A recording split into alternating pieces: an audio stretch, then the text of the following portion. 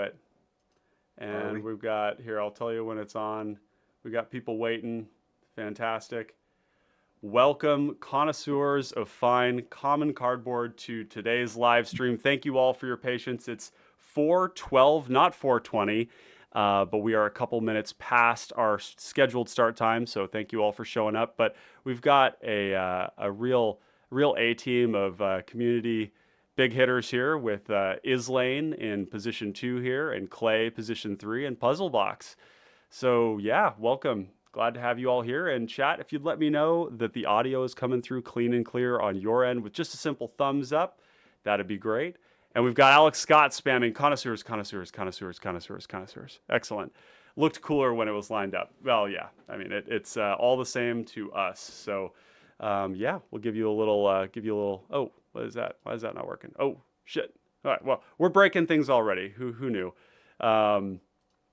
I haven't even looked to see who is playing what, but we've got or shuffled our positions or anything like that. Yeah, we haven't done any of that. It's rather convenient that I'm in first position here, but we're gonna wreck that with a 1, 2, and a 3, and I'm cheating my way into position 2. Fantastic.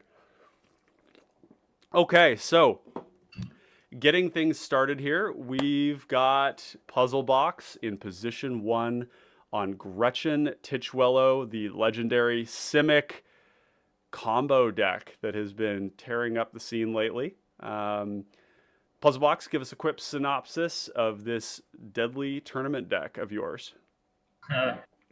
Simic, make infinite mana with Freed from the Real and Land Untappers, go burn.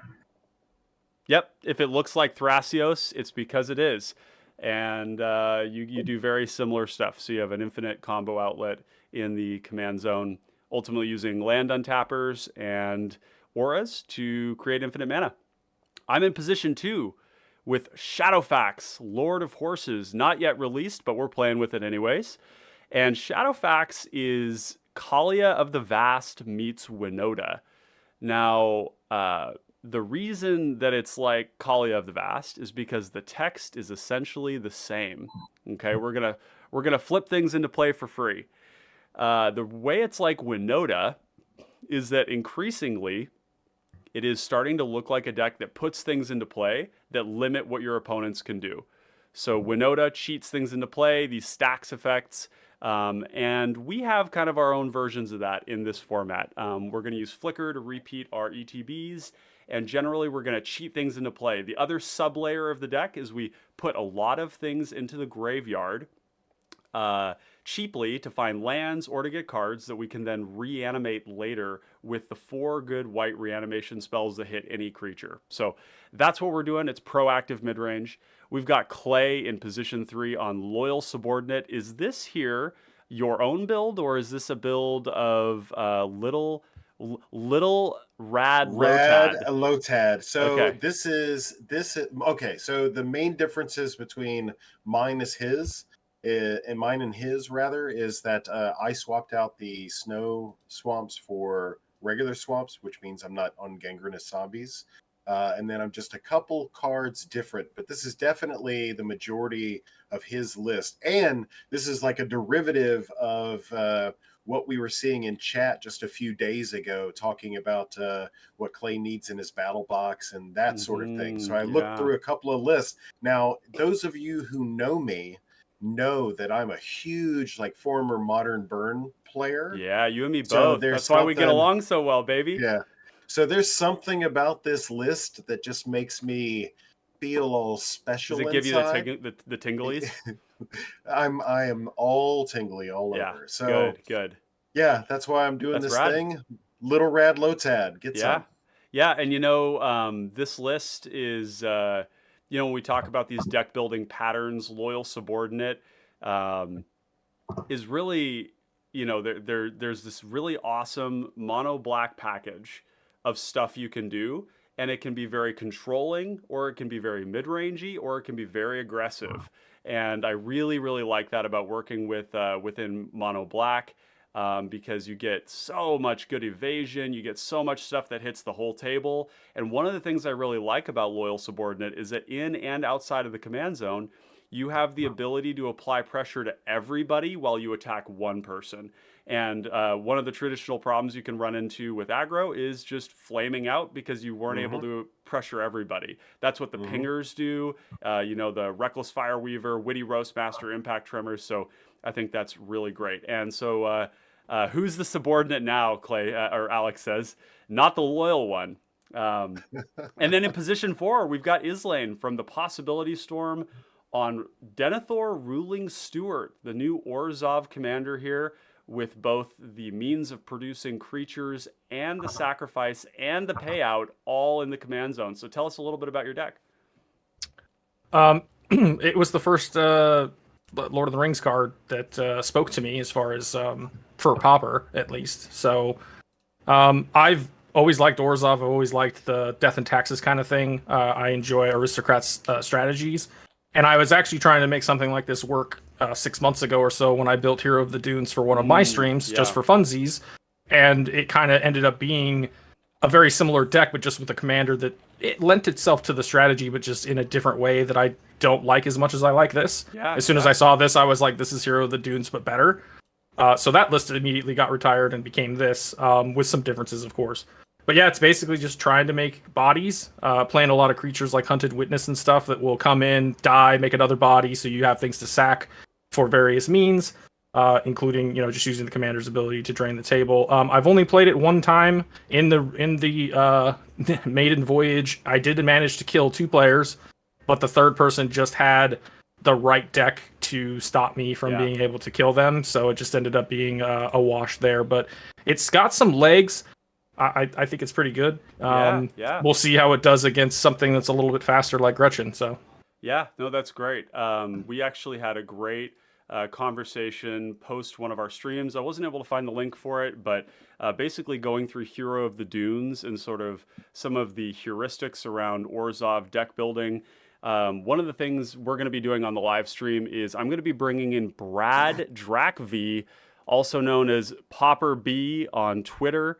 He's a fantastic deck builder, 60-card Pauper enjoyer, longtime associate of mine, who's got a great channel, and he's also got a great podcast that he does called the PDH Pod. So if you haven't heard that before, make sure to go check it out. Clay, if you wouldn't mind dropping a link for that in chat, that'd be super. They just celebrated their 1 year too. That's right. 52nd episode. They had a lot of great things to say about other content creators in the community. Very humble as always, very community focused. But Brad is going to be coming on for his debut on an episode of Let's Build, and we're going to be doing Denethor.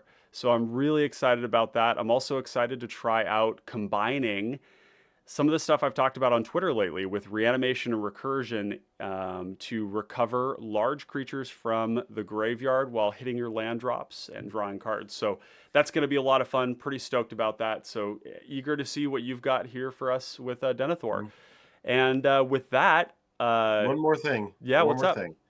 I also dropped a link to the Common Theory podcast, who is co-hosted by Puzzle and Gator, Chris, and they have an episode featuring somebody you might know tomorrow. Should be. We'll see, but so sometime in the next little bit. So it's coming. All those links for those wonderful creators are in the chat. If you happen upon this live or VOD, go check those people out. They're definitely awesome people. Yeah, thank you, Clay, for catching that. I appreciate that. We always want to make sure that we're shouting out all the folks that we like to watch ourselves. If we all listen to this stuff, so we're just sharing what we enjoy. So yeah, with that started, Puzzle Box in position 1 with Gretchen. I bet you're pretty stoked about that. You want to get us started and take our turn 1? Yes, everyone. Mold up. This is second 7. I went to 6. I'm on 4. Woof. It was not nice to me. I'm on my first 7. Okay, I went to 6. Alrighty, we all ready? Yep. Let's get this going then. We'll just start with an island and pass. I will draw. Sacred Peaks, and pass. End of turn, I'll pay 2 life and cycle Street Wraith. Spicy. Draw a card. Move to turn. Play a swamp. With that swamp, I'll play Night Market Lookout. Okay. And then pass the turn. Love that card. Turn draw. We will play a swamp and pass. Alrighty. I'll make a note too. One other thing for those of you watching, we're going to be playing 3 games tonight. So if you are interested in joining, make sure to post in the chat and post in Discord, and we'll make sure to get you in. I'm just gonna cast Gretchen and pass. I'm going to draw for turn. Plains. We'll do Boros Signet, and we'll pass the turn. A move to turn. We'll play this swamp. Okay, so surveilling. We're going to cast this Cabal Ritual. Yeah. I see. It's a spicy With that mana. meatball. With that mana, we're going to cast our Loyal Subordinate. Surprise. Surprise. Yeah. Moving to the beginning of combat on my turn. Gonna hit Take everybody 3. for 4 and hit somebody 3, for 5. 3. So Well, but Night Market's subordinate- gonna attack too. Yeah, but the subordinate trigger is 3. Yeah, so 4 total. Yeah, and move to the combats or the attacks. Swing 1 at puzzle. Night Market trigger. Gain 1. That's a card I skipped over that I may need to put in here. I will block the Night Market. Everybody's gonna lose 1 when it becomes tapped. Mm-hmm. Yep. Yeah, Night Market Cool. Lookout is phenomenal with the tempt mechanic because it becomes unblockable. Except Right, by passing. Gretchen. All right. Move to my turn, draw, play a plains. We'll play a signet and pass. Alrighty.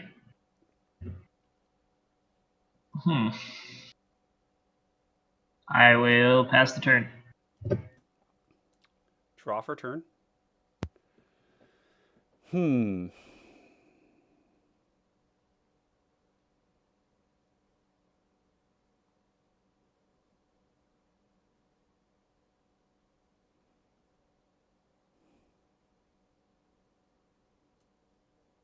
Plains.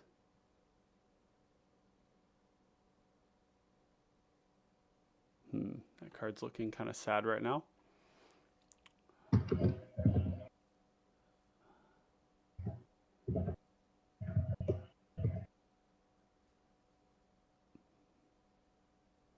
Yeah.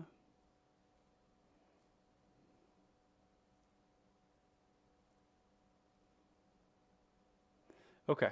We'll pay 4, and we're going to evoke Soul of Migration.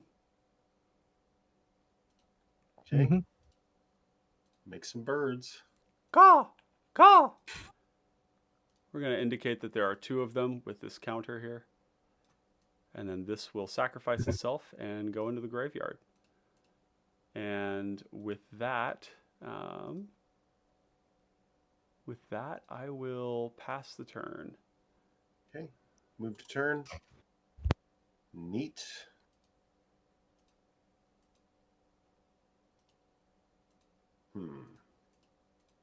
Interesting.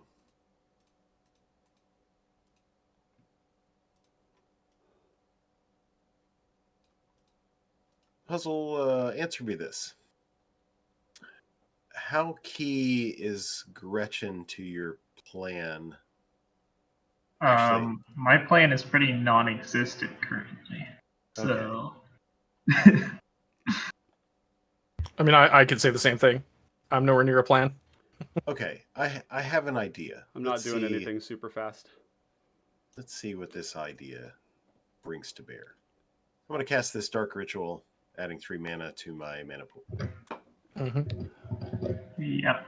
I'm going to use 2 of that mana to cast this Tyrant's Choice. So starting with me, I'm going to choose Torture. Yeah. I'll vote death. I will vote death.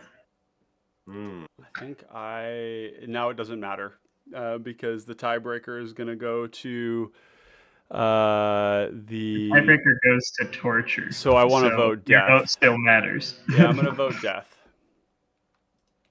Interesting. Yep. I think this is a lot of damage. Tyrant's Choice is a really cool card, though. I like the politics around it, and I think it doesn't get as much attention as I like it Will should. of the Council cards too. Mm-hmm. So with the There's that new Simic one that's like a wheel or a recursion. It's kind of interesting. Anyway. So with my second land in that last black mana from the ritual, I'll use that to cast this Tattered Mummy. And while you've got a chance, Clay, would you turn off your slate background or the filter that's covering it up? Because we can't see the power on some of these things. I turned mine off. It was causing too much problems. The problem is I've got it chroma'd. Yeah, you just turn off the chroma key and then hide the slate background. Okay. It's an OBS feature that we use to be able to have a playmat, essentially, but it has a tendency to chroma key out the power and toughness on cards. It's an unfortunate consequence of trying to make it all look cool. Where in the hell is this chroma key? So it'll be under filters. So right-click the screen capture or the window capture for Moxfield. Of course, Clay taught me to do this, so I'm not lecturing him. Oh, there it is. Yeah, it's just it can be hard to find these things sometimes. So yeah, hope you all are having a great day in chat. It's good to have you all here. And we're going to be playing a bunch of games today. So if you are interested in sticking around, we're going to be having a number of them. So feel free to post in Discord. There. You can tag. There we go. That looks great. Fantastic. And also make sure that... if you're here and you are enjoying the content, do make sure to leave a like. If you have any comments for us, any feedback, you can send it to me on Discord or post it in YouTube. And if you aren't subscribed, make sure you do so. And if you like this, share it with your friends. That is one of the best ways you can spread the good word of this awesome format. So, all right, Clay, you've got Tattered Mummy. Okay, move to my combat step. Yep. Everybody take 3. Yes. Okay, declare loyal subordinate as an attacker to Islam. Not me. It has menace, though. He can swing it at you. Oh, no, it does have menace. Oh, it does have menace. That's why I did the edict, Clay. Yeah, okay, yeah. Well, yeah, you you can can swing it at Ryan. Really? Yeah. Okay. Yeah. All right. I don't have anything fast going on here, but we'll take it. I forgot about the menace. Yeah, I forgot about the menace too. Yeah, it's quite good. Okay. All right, pass turn. All right. Because Untap I and draw. assume I'm not the target. I miss a one. Play swamp. Yeah, with that in mind, I guess I should have voted torture, but I guess that's taking one more damage for somebody else to get swung at. I don't know. It's interesting. Low life totals aren't bad for me, so. I'm going to play a new card, Easterling Vanguard. Oh, yes. ETB Amass Orcs 1.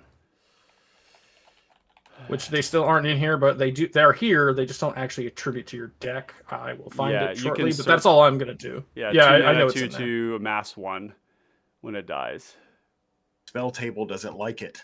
You can search for it, you just can't click it. Click it. Yeah. Okay. I can pull this up this way, but it's just right there in your thing. Oh yeah, no, this is a 2/1. This would come in with a 1/1 counter on it, so it's a 1/1. Yeah, but that is all I have. Alrighty, go to my turn. Pass the turn. Okay, I see. We're gonna draw for turn. I'm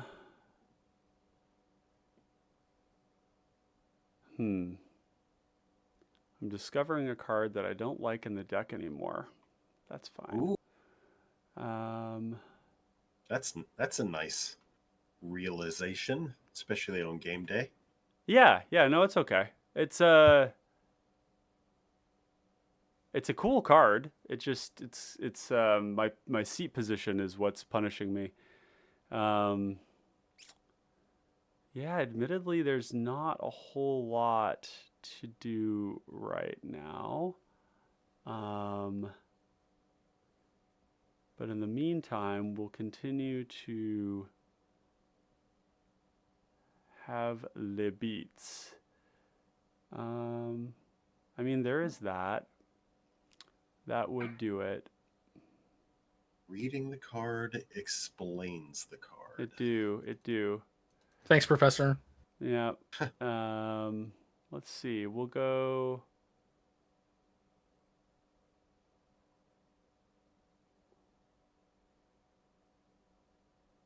I don't love this, and I think y'all are gonna see exactly what I mean.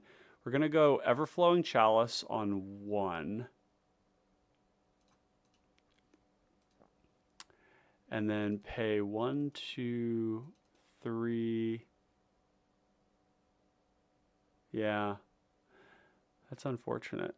We're gonna play Scouting Hawk. This is the card that I'm mulling over right now, and Scouting Hawk Yep. is pretty unique, and I like it.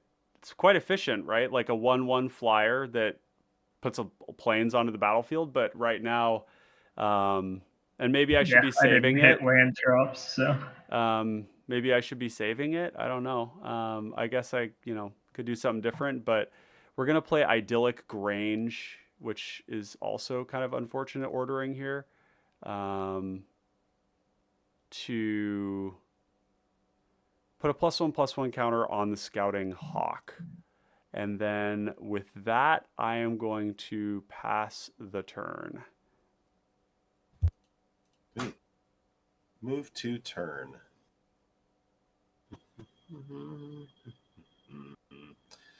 Let's see. How are we living our life? In the aggro lane, baby. Do you want to be first or closer to last? I think you would want to just be not. The more people you have ahead of you, the more likely you are to for that card to work. It's an inherent problem with all of White's catch-up mechanics. It almost makes you want to be in a lesser position. It's like it's the opposite of win more. It's like planning for being behind. Like board wipes in many ways are that way. Yep. So okay, let's go to our combat step. Everybody prepared to lose 3 life. Always. My body Okay. is ready. I will declare laborious. Ha! I was thinking Quintorius, laborious. Anyway, loyal subordinate at puzzle. And oh, hold on one sec. The Easterling card, it's when it dies, it amasses. Not when it ETBs. Oh, it is. So there's only one okay. there. All right, so let me... Yep, new card, my fault. Yep, okay, no worries. Yep. Okay, so let's do this.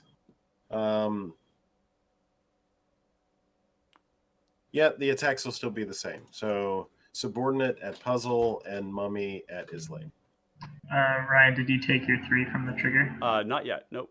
He has declared attacks. Now we'll take it. You're sending everything at me? It happens before he declares attacks.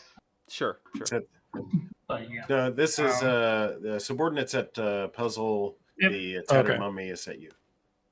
Yeah, I'll just take one. 3.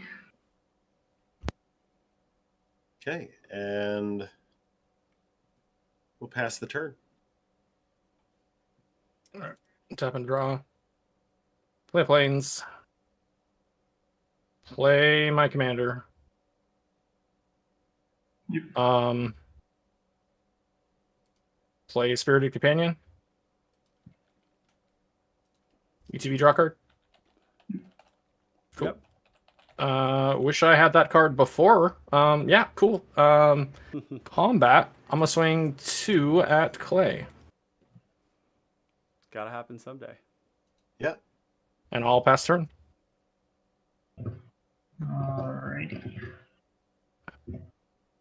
I will pass. Oh my gosh. Wow.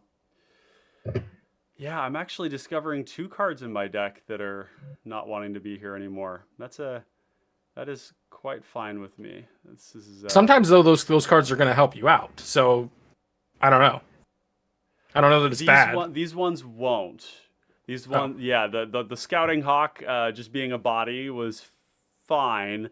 This one, it's the Acolytes. The red Acolyte, I just don't think is as useful as the black Acolyte to my deck, because red stuff doesn't kill almost anything that I play. What do you mean? Shadowfax dies the bolt.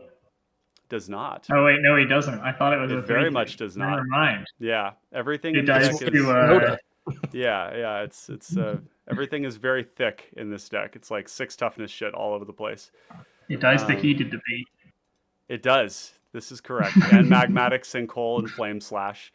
We're gonna run out the. I think we're gonna. Oh, actually, that's not so bad. Yeah, so we'll try for a Shadowfax. Yeah, Any responses? No pass. fine with me. Okay. I will go to combat, and I think what we're gonna do is deploy a little aggression on you, Clay. We're gonna attack here, and there's a trigger. Yep. I'm gonna flip a Goliath Paladin into play. Not bad, not bad. It's tapped and attacking, so the vigilance is not gonna happen this turn. But I am going to gain lay initiative, as is my want. We're going to flip that over. We're going to add a counter. I'm going to go search for a basic Montaigne, I believe. Yeah, we're going to go get a Montaigne. I love it when they Montaigne. Montaigne, that's right. And we're swinging for 7. Grr! Get him. I mean, yeah, it's Actually, we're gonna get this. We're gonna get this a plains here. Sorry, plains. There we go. Shuffled up. Good. No blocks. 7 to you, my friend. Yeah, at 20. Second main, playing this plains, and I will pass the turn. Okay, turn 5. Hey, we've got Oral Infinite. So Aurora Infinite. I was thinking so Aurora Infinite. Glad to catch one of your live streams. Hey, welcome to the chat, and welcome to our live stream. I'm glad to have you here. And if you're interested later on, you are welcome to come and join us. Chat is super slow today. Commented before you even revealed the hawk. About a half a minute delayed. I just counted. YT must be on vacation. Must be. Yeah. I don't even look at the numbers, to be honest. Blood Pet. Yes, Blood Pet. Move to combat. Yep. Everybody take 3. Yes. Okay. I will swing 3 at Puzzle and 1 at Ryan. No blocks. I see. I think that the mummy here, each opponent. So I can take 1, or I can have everybody take 2. I will block the tattered mummy with my scouting hawk. Yes. Okay. This is an undying evil moment. I'm thinking. Yeah.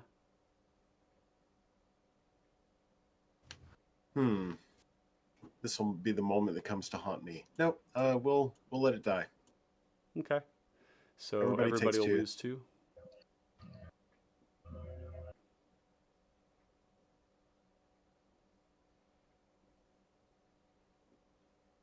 Okay.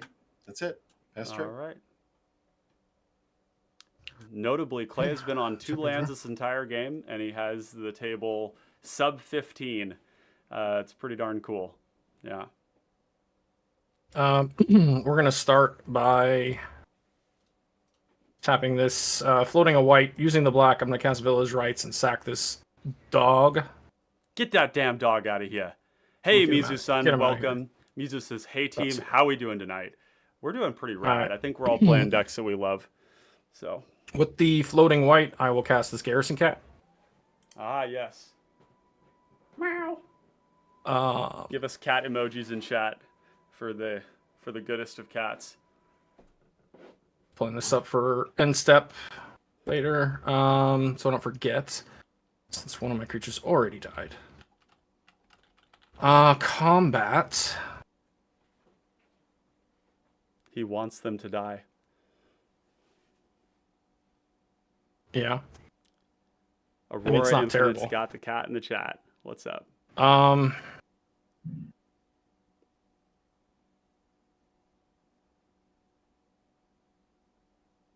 Yeah. Should probably Clay's hit doing my work for me, so I'm just gonna send 4 his way. Yeah. I'm sorry, he just came in. 2 your way. Or did he come in last No, turn? last turn. I He got was some last turn, yeah. turn. Yep. So 4 total. A 2-1 and a 2-4. Yeah, no blocks. Alright. I will pass turn, end step. I will get this human soldier. Living that no blocks life. I'll ship it. Yep, I will move to end step, discard a reclaim. Hot. Woof. Wow.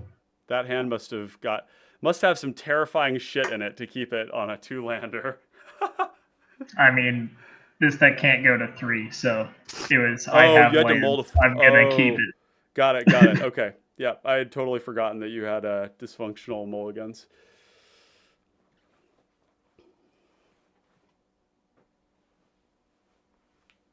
You're up, Ryan. Oh, That was his discard got step. it. Okay. We're going to go end step. We're going to cast Ephemerate, targeting Goliath Paladin.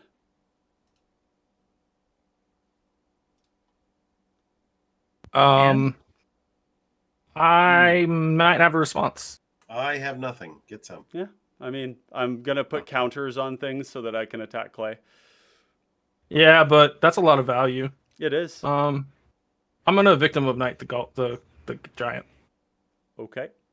Hold the Victim of Night out there for a second so I can click it. Thank you. All right, I'm gonna have to look this up. I guess It's you're just just gonna destroy. have to hit me. Yeah, for, no, I know the card. Yeah, I'm 7. just having to pull it up for people in the who are watching. Sorry. Yeah. Ephemerate here is going to lose its target, and I will still retain the initiative. Upkeep, we're going to go to the Forge, and I'm going to put the +1/+1 counters on.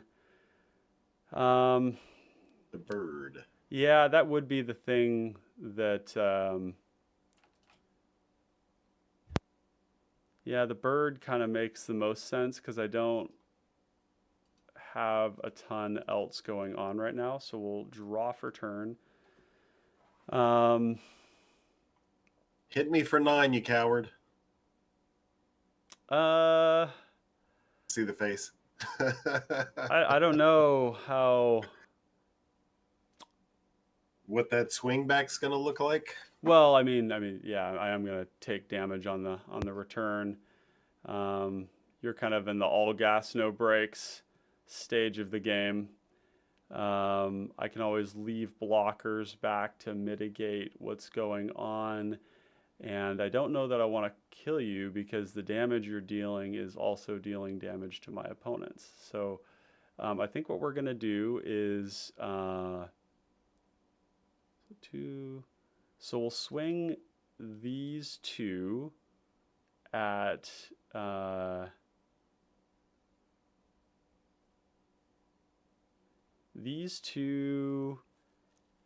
you, Islane.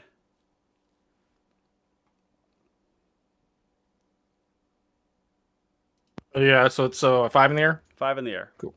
Got it. Yep. And we'll go 1, 2 for the card that I'm going to be cutting, which is Crimson Acolyte. I just don't think pro red in this deck is actually all that relevant. You're seeing some small stuff here, but the vast majority of the things in this deck are very thick indeed. So it will be a blocker today. It will be a chump blocker. With that, I will pass le turn Okay. To you. Moving to turn. We got a bunch of new people. We got Rookie Blue 32. Hope to join for either game 2 or 3. Awesome. Yeah, we're happy to get you in there. Let's see. Look forward to getting you in these games here, Mizu, for sure. Okay. Look how convenient those 9 life totals are, Clay. I did it just for you. Yeah, this gets tough. This gets tough. Okay. Moving to the combat. Yep. Yeah. Everybody take 3. Uh-huh.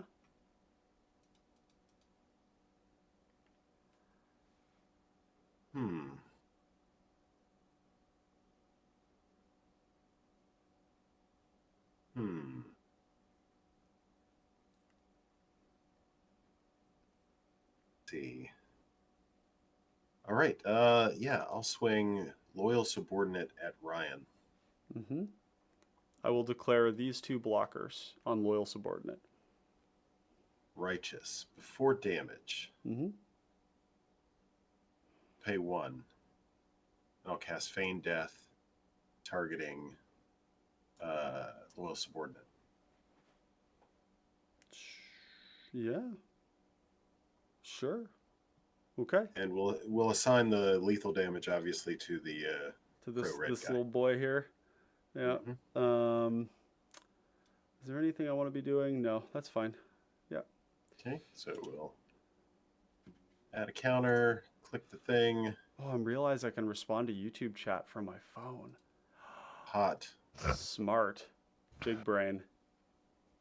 All right, so let's see. We'll pay. Who needs a third monitor when you got a phone?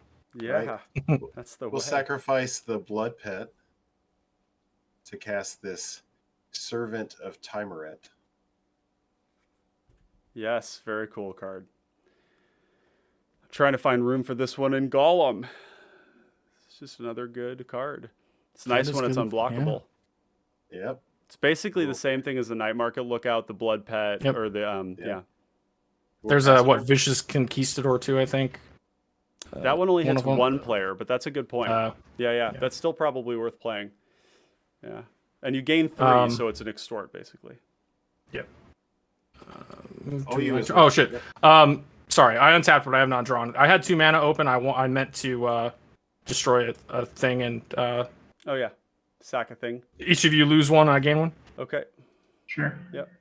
Now I've untapped. Now I will draw. Play a Plains.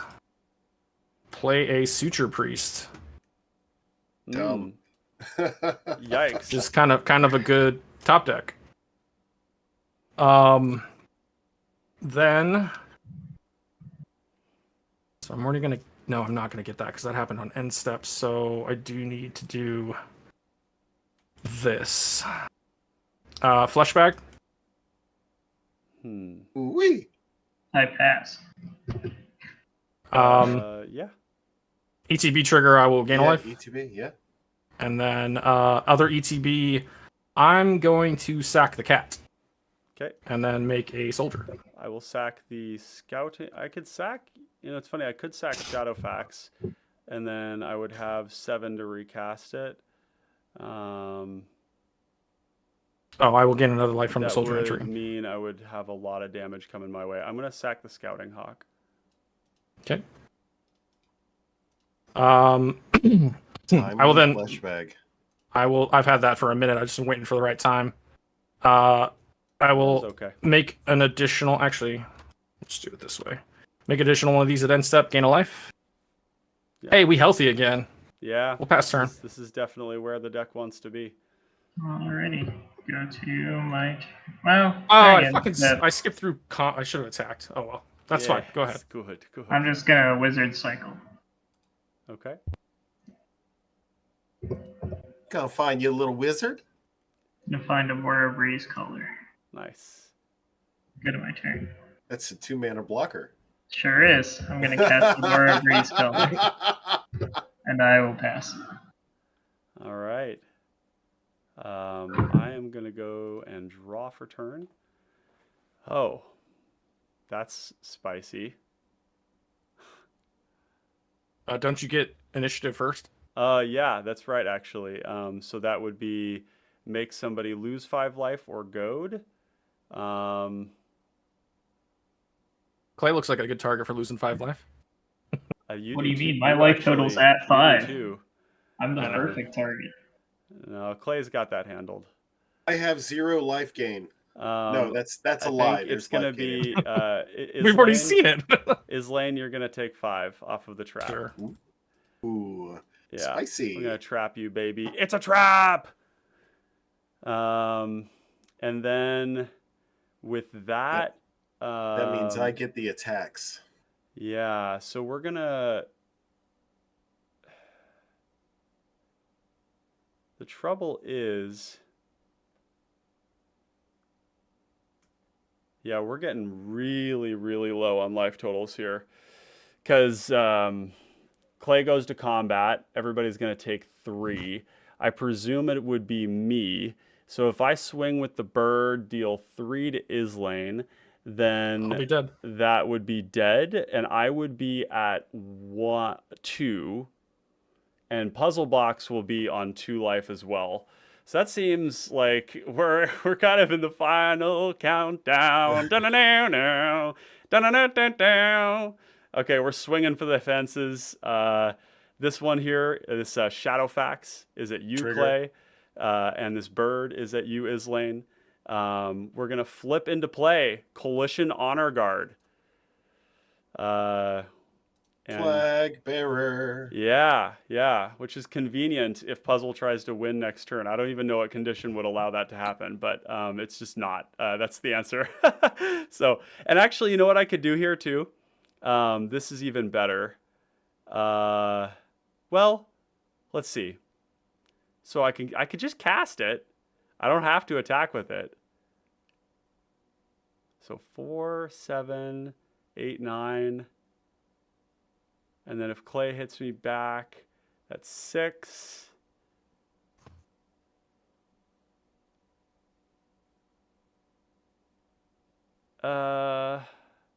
Yeah, we'll do it. We'll put him into play, and we'll smack you or try to.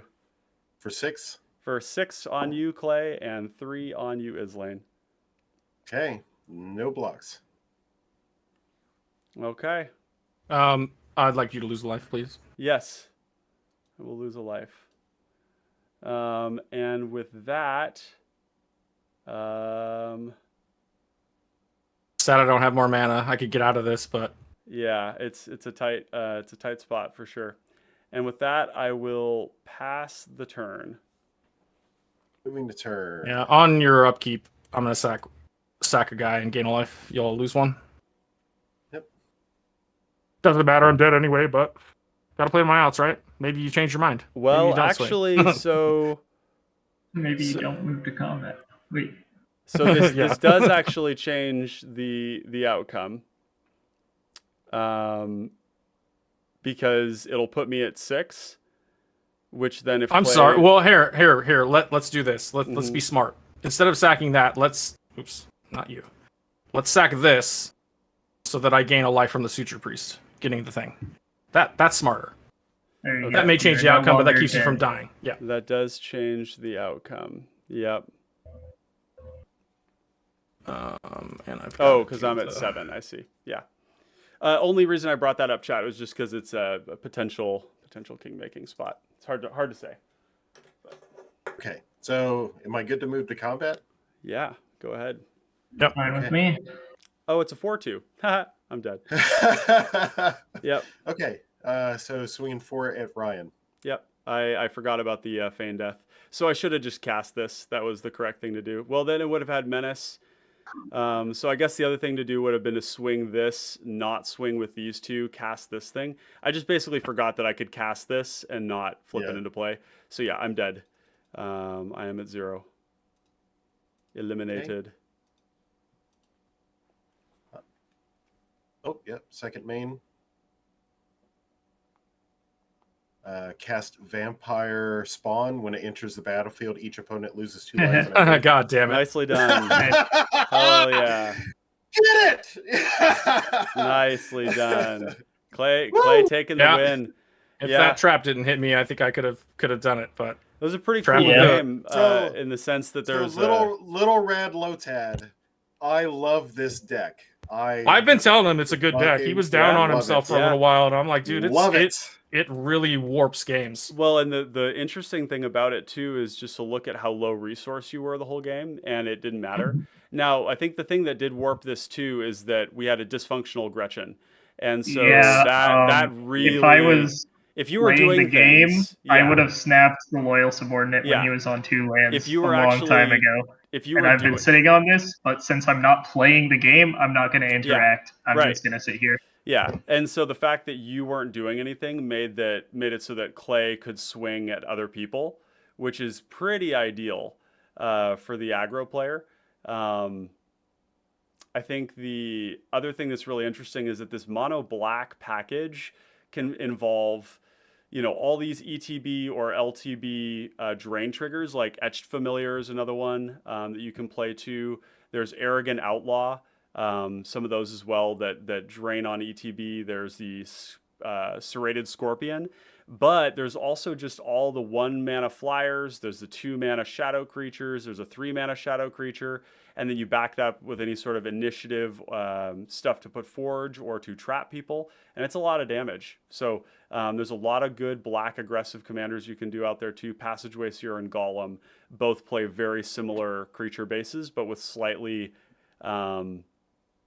slower command zones for an aggro deck. So with that was fantastic. Let's see who we've got in chat who wants to get in here. Yeah, I can bounce out if you need Yep. if you have a slot. Let me take a look and see. Don't leave just yet. We want to make sure that we've got someone who's ready to hop in. So chat, this is an opportunity for you to join in on one of these community games. So if you would like to, Finn says in for game 2. All right, we'll hop in Discord, and we'll bring you in for that. And looks like we might have, who else was looking for it? Rookie Blue was hoping to get in for game 2 or game 3. Well, Rookie Blue, this is your opportunity if you want to hop on in. So Puzzle Islane, Yep. Thank you for coming and playing today. It was great to play the Absolutely. game. Yeah. Love you guys. Love playing with you guys. Thanks for Yeah. Yep. enduring Thanks for having us. you got it. Absolutely. Yeah. Go, Larry. Win the rest. There you go. Yeah, let's see, what am I gonna play for this next one here? Let's take a wee peek. I here. got 3 decks picked out. I played the first one. So Go to my display capture here for this, and we'll bring this Bring up in the so we can YouTubes. basically take a look at this list and what we're making cuts for. So I had 2 cards there that did not function well, and I'm going to cut them. So Scouting Hawk is the first one. That one's going to come out. Second one was this Crimson Acolyte. I think that the Obsidian Acolyte is going to be a lot more useful as a pro-black, which means that we can bring in Realmbreaker's Grasp, which is the removal spell that I want to have in the deck. I basically have 3 tutors here. We have the Shrine Steward, we have Heliod's Pilgrim, and we have Totem Guide Heartbeast, all that can be flipped into play off of the Shadowfax. And sometimes if we top deck one of those, we're going to want just a kill spell. And Realmbreaker's Grasp does that. There's alternatives like Iroas's Blessing, which is kind of nice because it gives +1/+1 to the Shadowfax, but it is 4 mana. So I don't know. Chat, you can tell me what you think is better here. Iroas's Blessing or the Realmbreaker's Grasp. This could also be something like Bound in Gold. Bound in Gold can hit any permanent. Interesting. Wait a second. So Bound in Gold can hit lands? Interesting. Wait a second. This is there's another version of this too. So enchant permanent can't attack, block, or crew vehicles, and its activated abilities can't be activated unless they're mana abilities. So that doesn't stop it. Yeah, so we could do something like this for like a pestilence. Essentially, it would be like what you'd be putting this on. Because mana abilities, like giving a land the ability to tap for mana, still gonna work. Can you believe that was game number 571? 571? Yes. Oh my god, that is a lot. Yeah. Aura Infinite says Grasp being 2 mana seems so good. Yeah, I agree. And the thing is that, you know, when we flip these into play, these tutors, we then have quite a bit of mana to cast something like that. So, so yeah, that seems good. And then we've got one more slot, and I've got options here. It could be Cathar Commando, or it could be Justicar's Portal. Justicar's Portal, being a flicker, allows us to reuse a lot of ETBs in the deck, particularly the Aura Tutors, the Alabaster Host Intercessor, the Fault Grinder to blow up lands, the Rambunctious Mutt to blow up enchantments and auras, the Goblin Commando to hit creatures. There's a lot of good ETBs, the support too. So Cathar Commando is an option. I don't know, Clay, what do you think? Oh, I would always. It's a great option because it's both aggressive and removal. Yep, and you can play it for free off of the creature. The other thing about Cathar Commando that you have to keep in mind is that when Cathar Commando is relevant, people don't block it. It kind of reads 2 mana, 3/1, flash, unblockable, pay 1, sacrifice it, destroy target artifact or enchantment, which is very above the curve. Alex Scott asks if Fiery Cannonade is in the deck. I can't really see everything. You know, we don't have that in the deck. Denethor, is that a mid-range deck? I would. It's probably somewhere between mid-range and control, I would say. I think mid-range wouldn't be inaccurate. Islane could probably give us some clarity around that. Right on. Yeah, I actually don't have the sweepers in this deck. That is an oversight because they don't kill much of my stuff. So yeah, that's certainly a possibility.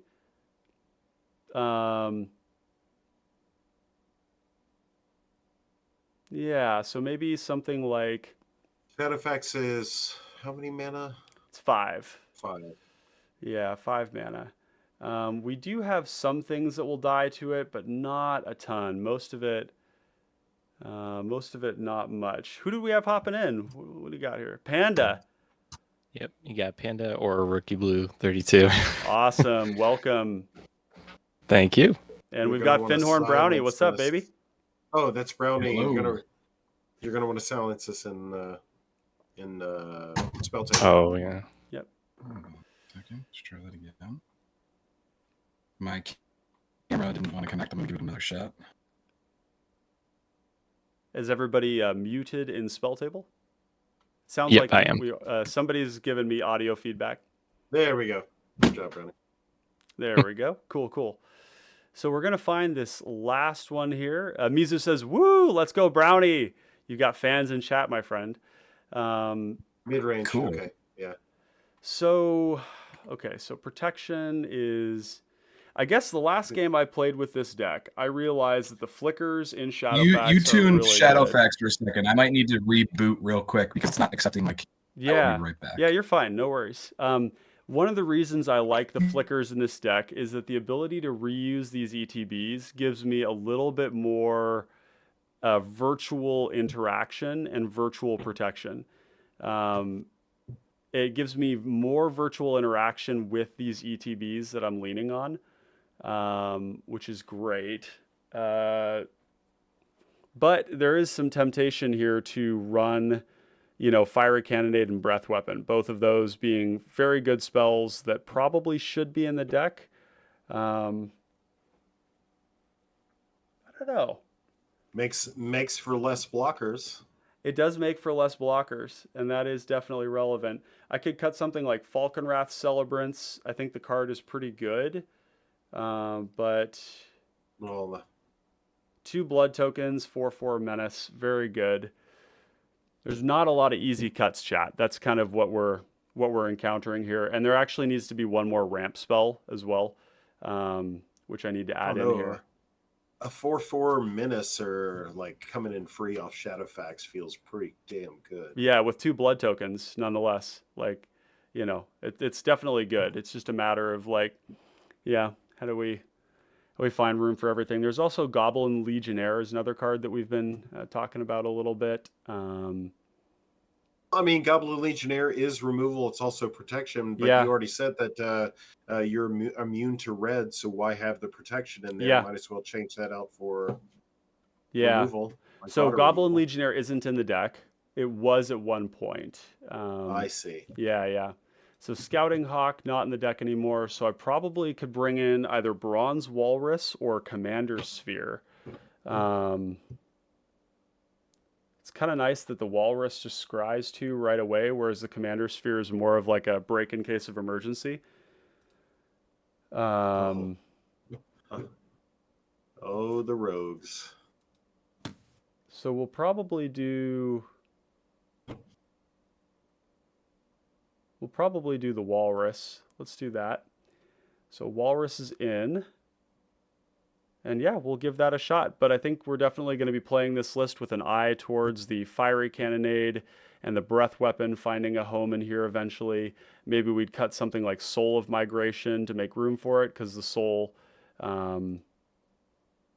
is very high value. I mean, it's very good to flip off the Shadowfax. I think ultimately with this list there's going to be this point where you say, like, do I want aggressive things or do I want creatures that stop other people?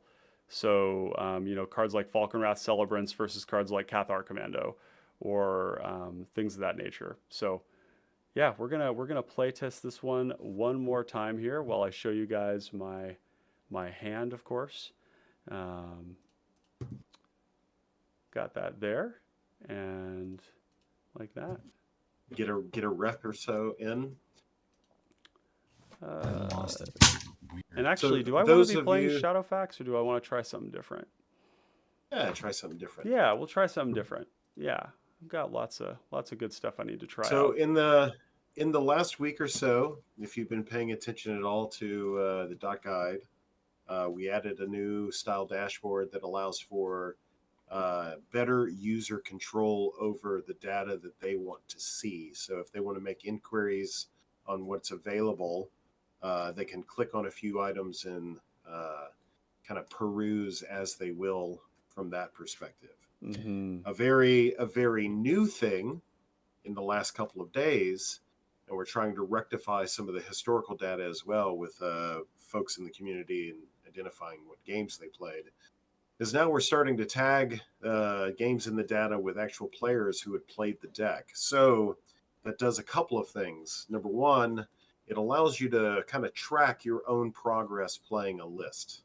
So people that have played Passageway Seer for years and moved on to something else, when someone else picks up the deck and starts playing it, then they kind of maintain a little bit of whatever success they had with the deck.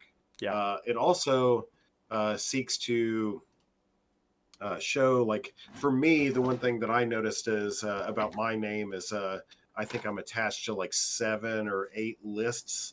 So that kind of shows that I'm willing to try out new stuff, you know? Yeah. So you can kind of see who the folks are in your community, you know, what they're doing, how they're contributing, you know, that sort of thing. So it's also being used, for example, Gator has agreed to come on and be our primary librarian. So he'll be curating the lists and stuff. Part of the criteria that he's operating under is finding lists that are performing well in the community and the results, and reaching out to those creators and getting that list highlighted in the library. So that way we can provide some recognition to the success of that person. And of course, if they don't want to be public or otherwise known for that particular list, we'll make arrangements or something. But just trying to do what I can from a data perspective to support the community, give you guys some tools to track your own progress and all of that. Yeah. No, that's great.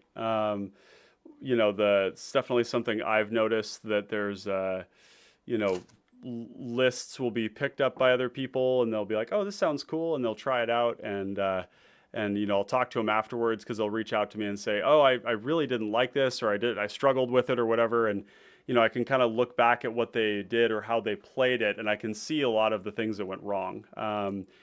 Namely, a good example of that would be like Mayhem Devil. People running out Mayhem Devil on like turn 3 or turn 4 is a great way to just die as a Rakdos deck. And it's pretty clearly stated in the primer, but it just shows that, every player is going to have a different level of experience with a deck. If you set somebody up who's never played Gretchen before and they don't read the primer or something like that, then they're just not going to represent the deck very well. And ultimately that doesn't matter a ton to me, but I think it's nice that we can track people's individual win percentages, right? It matters to them too. It does. Because, it matters to them. Exactly. It's like, hey, Ryan had success with this list, and then I pick it up and I do poorly with it.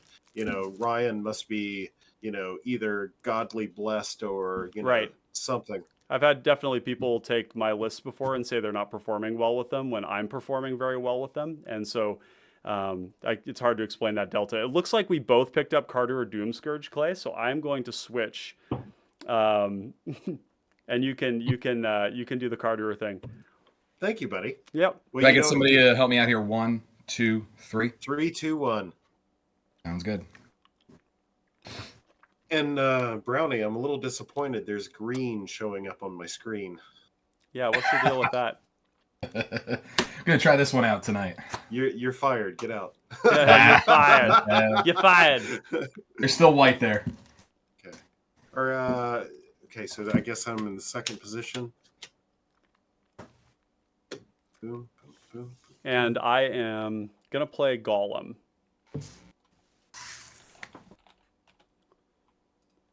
Golem, Patient Plotter. Which, if you haven't heard me wax poetic about how much I love this deck, this is you're gonna get it. Going to second 7. Mizu asks if we're going to play Halo Forager. I think there's a decent chance of that. Not this game, but we'll do it the next one. Who knows? We might get more games in than we expect. It's only 5 o'clock my time. So, yeah, stick around if you're interested in getting in some games. Share with your friends if you want them to get in on games too. Give us likes if you're enjoying the content, as always. And Findhorn, could you get your life total to 30 when you get a chance? Yep. Okay, so we'll keep the second 7. I forgot I got a little proxy action going on in here, but we'll communicate that clearly. I'm ready. Okay. I'm ready as well. Excellent. Well, I've randomized, so we are all good to go here. We've got our commander set up. So, going to do a quick introduction so that when we do the edits on this later on, folks know. We'll do the little like this. Welcome, connoisseurs of fine common cardboard, to this live stream and to this edition of Let's Play Commander, Pauper Commander, cPDH, competitive Pauper Commander. And we've got our friend Magica. What's your name up in the top left here? My actual name is Ryan, funny enough. Oh, okay, excellent. We've got another Ryan. So we've got Ryan here on a mono blue Tetsuko Umezawa Fugitive. So tell us a little bit about your deck. Yeah, so basically it's pretty straightforward. Just a lot of like combat damage triggers, attacks triggers as well, and just a little bit of spells in there to kind of keep that going for as long as possible. Since everything's so low powered, it takes a little bit longer, but once it gets ramped up, it really gets going and That's does really awesome. well. I imagine we'll be seeing a Jessian Thief somewhere in the mix there. And we've got Possibly. Clay here on position 2 playing Cardur Doomscourge. This is a commander that we recently did a Let's Build on, testing a new hypothesis. This is not that deck.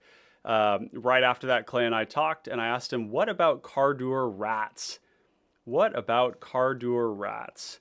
And when I say Cardur rats, we're talking about colony rats. Cardur Rat Doom colonies, Scourge, yeah. rat colony, yep. And Cardur Doom Scourge goads the table.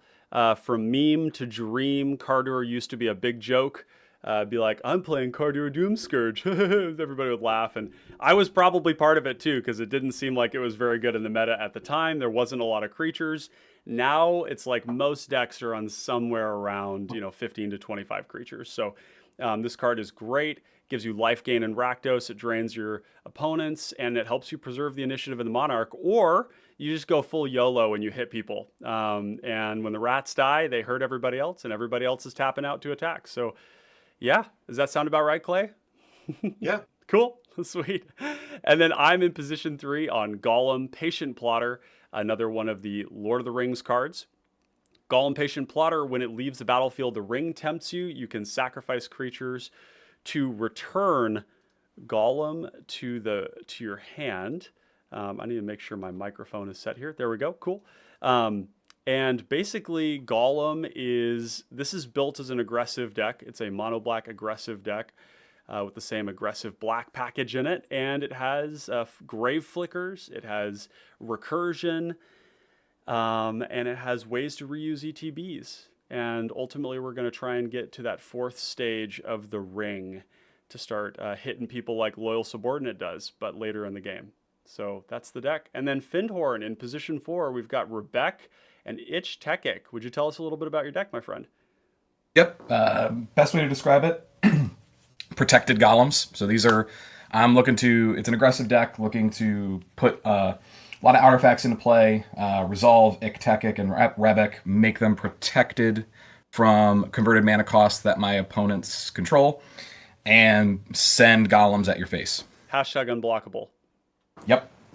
Pretty awesome. Pretty awesome indeed. This is a very good deck. Yeah, this sounds really interesting. I'm excited to see how this goes. As we play more and more of this format, it becomes clearer and clearer that there are unique packages in every color that allow you to be controlling or aggressive. And I love to see people taking commanders that have tended to be more controlling and applying them in really aggressive applications. So, all right, Ryan, position 1, Doppelganger. Would you like to start us off? Of course. We're Sure. going to flip you around here. There we go. Bingo. All right. I'll start off with an island. And I will pass. Sweet. Well,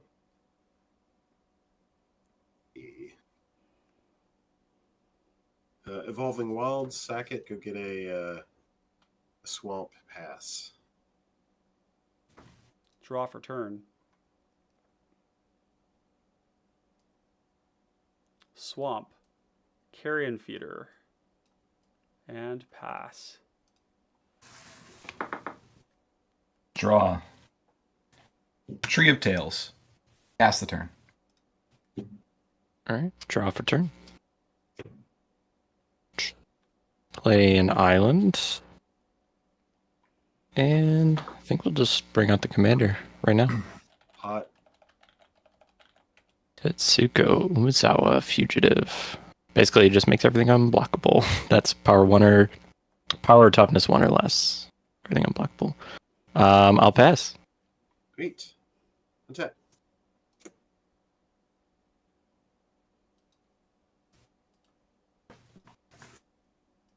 Mountain.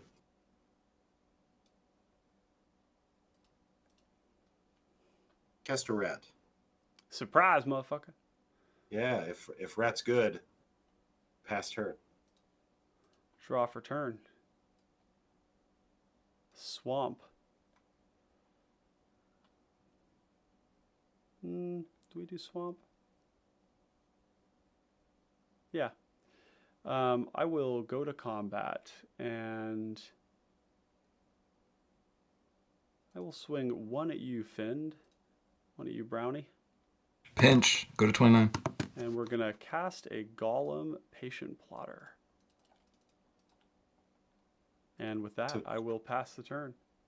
So tempting. Got Islane says, Well- just a note for audio, seat 1 is a bit louder than everyone else. Yep, I just adjusted that. Thank you. Appreciate it, Islane. And Aura Infinite saying 1 or less is pretty amusing. I get who, but it still reads funny. Yes, it does. Yeah, absolutely. And the ring is also kind of a similarly strange mechanic in that way. So 2, Mind Stone. Go ahead. On tap. Draw off return.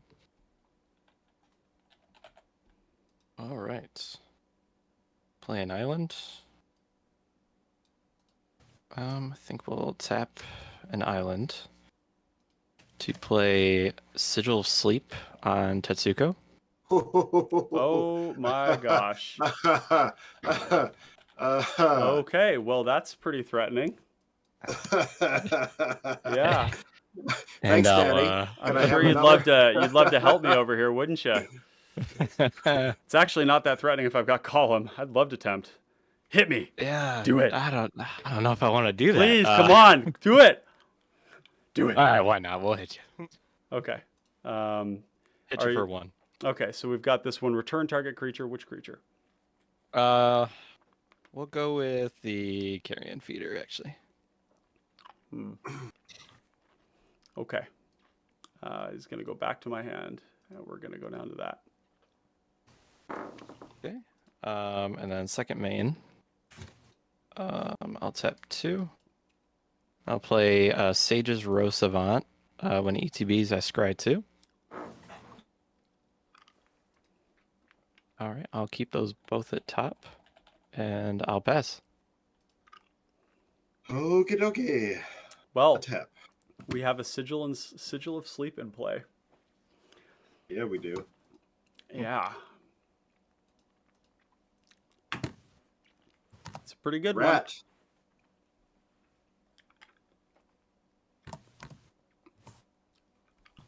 I have a feeling that I'll have a case of diminishing returns when it comes to getting in on Rebic and Iktekik.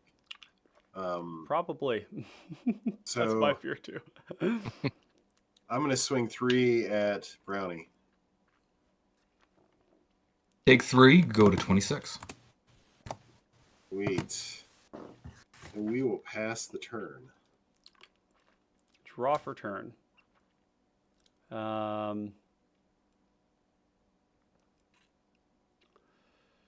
Well,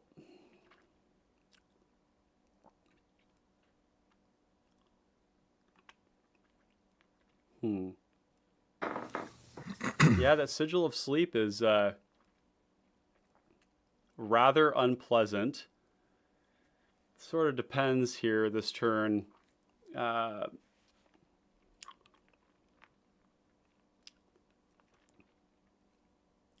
Because the ability to bounce the Ring Bearer means that it's going to a zone where it's no longer visible, which means that it's no longer the Ring Bearer, Correct. which is a problem for me. This is a very unique problem. I'm going to play Vault of Whispers. Going to go to combat. And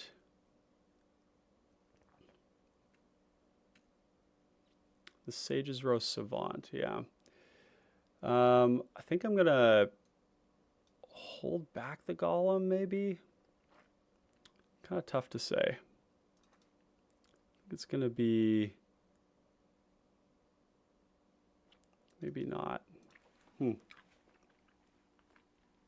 Turn 1, turn 2 Sigil of 3, turn 3 Sigil of Sleep? Yikes.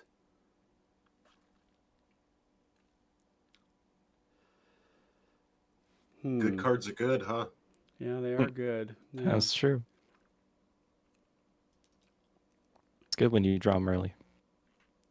I'm going to play the Carrion Feeder. Neat. And... Clay, what are you doing with those rats next turn? What's your... So we've got 2 more players to develop boards. So the Yeah. honest to God question or answer to that is I don't know. Okay, I'm gonna go to combat with the golem. We're gonna swing. I'm gonna swing at you, Clay, with golem. Fascinating. He's coming in. Okay. So it looks like I'll declare no blocks. Mm-hmm. Okay. And I'll take, what is that, 3? Take 3. Although, yeah, we'll do take 3. Yep. And Commander. with that, I will pass the turn. Tap, upkeep, draw. Plains. I'm going to tap the Mind Stone, Wayfarer's Bauble on the stack. Yep. That's good. Yep.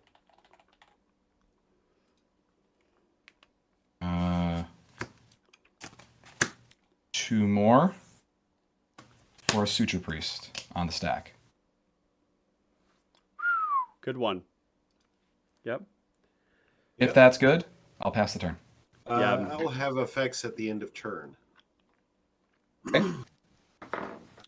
Better do this now because, I'll cast Red Elemental Blast targeting the sigil. Ooh, Oh, interesting. nice. Choosing to do the sigil, but not the commander. Correct. Yeah, because you want damage on the board. That makes Correct. sense. Yep, this is smart. Yeah. Smart play, folks. You don't Makes sense, always Mark. need to take the high value route. It's not always correct. And Mizu Well, to asked that- if this is going to be a VOD. We will be making an edit out of this later on. All the videos here will be edited and posted later on. If you want to get early access to those edits, make sure to check out our Patreon at patreon.com/common connoisseurs, where we have $2, $5, $10, $20, and $50 levels for contributing to this content and ensuring the future of cPDH on this channel. And going back to Clay's play, not only that, but enchantment recursion in blue is very rare, It is non-existent. almost non-existent. And he could just recast the commander on curve. So Yep. It's true. Yeah, I think the big thing there is more just like he wants the damage. sure. Right? He wants Tetsuko to hit people. It's good. All right. Untap, upkeep, drop. Well, we're going to have an eventual problem with Rebek Tekik. Agreed. So, Yep. so Does become sort of unassailable. Well, I mean, there's unblockable helps with that quite a bit. So there is that. But yeah, it's crazy. Rebecca is feels like a highly overlooked commander. It's a crazy ability. All right, so I will tap 2. And I will play Goggles of Night. Oh, yeah, that's a good one. And then I think I'll just equip it right away. I'll equip it to the Sage's Row Savant, actually. Then I'll move to combat. Swing Tetsuko and Sage's Row Savant. I'll do Sage's Row Savant at Clay. So that'll be 2 damage, and then Tetsuko I'll send to Brownie. okay. Taking 1. Obviously, no blocks. 1, 2. Oh, the Savant is a 2/1. Interesting. Yep. Okay. All right, and that'll trigger the goggles. So I'll scry 1. I am also triggered. I will just draw that card. I'll keep it top and draw it. I think that's one of my catchphrases or something. 'Cause I think I say that every time. And with that, I will pass turn. Neat. I get to do stuff. I enjoy Thanks that. for showing up, Mizu. Appreciate you having here. Hope you have a good night. All right.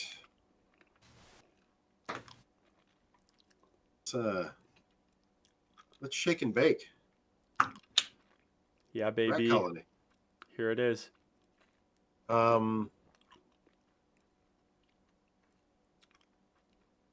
Okay, proceeding to the next thing. Mm-hmm. Okay, Violence, I'll move. Clay. I'll move to the combats. Mm-hmm. Yep. I'll send 1 each for 4 at new friend Ryan and Brownie.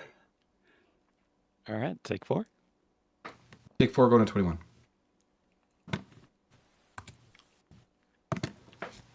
Okay. Second main.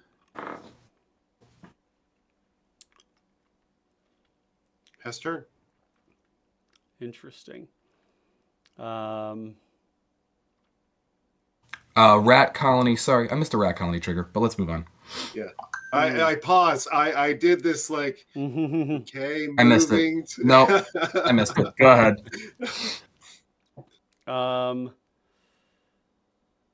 You know, I'm prepping for a tournament, so Yeah, I'll give you as much opportunity as I can. Fair enough. I think we're gonna go ahead and. Wow, am I just really doing nothing with my mana? It feels really bad. Feels really bad. But there's really nothing I need to be doing right now. That's the key thing. So, yeah, don't do anything if you don't need to, right? Chad is killing it tonight. Love you guys. Yeah, chat is very engaged right now. It's awesome. We're gonna play Gluttonous Slug. Perhaps my favorite common right now. Okay, when this shows up as like a, 3/5 menace for 2, nobody laughs anymore. And I will mention the flavor text. No amount of salt will save you is perhaps one of the finest at common. Suture Priest trigger, you may lose a life. I will lose a life. He pointed at it. He didn't want to interrupt your diatribe about the oozy. He did, yes. Oozy worm. We're gonna play Changeling Outcast, and Oh yeah. we're gonna put a counter on the Gluttonous Slug. Suture Priest trigger, you may lose a life. You gotta pay the 1. Mm-hmm. You gotta pay the 1. Do you pay the 1? I do not have 1. I cannot pay 1. Yeah. Suture Priest pretty good, but I think we're gonna go ahead and punch at you, Clay, and punch at you, Findhorn. So this is coming at you, Findhorn, and this is at you, Clay. Interesting. So swing number 2 means that you're on the commander damage route. Okay. No, not really, actually. That's not actually gone through my head. It is, I guess, something I'm doing, but yeah. Okay. I will declare no blocks. No Pass blocks. priority. Mm-hmm. Okay. Yeah. We'll hit you for 3, Clay, and one on you, Findhorn. Okay. Yep. And with that, we're going to pass the turn. Untap, upkeep, draw.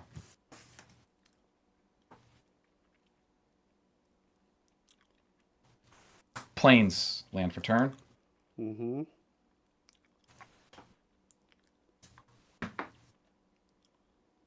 We will go green, 4 more. Techic on the stack. It is. Yep. Techic ETB. Yep. Okay. Make a golem. Yep. You're going to gain 2 life off this? Yep.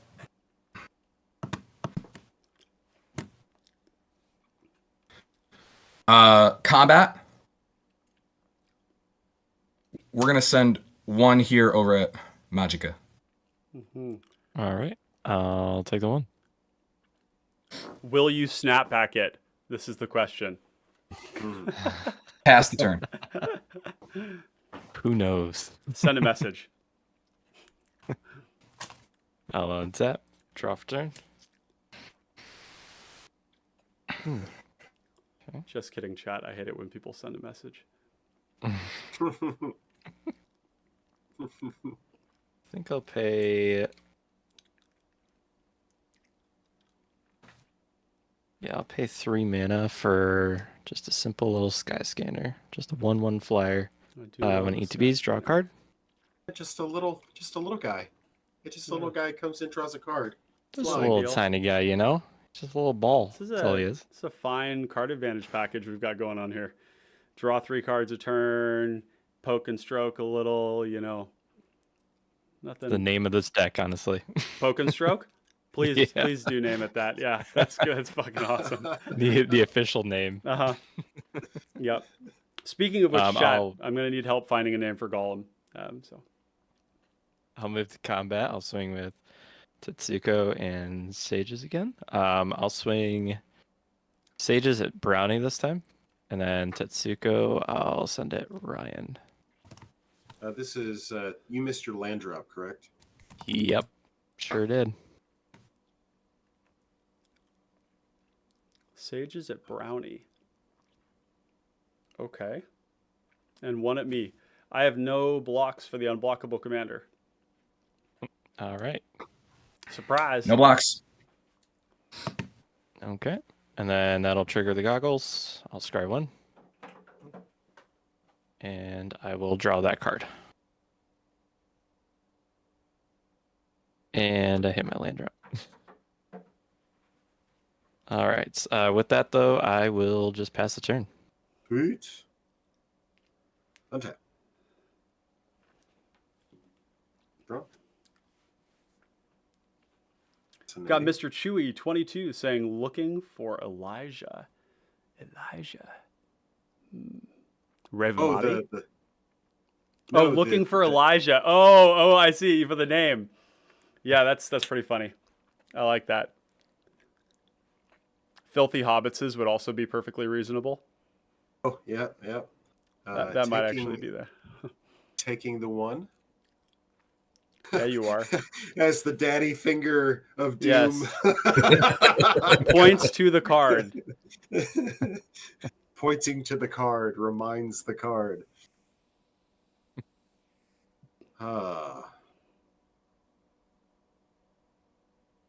Let's do a little looky loo. Great to have you all here in chat, by the way. It's fine time to get some games in. While Clay is tanking here, I want to mention that we are shifting the schedule a little bit.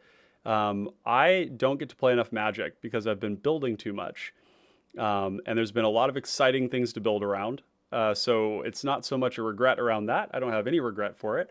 It's just to say that there's been a lot of exciting stuff that I have wanted to build, but the cost of that is that I haven't gotten to play nearly enough Magic, not nearly enough time with you all. So Fridays from here on out are going to be the day that we play what we build on Monday, which seems kind of cool to me. I like that idea.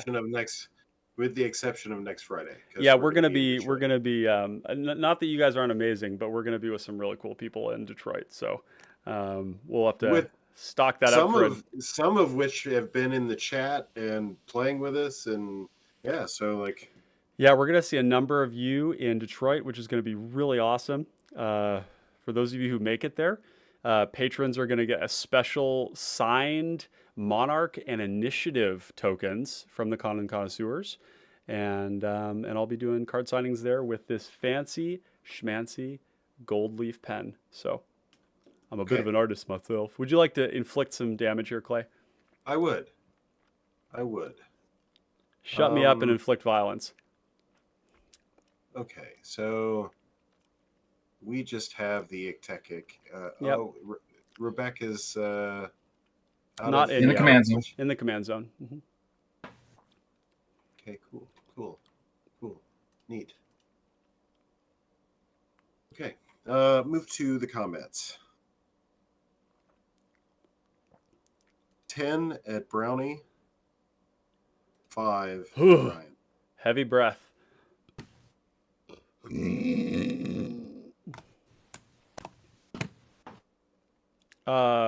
Which Ryan? Yeah, I'm so sorry. My Ryan. Yeah, his Ryan. That's right. I knew it was me when he said Ryan. I was not. Sorry, buddy. I was under no illusions. I'm sorry, Ryan, but you don't get to get graced by this damage. It is my damage and mine alone. Mine. Yes. My own. Mine. Yes, Precious. So me and this Ryan, we got a special thing going on. I needed to be spanked. I've been bad. Okay. All right, so everybody's taking the damage. I will pass the turn. Jesus. You see, for those of you who haven't been in the Connoisseurs long enough, there is a active cult of thirsters who like it when I say these things. So, okay. Well, gee whiz. Oh, geez, Rick. That's a lot of damage. I kind of want to start tempting. My tempt plan got really slowed down by the Sigil of Sleep. I had a thing going on, and it's slowed down, but it's okay. It's okay. What to do? What to do? Well, I could always return the favor.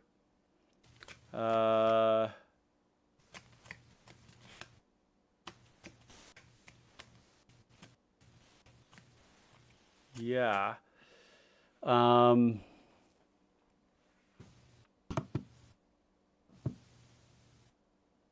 Yeah, Clay, you still have the ability to do the most damage on the board. This is what the Cardour do. And That's what once the- Cardour that's what the rat enters, then we won't be able to hit it, which is the silent undertone of not being able to hit Rebecca is also not being able to hit Clay. Let's see. So what we're going to do is going to go to combat. And we're going to swing these two here at you, Clay, as well as this carrion feeder. And I tell you what, this Yeah, each turn, it's like I'm not planning on attacking you, and then your turn comes around, and then I want to. so Gollum is not unblockable, right? No. Oh no, let me rejoin. It's okay. Gollum is not unblockable, no. But it sort of kind of reads it. I'd love it if you'd tempt me. I mean, you do this all the time, but... Exiled for a moment. Okay. So It's no one of the- menace. It's No one, menace, no no blockable. menace. Nope.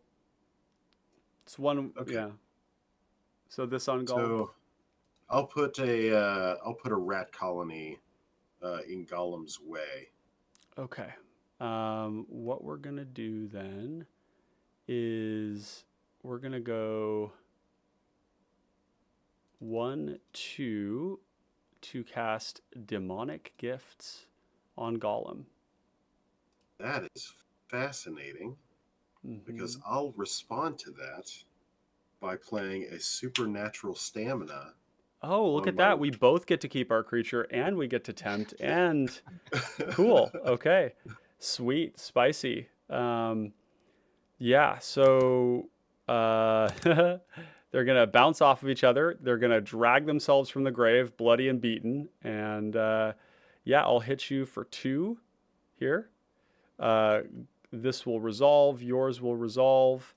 Gollum will return untapped. I will tempt. We're going to get a counter on the ring, and we're going to make the Changeling Outcast the Ring Bearer. When it ETBs, we're going to get another trigger on the Slug, the Salt. Do not touch it. And we're going to play 1. Let's see. Do we want to... Yeah. What we got in graveyards here? Nothing. With your supernatural stamina triggers, we have Suture Priest triggers. That's correct. Oh. I You will may each lose lose a life. 1. Clay will lose 1. I will play a Bajuka Bog to exile those nasty cards from your graveyards. Because they're the only things in play right now. Yep. Bajuka Bog, exiling that. And then with that, I don't even know that I really even... Okay, so yeah, we'll just play a Tormented Soul. Another one of these awesome black cards. These 1/1 unblockable. They're so cool in this deck. And with that... Flavor wise, that's Gollum number 2. Yeah, no, this deck is very flavorful. You know, people might think that that I'm purely a competitive player, but I do like to find it's more accidental, we'll put it that way. But think not that I think nothing of flavor. Okay, and with that, I will pass that ass. And Bill J, On welcome to the chat. Glad to have you here. Sure. Hope you're having a great day out there. And if you two are interested, we're going to be getting more games in here, and it's open to the community. So, yeah.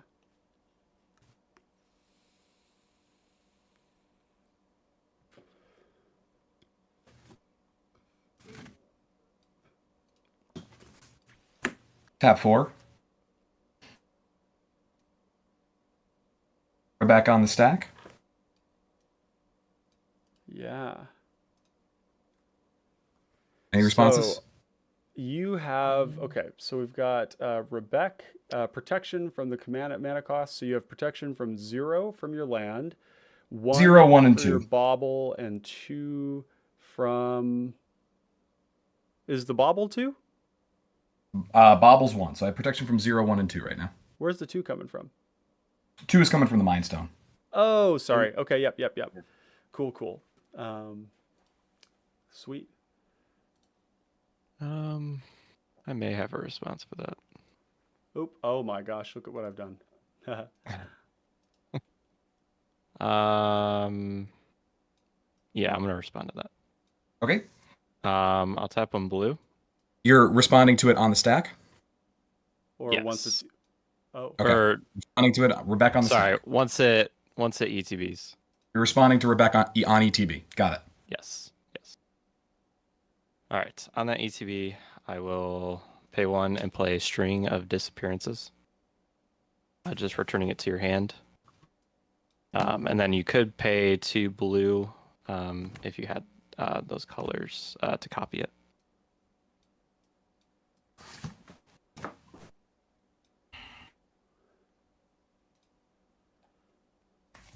I'm going to show you a cloud shift. Targeting Rebecca. Okay. Cool. Yep. If that resolves, Rebecca will flicker. so we've got a string of disappearances. Sorry, the card reader's not picking up the paper cards all Oh, that well yeah. right now. So, Exile, return, Rebecca, ETB. Yep. Cool. Yep. Any response? Nope, that resolves for me. Yeah. Okay. So we have 2 Suture Priest triggers, so I'll gain 2 life.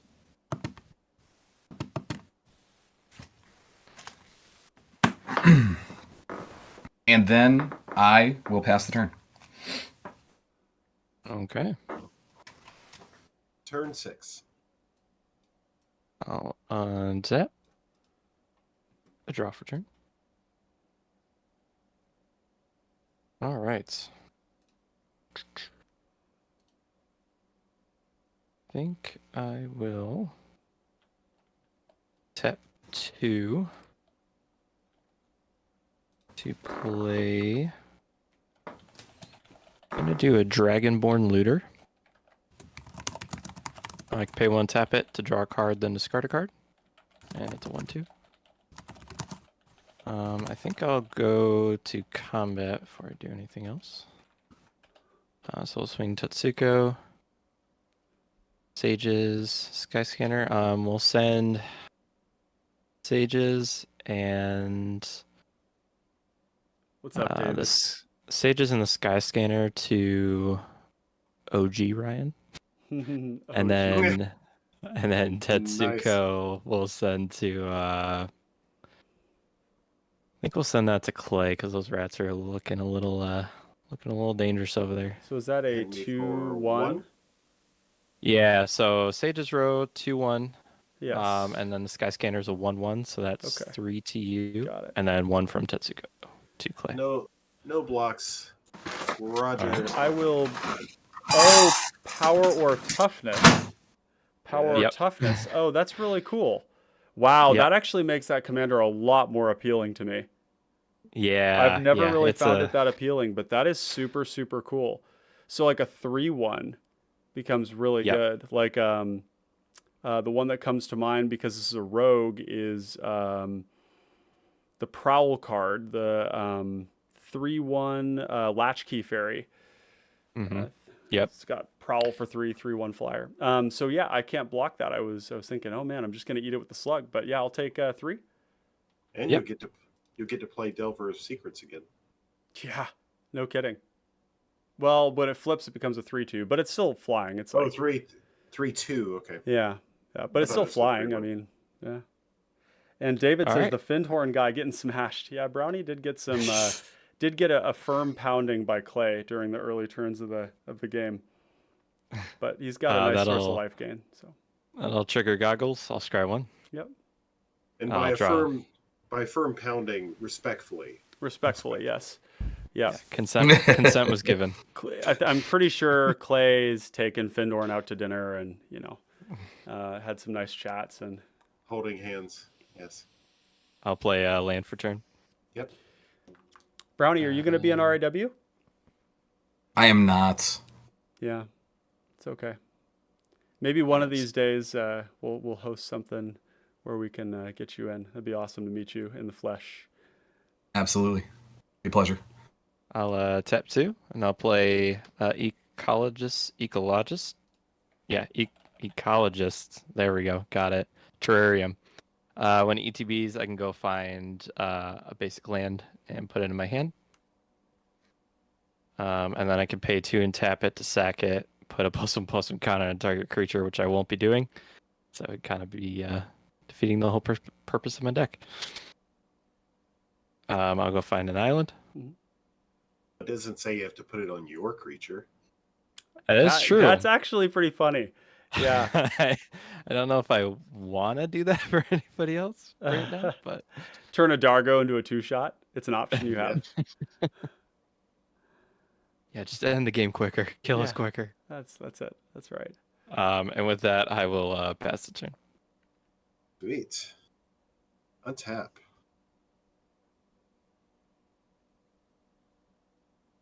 Come on, baby. Or rat colonies. Protection from 2 is a most unfortunate number for It is. our life total, Ryan. That's true. Rat colony. I don't love it. But I would like to tempt, so I will block with it if he comes at me. That said, Brownie is stabilizing a bit here. So let's do some reading here. Reading the card Oh. explains the card. So artifacts. Clay, you may lose life. Yep. Citra So, Priest is so good.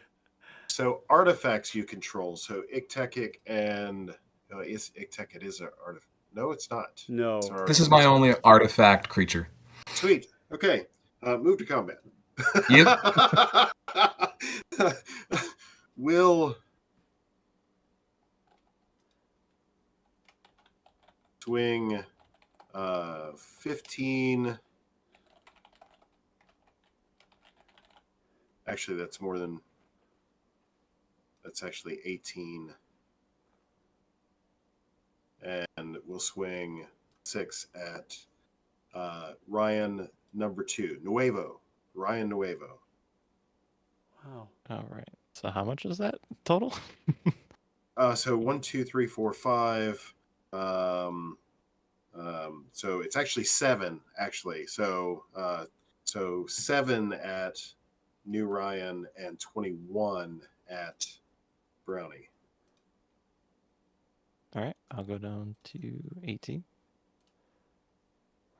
So each of those are what power? 7. Okay. I'm going to block one of them here and die. Oh, okay.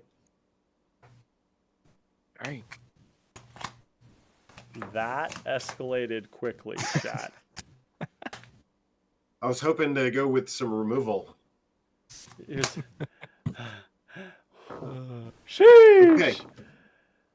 So let's see. How Okay. does so I have to reread Rebecca. So artifacts you control. Oh, okay. Interesting.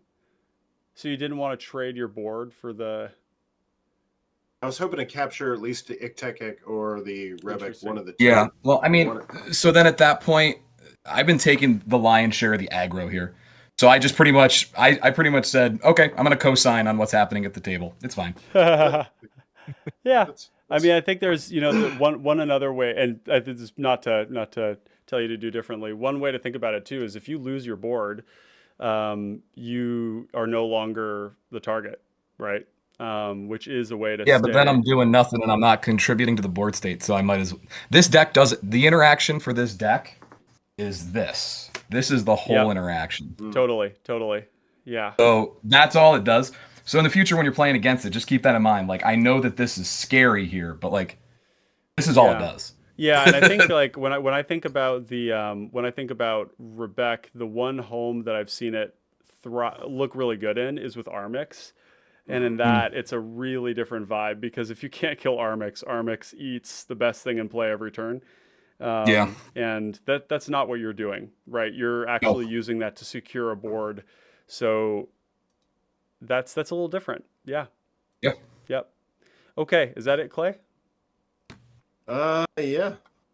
Okay. All right. Well, I will go. So Rebek. All right, here, and then I will draw for turn. Oh.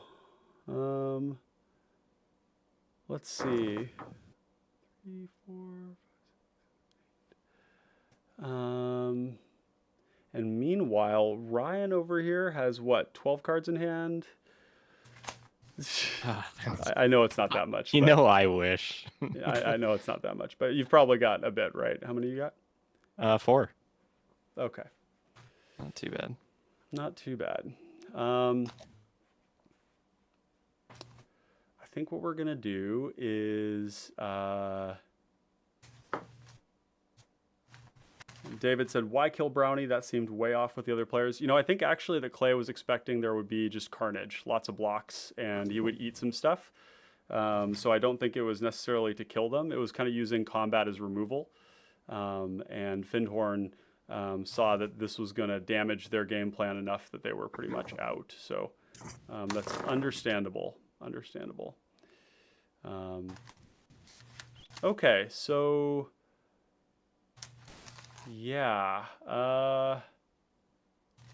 Wow. I think that there's a chance that if I mean, yeah, Clay can swing for 25 next turn. How much damage can you push, Ryan? What's this creature you have in play? This other one on the far right? The Dragonborn Looter. So technically, total, if I swung everything, it would only be 5. Which, I mean, isn't nothing, but... 5, 8, 9, 10. Yep.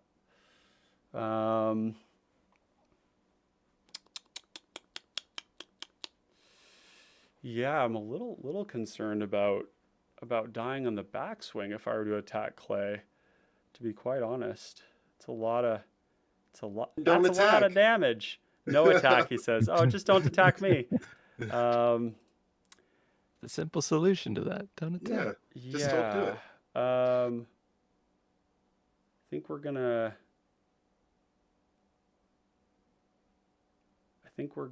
do it. This game is played out really interestingly. We're gonna swing with the team. Okay, so is Gollum now unblockable? No. So the unblockable creature is the Changeling Outcast currently. I mean, from the tempt. No. So the way the tempt work is that we've given the Ring Bearer to the Changeling Outcast, Okay. and so if he leaves the battlefield, he will tempt, and he will be able to essentially add a counter. It's not a counter that you can proliferate, but you're going through stages of the ring, and then I have a chance to move the ring onto somebody else. Yeah, the cards are new. It won't let me. Yeah. You can search them. They're not clickable. So yeah, we've got 1, 2, 3, 4, 5, 6, 7, 8 coming at you, Clay. Okay, so let's block Gollum. Can block Gollum. I guess I don't hate that. Yeah, that's fine. Cool. Okay, we'll go to damage. 1, 2, 3, 4, 5. I'm gonna cast Corrupted Conscience. Corrupted Conscience, sacking it. After blocks, before damage. Okay. Corrupted Conscience. Let's find that one. This is the new Village Rites. Corrupted. Wow, there's a lot of Corrupted Conscience. There we go. Oh wait, that's Corrupted Conviction. Conviction. There you go. Corrupted I was Conscience like, that's a is the blue one. card. Yeah, that's the gain control of a creature and give it infect. So you're going to draw 2. Okay, so yeah, you get to do that. Okay.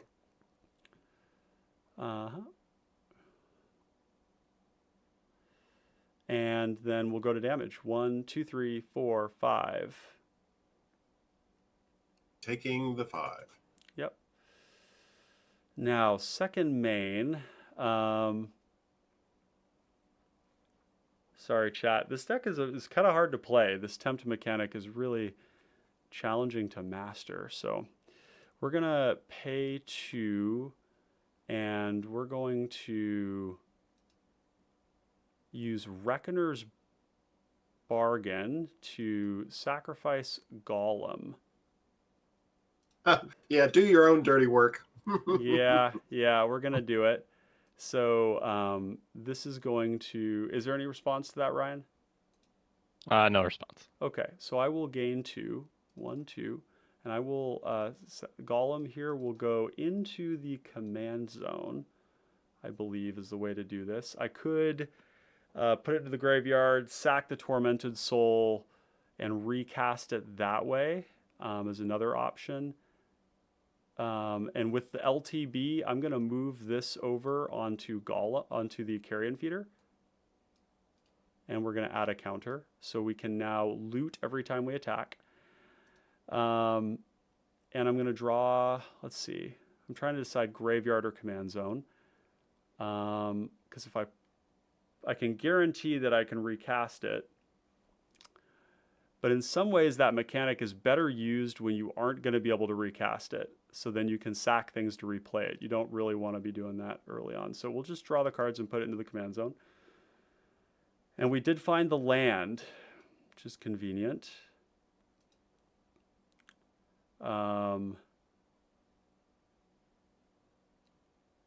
do I want to be doing here?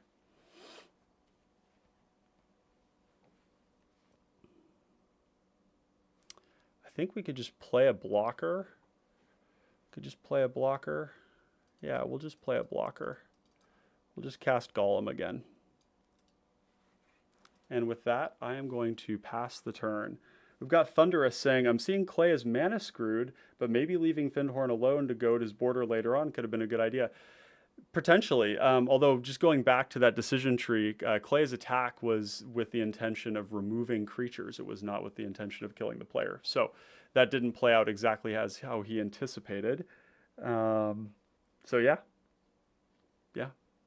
But yeah, I'm going to use the restroom here real quick. So you guys just do your thing. You're adults. You can handle it. Love you. I don't know. I don't know what to do with myself. Oh my God. Where's Dad?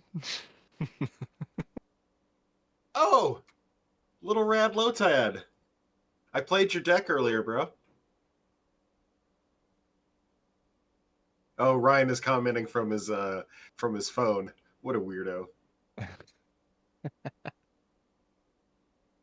It's on the toilet, you know? Yeah. He's doing shameful things. Very shameful things. Oh. Ooh. Okay, this could be kind of fun. Hey, don't poop shame me. I don't shame other people's kinks.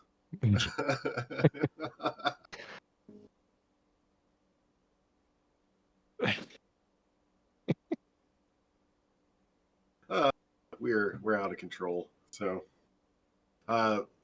Ryan just typed in the chat, you can attack him all you want.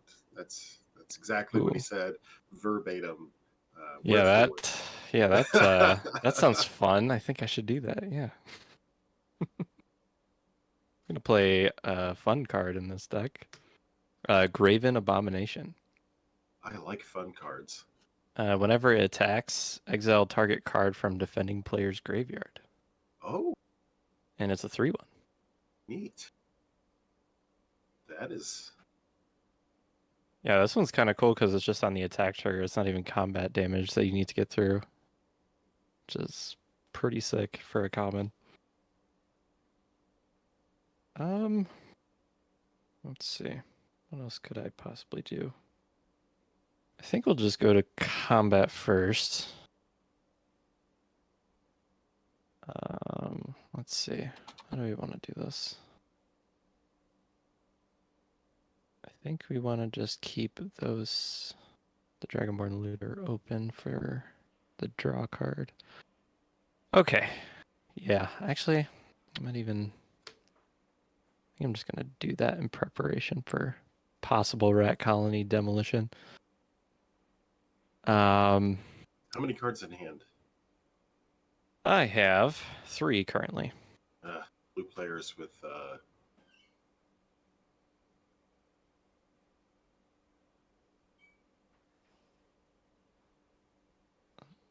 Yeah. Okay, yeah, I think I'll just. I think I'll send 2 at Euclid and then I'll send 1 at Ryan.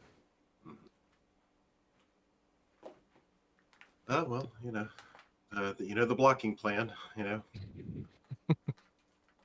There it is. I took my 2. As if anybody had a choice. Yes. Ryan took his 1. Taking 1. Exiling a card out of my graveyard with no, it's a Graven Abomination. Is that it? Yeah, I just played that, so it's only on attack trigger, but Oh, this is since I just such a played it, I cool can't card in your get it. deck. Holy smokes! Oh yeah, love that's it. a great card. Yeah, love that. And then that will trigger goggles. Good old Goggy Gogs. I will draw that. Hey, Gator, welcome. What's up, dude? I've got Carter Doomscourge right now on the screen. This is so stupid. Say something to you like 6 turns ago, but Okay, yeah. I have this form of ADHD where I miss approximately 45% of what I hear. So 60% of the time, of course. every time. This is Yeah. all according to my psychiatrist. So So this is your second main, or we? Yeah, we're in my second main. Let's see. Play Omen Speaker. ETBs, I scry 2. It's a 1/3. dude, I love this deck. Makes Yeah, I got bad some- creatures good. I got some pretty fun stuff in here. This is a classic example of how cool this format is. You just get to play with such interesting stuff you'd see play and nowhere else. Like Graven Abomination, where else would this see play? You'd attack once, you'd exile a card out of the graveyard, and it would die. And in this Yeah. one, it's like 3 power unblockable. Mhm. Yep. With that, I think we're gonna pass. Okay.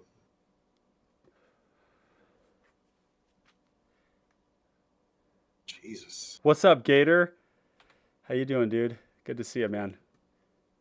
Unfortunately, you're our good friend, compatriot, and your partner in crime, Puzzle, got kind of screwed with his Gretchen hand in our game 1 and got kind of just Went down accidentally to like manhandled. 5 or something like that. Yeah, he got accidentally manhandled. Ash Barons. Oh, yep. Here's Cardor. God damn it. Attempt to cast Cardor. Please counter this. I will respond. Kind of have to. Yeah. Yeah. I'll spell pierce it. That is a That's a non-creature. non-creature spell. Dang it. I forgot Please about tell that. me you have some other arcane denial. So I can do one thing to try and get it. Oh, no way. There's no counter spells? Oh, I do have several in this Okay. deck. But you're gonna loot. Yeah. yeah. I'm gonna loot with Dragonborn Looter. This Very is so fitting. uncomfortable to wear. It sadly resolves. Jesus. Sweet. Fuck. Everyone is goaded. I mean, my deck loves that. I mean, Okay, so we lost a rat, so now we're down to each other rat. So this is 20 power. So let's see. Let's see.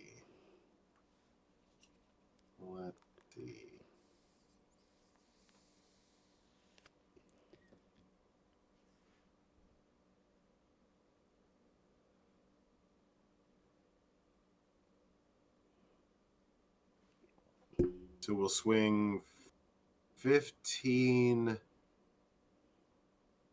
Let's see. Ryan has a blocker, correct? Oh yeah, I will. I am blocking 100%. Yep. So Gollum is hungry for rat flesh, and you know he likes rats because he lives in a fucking cave. all right. So we'll swing the team at Ryan.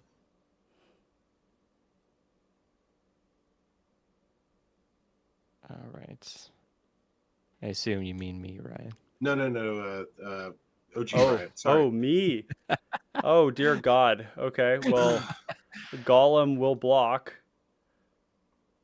and I will take 15. Yep. Plus an additional 1 from Cardor trigger.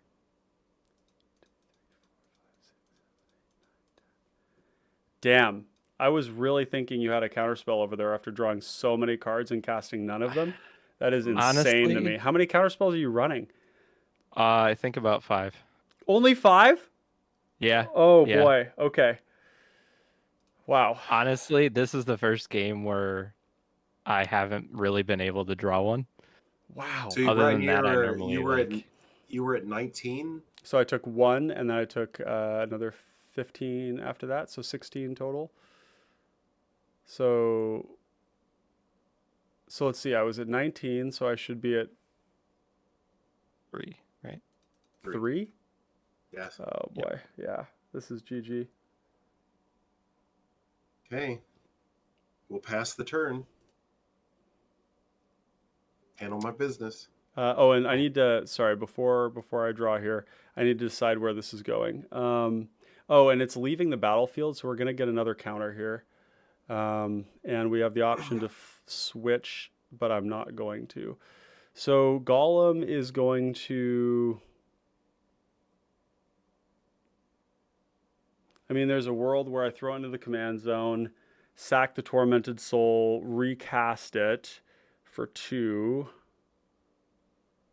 and see what I can do there. But that leaves me with 3 mana up. It's not great. It's not looking great. I'm looking super dead to everybody right now, in fact.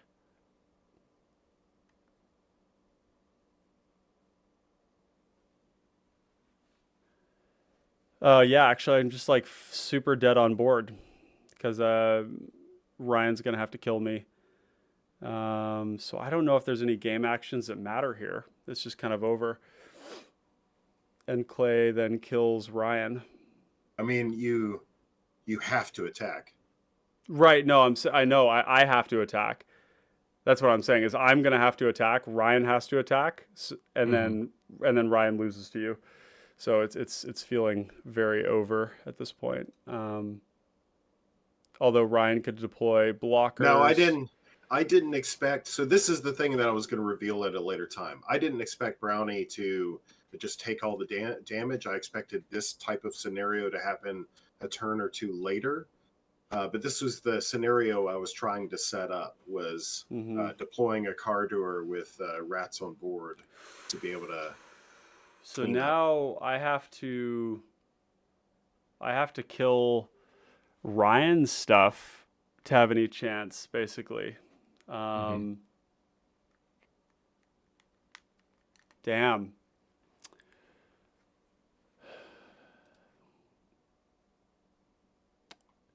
So yeah, we're gonna start by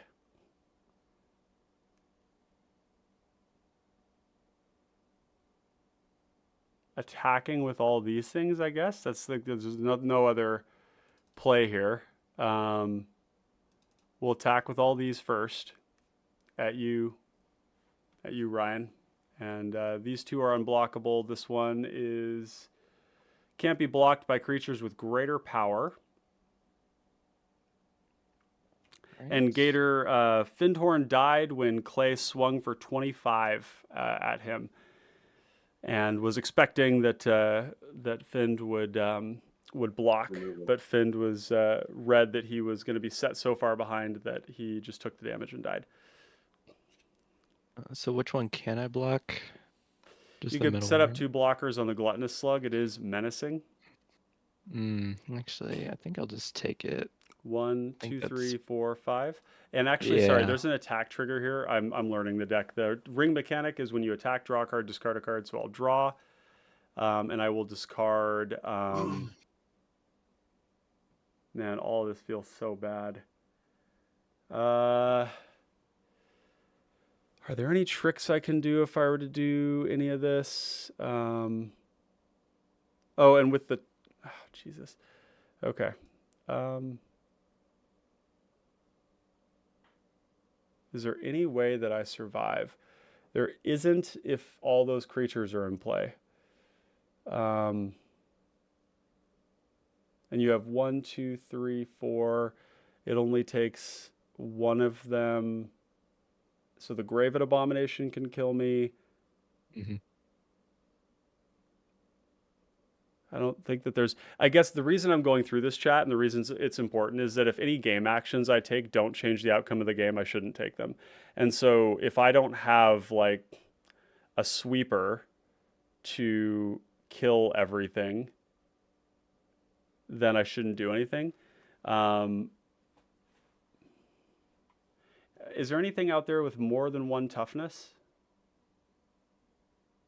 Tetsuko has 3. My Omen Speaker and Tetsuko. And Tetsuko. They're Because both 3. the one out... And then Dragonborn, but it's tapped right now. So Yeah, that's the problem. Because if I could draw into a Crypt Rats and cast the Crypt Rats, then I could kill most of the things on the board. But then Tetsuko and the Dragonborn are still alive, and I still die. So that's why we have to go through this. Like, we make that tacit agreement when we play competitive to only take game actions that actually advance our options of our opportunity to win. And so it's kind of feeling like nothing I can do right now is going to stop that. And his stuff is unblockable. I could change whether they're unblockable or not, actually. Oh, so if Tetsuko isn't in play, that's another thing, because I'm looting right now and I need to decide what I'm going to keep. Are you going to recast Tetsuko if I were to kill it?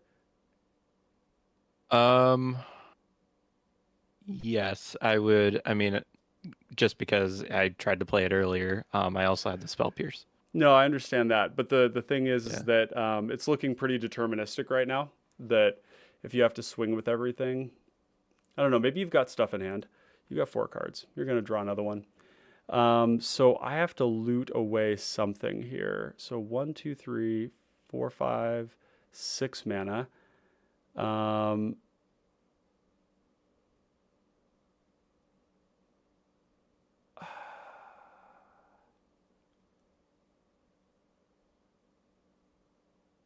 And I could...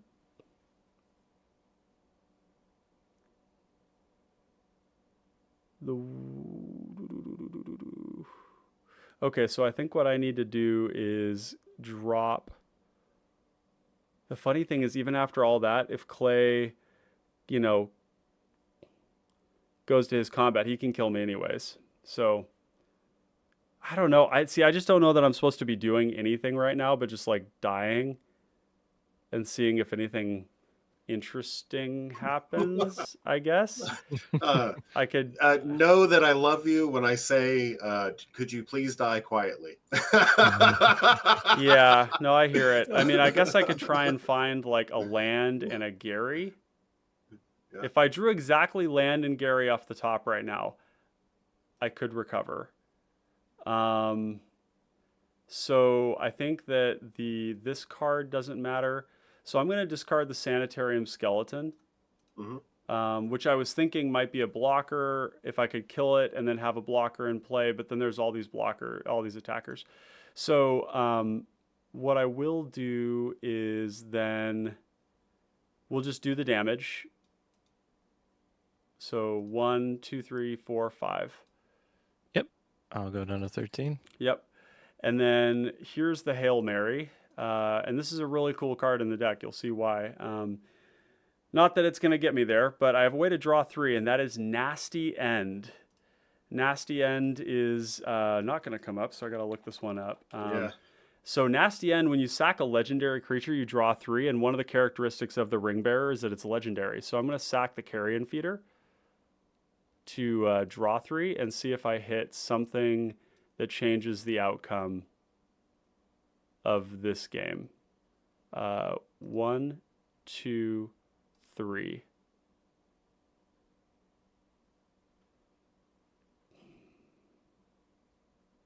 Well, there's a land.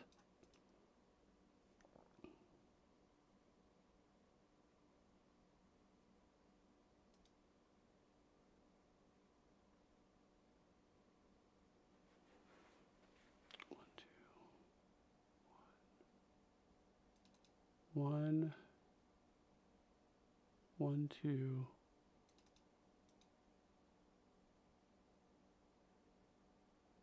Jeez. Yeah.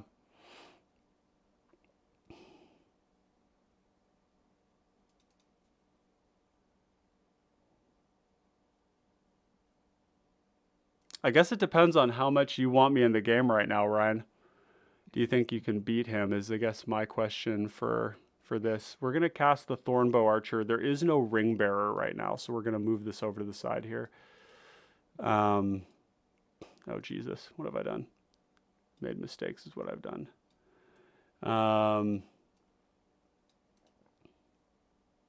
We're going to cast this Thornbow Archer because I don't think you can beat him on your own. I think that what's going to happen is I die and then you die right afterwards. But there is 2 ways I can in my deck. It's more if I just draw them. Right. So I'm going to cast that, and then I think what I could do is I could, sacrifice this, replay Golem, get Golem back, cast Golem. Okay, we're going to try this. We're going to try it. We're not going to tank too much further here. We're going to sacrifice the Tormented Soul, and we're going to get back Golem into my hand, and we're going to pay 1 to recast Golem with the Path of Ancestry. Oh, it's a horror. Oh, that's something to keep in mind. There's Dothy cards in here. This card is not useful to me. So I will bottom it. And then with that, I will pass the turn.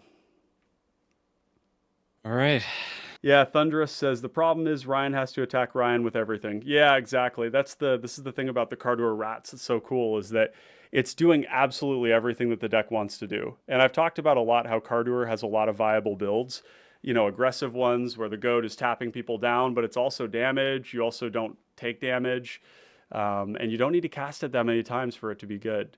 So, yeah. All right. See what I can do here. And I'm going to communicate openly about what I would like to do and see if you would like to take my offer on it, Ryan.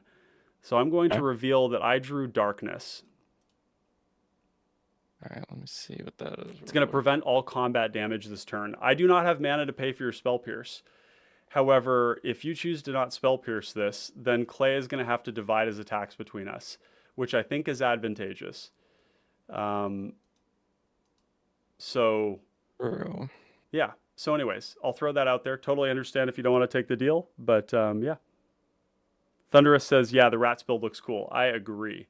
Clay is the rat daddy, the rat master, the rat bastard. That's actually the name he's going to get. I'm going to rename you in Discord here. Clay, rat bastard. Beat you senseless in a week. We're rooming together. Don't forget that. That's right. That's right. Yep. Play an island for turn. Oh, looks like we had a little malfunction here. We will be back with you in a moment. Sometimes Spell Table will do this. We'll get kick you right out. Yep. Yep, exiled you.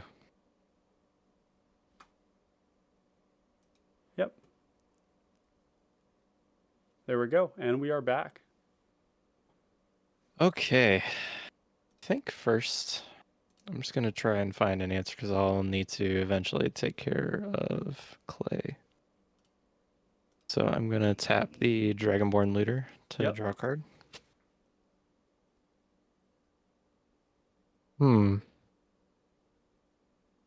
Interesting.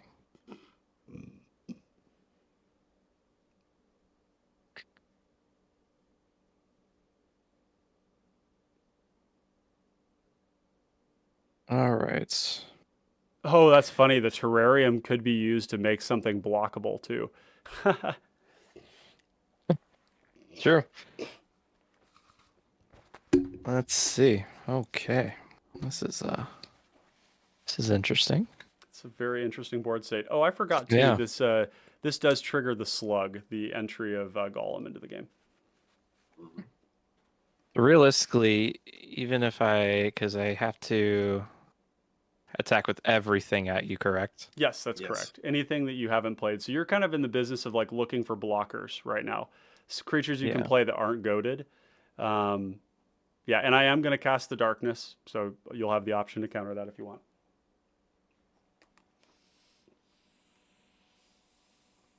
All right, because I'm also preparing for something else in case. So I'll pay 2. And I'll play Alexi's Cloak on Tetsuko. Cool, cool. Neat. Just to give it that little bit of protection. Very cool Little card. Shroud. Yeah, this is Yeah. Benevolent Blessing in blue. It can target your opponent's creatures too. Let's see. Okay, yeah, I think I'll just go right to combat then. Everything will come to you. Yep. And- Attack trigger on Graven. Yep. I can exile a card from your graveyard. Yep. We have Tormented Soul, Nasty End, Carrion Feeder, Reckoner's Bargain, Demonic Gifts, and Skeleton. We'll just do the Carrion Feeder. Okay, Carrion Feeder's gone. Okay. And then... Yep. And then go to blocks. Yep, we're gonna which obviously can't. cast then- the darkness. Yep. So darkness is prevent the combat damage that would be dealt this turn, and the choice here was to offer to Ryan that together we may be better off than alone. Is the idea. Yeah, I think because you're probably going to have a better chance of removal for Cardor. Because realistically, if we don't take care of that, it's Clay winning it no matter what. There are so sequences where you can, feign death, reuse and stuff, but that's what your Spell Pierce is for. So I don't think he's going to be able to effectively goad again. It's more about the next turn sequence and whether we die or not. Yeah. But yeah, I think that's that I think resolve? that's a good deal. Okay. Yeah. Cool. I think that's a good deal. All right. And then second main, I'll play a Jeskai Elder. In this case, just as a blocker. But if it deals combat damage to a player, I may draw a card. If I do, discard a card.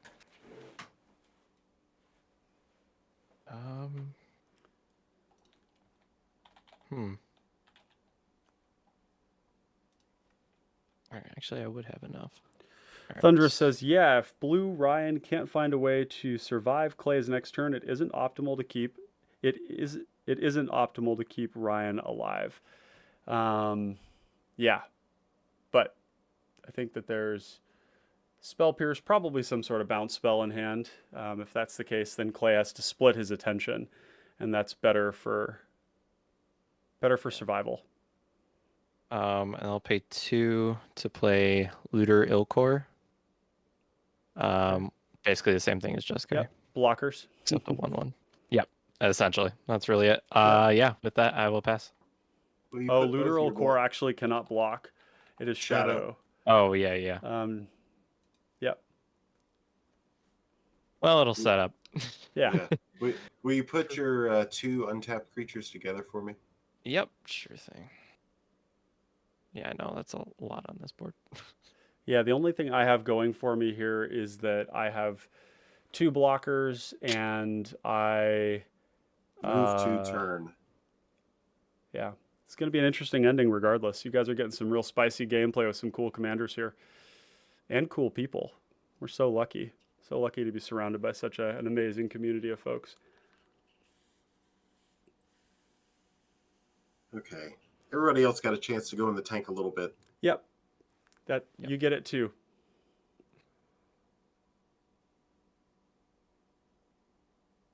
And Panda, I think you're relatively new to the server too, right? Yeah, I actually just joined, I think, last week, I think it was. Oh, that's awesome. It's great to see people joining and getting in on games so quickly afterwards. That's awesome. So super glad to have you here. Awesome. Thank you. Having difficulty clicking on that shiny creature that It's you the have. Jeskai Elder. It's a 2/1. When it dies, he draws or 1/2 prowess. 1/2, yep. When he Yep. when it dies or when it deals damage, you loot. Yeah. Okay. Damn, I really like this Tetsuko deck. I think I'd build it with at least 10 more counter spells, but this is giving me some great ideas. Yeah, I will say it's the first game where I've like had an issue of counter spells. Normally I've won every game with this deck Sure. apart from this so far. Yeah, the beauty of it is these aggressive, evasive creature decks basically mean that if you can continue to apply pressure, you build a lot of. You're always able to swing, and and so the key thing is just to have interaction that prevents people from sweeping your board or losing to combo, and then everything else is just gravy. I mean, you just swing, swing, swing, swing, swing, and it doesn't even matter if they don't hit that hard. Yep. You play any of the effects that can switch power and toughness at instant speed? Not in this, no. I have other cards That give power that and toughness boosts. No, I don't have any of those. There's a couple of options, like there's the 2 and 3 mana, like there's Suit Up as one of them. There's the cards that basically change the power and toughness on cards, like Serpentine Strike, I think it is, and some other things like that. Those might be kind of cool, especially on Tetsuko, because Tetsuko can actually convert commander damage. We've got Matt saying good evening and good luck, everyone. Dude, Matt, glad to have you here. And thank you to everyone else who's joined us for today. If you are interested in joining in on the next rounds, I think we said 3 games, but I don't know. It's my weekend. We might just keep playing as long as people want to play. So for those of you who are interested in joining, just raise your hand in chat and we'll get you in on the next game. Okie dokie. Let's see.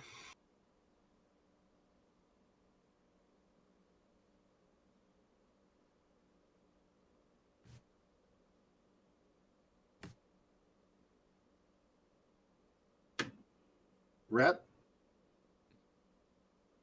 Yep. Unfortunately, yes. I didn't have any real clean, like, ending, pieces. Yeah. So it was just one of those deals that, okay.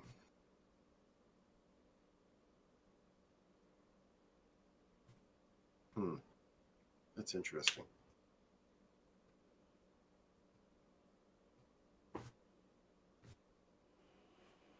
Interesting. Yeah, it's crazy. If Clay swings 2 attackers at me, I go to 1 with the blocks. If he swings 3, I die. There's no way around that. Mm-hmm. Yep. But that's a huge board over there, and I think that would spell Clay's death. Yeah, that's the problem. It's a bit of the aggro player's problem is oftentimes these last turns of the game where hard to know. They're unblockable. That's the problem. That's the problem.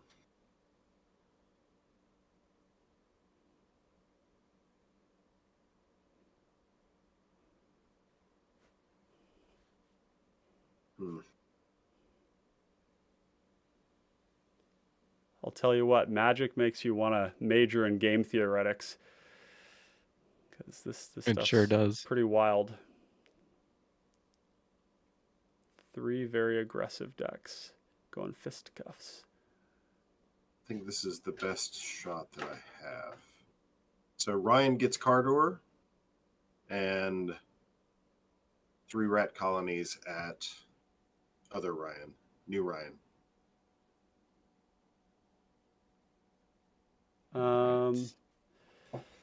Well, there's not really much choice around that. I'm going to block Cardor with Golem here. Throw him under the bus as he was with Sauron, captured and stripped of his information.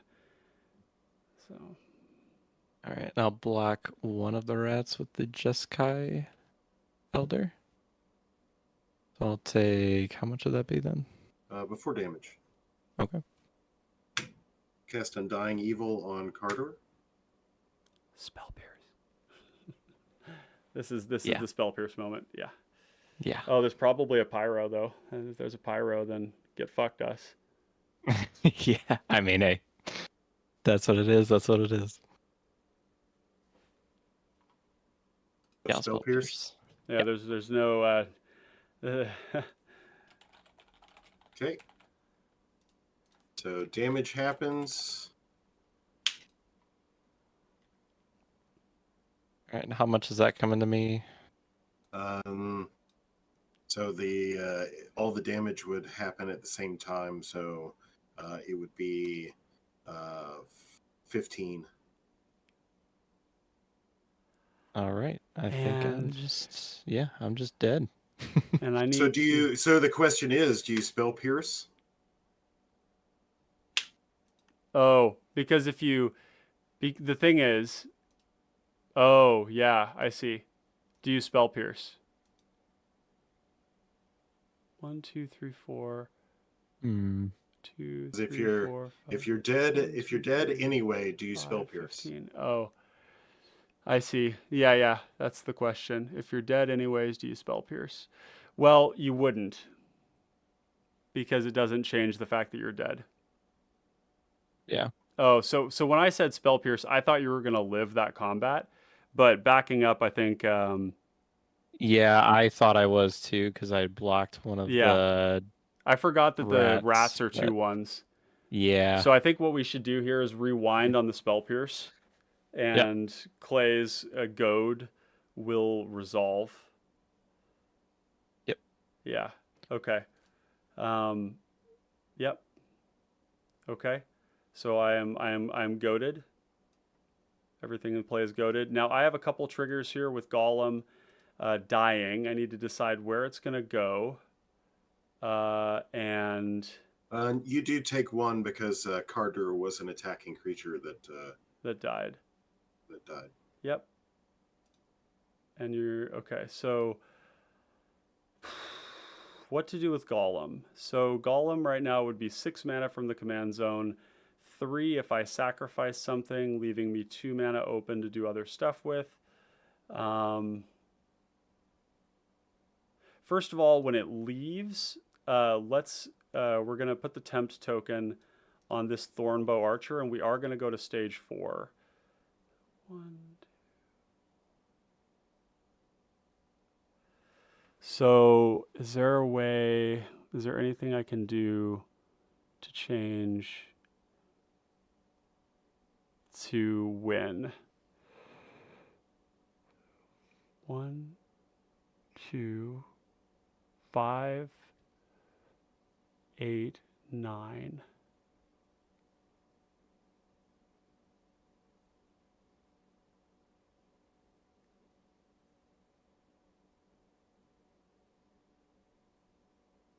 Five, 8, 9. I'm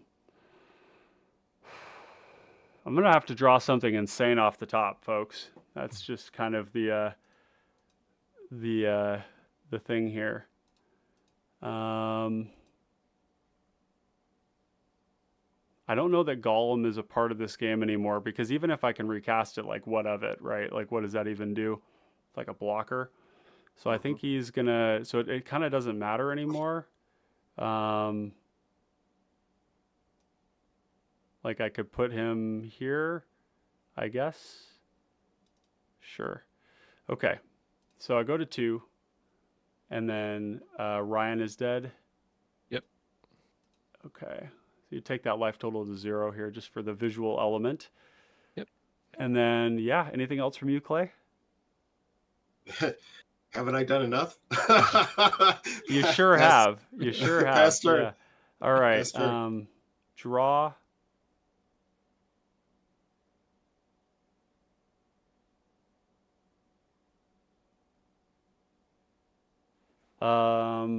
Okay. So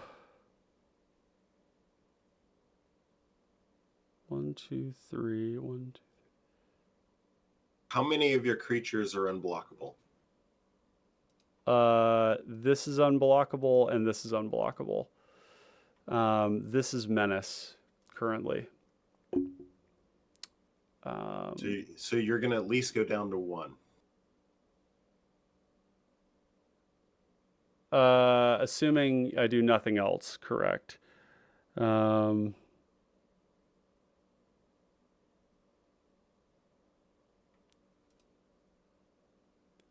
So 1, 2. Because if I can hit like a Gary, again, it's all coming down to Gary right now. So I've got the sanitarium skeleton, which I can bring back so that I can loot that away instead of something else in my hand.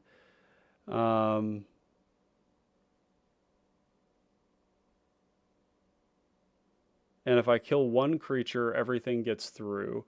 This is going to deal 5 on the trigger. It's going to be 1 for the damage, 1 for not having an elf, and then 3 from the ring. So that's 5, 8, 9. I am so fucking close. So pay 3, discard that. It's actually better to do it this way. So I'm going to go 1, 2, and we're going to cast, doesn't really matter here. Grasp of Darkness, targeting your, they're both big. It doesn't really matter. Cardur. He's a 5/4, right?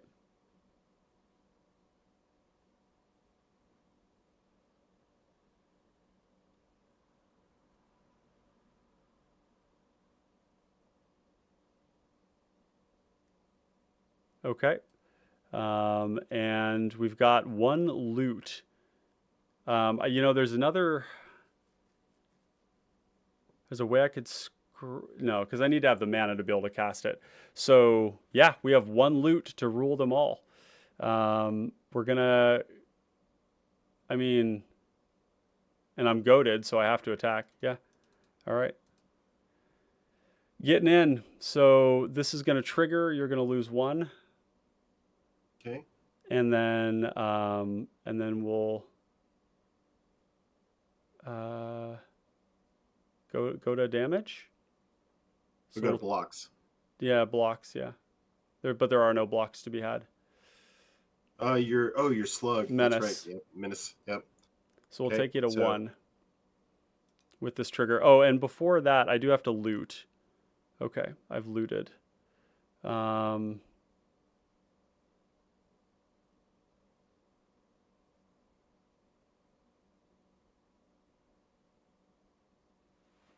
Damn. Is there anything I can do? 1, 1, 2. If I could get enough blockers up, but that's not looking possible. 1, 2, 3 would still not be enough. Yeah. Okay. So I will loot away the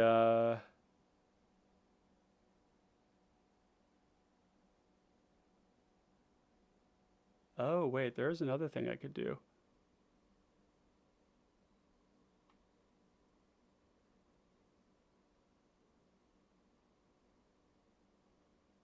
We're going to loot away this Dothy Slayer.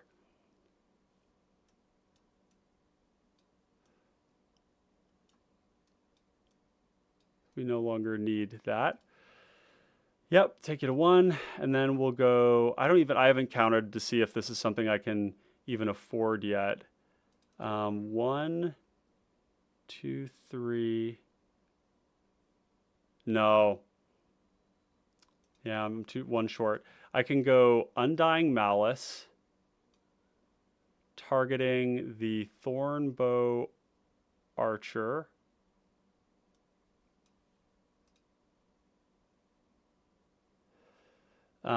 And then I can pay 1 to use Golem's ability, sacrificing the Thornbow Archer. So Archer will return. Is it tapped? Oh, it's tapped. Okay, nope, it's GG. I concede. We're good. I was going through the math of basically seeing if I could sack this, make this a blocker, cast this, pay 3 for this to bring back this, and then pay 1 to cast it. But even then, I'm dead. So well played, Clay. Excellent job. That was really sick. Very close game. Holy smokes, down to 1 and 2 here. We've got Rookie Blue. Realistically, was just a good play for OG Ryan to do that, and I still wouldn't have been able to since I had to swing with everything, and that would have made him dead. Yeah, I think the game played out there the way it was supposed to. You know. So, hey, Brownie man, like legitimately, I wasn't expecting you to go that turn, but they had all the small creatures. You know, the risk in just taking chip damage. So I had to necessarily get the big beef off the table before I could get into the card turns. And if you, I know that felt horrible. It makes sense though in a way because Clay, you don't have a way to get through, right? And so like once that wall goes up, there's nothing for you to do about it. Whereas like both Tetsuko and I have like all these unblockable creatures that we can continue to get in with. But yeah. So, that was awesome. One of those things that I had a conversation with Gator earlier today about one was making them have it, which is what I said in the first game. The second thing was play more aggressively. So this is my attempt at like just really pushing. Yeah, totally. And we didn't really have a control deck here at all that was able to reset the board. So in Pauper, with commons, you frequently end up, if you don't have a control deck or a mid-range deck that sweeps the board, you do end up in huge board states, right? That just accumulate over time, which is kind of what we have here. For the data, new Ryan, would you prefer Magicka or Panda? Probably you can go with Magicka. Okay. And we can always rename you on Discord if you'd prefer that. So that was turn 8. So I know I promised to party all night, but well, that's fine, Clay. You're getting to your bedtime here. That old man Clay's got to get his But beauty it's rest also it's also been a minute since Clay took down the house. I mean, so, stick around, my friend. You push that bedtime a little, pop a cigar, get that bathrobe on, and no doubt. Yeah. So yeah, it's either way. But first of all, I want to thank Findhorn, Brownie, and Magicka, Ryan, for both of you guys for coming and joining us today during these community games. Yeah, thanks for having me. I appreciate it. Yeah, for sure. Absolutely. Always more opportunities in the future. Like I said before, if you weren't here for the announcement, I am shifting to games on Friday and Let's Build on Monday. So the idea is that we're going to build something on Monday and then I'll play it on Friday. There's a lot of decks for me to be testing and playing right now that we've built. So I'm not sticking on one, but I think the goal with that would be I would run the deck through 3-4 games to really give you guys a sense of what's working and what isn't, and then we'll do the tuning. So we're trying to unify that content path there for you all to see what you and I build together in action on Friday. I haven't been getting enough games of Magic in yet or lately. So, all right. So we've got our next game here. Raise your hand if you would like to join. We're going to have 2 slots. Clay, you going to stick around for a 4th? Actually, no. You got 3 slots available to you. Okay, 3 slots available. All right, folks. So come on in and hop in. Gator, maybe you're interested in getting a game in. Love to have you in here. Brownie, is If that you need somebody, I can play the next one. If there's Yeah. somebody else who wants to hop in, Yeah, they can for take sure. it. I mean, if Clay's Yeah. leaving, and the same for you, Magica, we'll just see what the interest is. If there's more than one person who wants to come and play, then we'll Yeah. try and give them an opportunity to do that. But yeah, stick around here and we'll see how it goes. In the meantime, we can just hang out and chat. I'm just gonna pull up my Brownie, is that an aggro deck or a mid-range deck? Aggro. so Ryan Plotter is what? what's that? Oh, Plotter is aggro. Yeah. Okay. Yeah, it didn't look as Wow. aggressive there as it normal. Four aggro decks. Yeah, yeah. Yeah. That was a bit of an atypical draw for my deck. A lot of times we're swinging for, like, that's actually one of the slower draws I've had in a long time. Generally speaking, we're going like turn 1, 1-drop, turn 2, Golem, turn 3, 1-drop, 2-drop, because there's enough lands that we curve out. The deck is actually, if we go and look at it on screen here, for those of you watching, Golem's built around mana cost. So the fact that I didn't have that many creatures is weird when I have 36 creatures in the deck and 30 of them are 1 and 2 mana. So definitely, we certainly had a lot of opportunities to draw things, but sometimes you don't get there. One of the things while we've got you here that I'd love to look into is to compare this deck with another deck that that was just seen here. So let's go to public decks here, and we're gonna go and find. Actually, I've got this in bookmarks. Where is bookmarks? Is it under? We could go decks and then decks you follow, decks you like. Maybe that's it. And then we're looking for Hungry Hungry Larry, the deck that Clay played earlier today. And we're actually going to do a quick comparison of this one. So we're going to go use this awesome compare feature on Moxfield to take a look at the decks. I have a different approach with my deck, mainly with evasive creatures, shadow creatures, unblockable creatures, and 1-drops that have 1 power because they work really good with the first stage of the ring. So when you give a 1-drop on can't be blocked by creatures with greater power, it means it's never going to lose in combat, and the only thing that can block it are creatures with 0 power. So they work really good, work really well in that context. So we're going to look up Golem here. Well, while you're doing that, yeah, Clay, you want to sign off? And everyone, thank you so much for joining on the chats, in the games.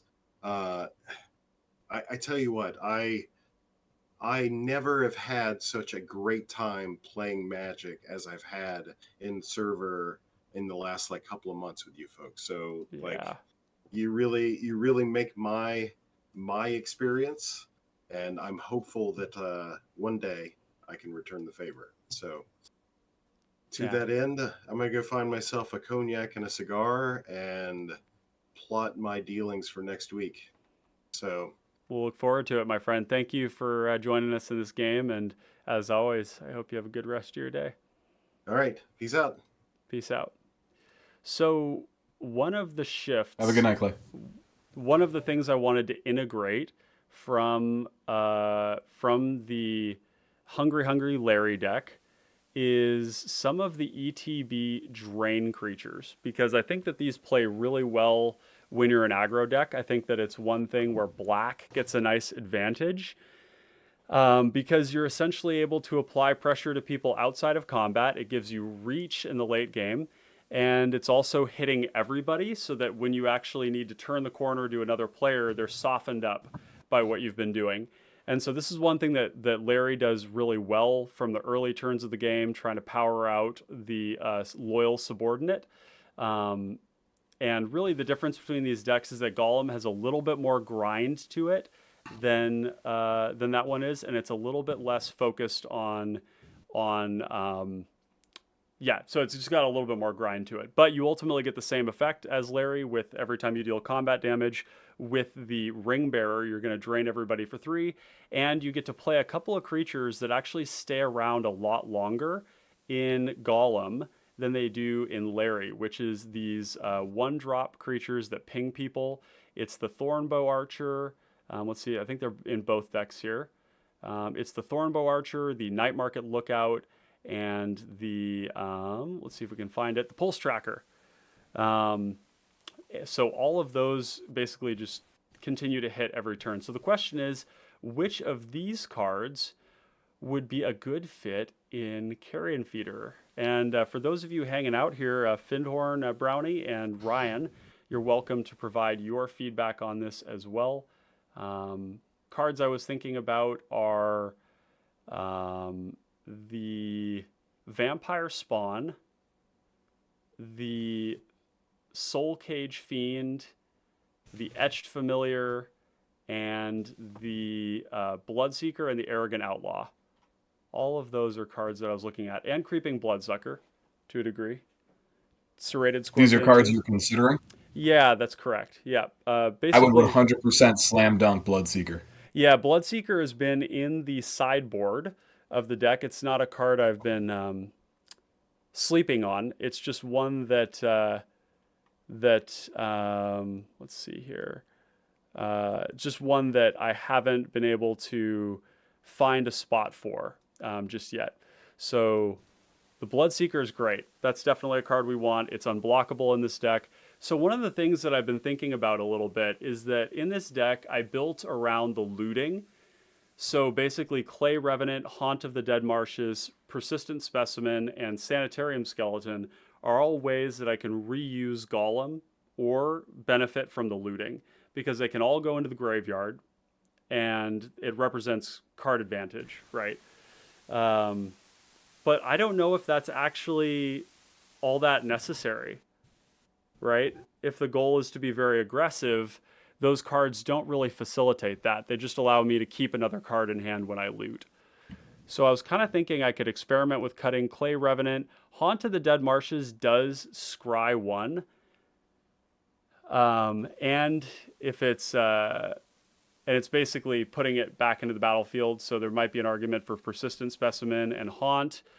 Both of these are essentially like, the battlefield ones are almost not as good as the ones that go to hand, because the interaction is like, if you have Haunt of the Dead Marshes out and you pay 3, or you have it in the graveyard, you pay 3 to bring it back into play, you pay 1 to sack it with Golem, you pay 2 to put Golem back into play. That's 6 mana, you know? And I just don't know if that's actually good enough. So, I think... Hello. Hey, who do we got here? We've got Lotad. What's up, dude? It's me. Excellent. Hey, I heard you were discussing Larry and Golem, so I just wanted to join. Yeah, no, this is great. Are you going to be joining us for a game at some point too? No, I'm kind of busy at the moment. Yeah. I've just got like food I need to make and all that. Well, that's And- great. It's Yeah, it's my family kind of slept in. yeah, no worries, no worries. I know you're in a different time zone, so yeah. So this is actually a great chance to chat with you about it. I am looking at with Golem, and there's a couple of cards that I like in the Loyal Subordinate deck that I want to bring into Golem that have been in my considering in my sideboard, but I just haven't found the room to bring them in yet, mainly because this week I was really focused on optimizing Shadowfax. So the cards I was thinking about were Haunt of the Dead Marshes, Clay Revenant, and Persistent Specimen, coming and Sanitarium Skeleton, coming out for cards like the Bloodseeker, and perhaps some of the creatures that drain life when they either ETB or die. I personally, I would totally recommend, just based off what I've seen of your list, I would totally recommend like the death triggers Yeah, in your deck, They're because even they give better. you that sack photo for Golem. yeah, yeah. And they're even better Yeah. here because of the draw effects I have, all of them sacrifice. So Corrupted Conviction, Village Rites, Costly Plunder, Deadly Dispute, Reckoner's Bargain. On top of Yeah, that, you've already got like the bones there for like sort of like an aristocrat strategy with Yeah, those yeah. sack outlets. Yeah, And that gives you a bit more reach of your damage, even alongside your evasion. and they're quite nice along things like Lampad, Carrion Feeder, Viscera Seer, the ability to kind of like yeet your board at the table as a way to finish is really strong. Mhm. So I think that what we're going to do, let's do an experiment. We're going to throw Persistent Specimen into the sideboard, Clay Revenant and Dead. it's sort of funny. Like you would think, oh, I'd rather have it come back to the battlefield, but the reality here is that is that having it in hand is actually what works best with the looting. You know, the golem's ability to sack a creature and return it to your hand Right. is actually best when golem is expensive. So you cast golem normally until it's like 6 mana. Maybe you cast it for 6, and then for the rest of it, what you're doing is you're actually sacking a creature to just bring it back to hand to cheat on the mana cost. So I think that we don't want to play to that out. We want to be basically like Clay Revenant and the Sanitarium Skeleton, definitely the better of the two here. So we'll cut the Haunt to the Dead Marshes on that one. And then the card Bloodseeker is the first one. I definitely can see the... Yeah, like I can definitely see the appeal with like the creatures that like bounce themselves back to your hand from your grave. Yep. Especially because I personally have like an Armix build that plays Clay Revenant. Oh, they're like a golem so good there. Right? Yeah, it's very strong here. Yeah, like it just gives Armix. Like I definitely see what you mean, right? Because like with the Clay Revenant, I often find like as much as it is a golem, I could buff with its Techic. Like I would prefer to just keep discarding it to Armix. Exactly. Which is really funny. It basically, well, the funny thing is what that reads. And so, like, it's cool. It's a cool thing for sure. Yeah. And what that ends up reading is 3 mana murder every turn. Because what you're doing is you're discarding a card, you're paying 3 to bring it back, and you're discarding a card and paying 3 to bring it back. And you don't even need to do that. You could discard something else. It doesn't need to be 3 mana murder, but you can 3 mana murder every turn with no card disadvantage, which is great.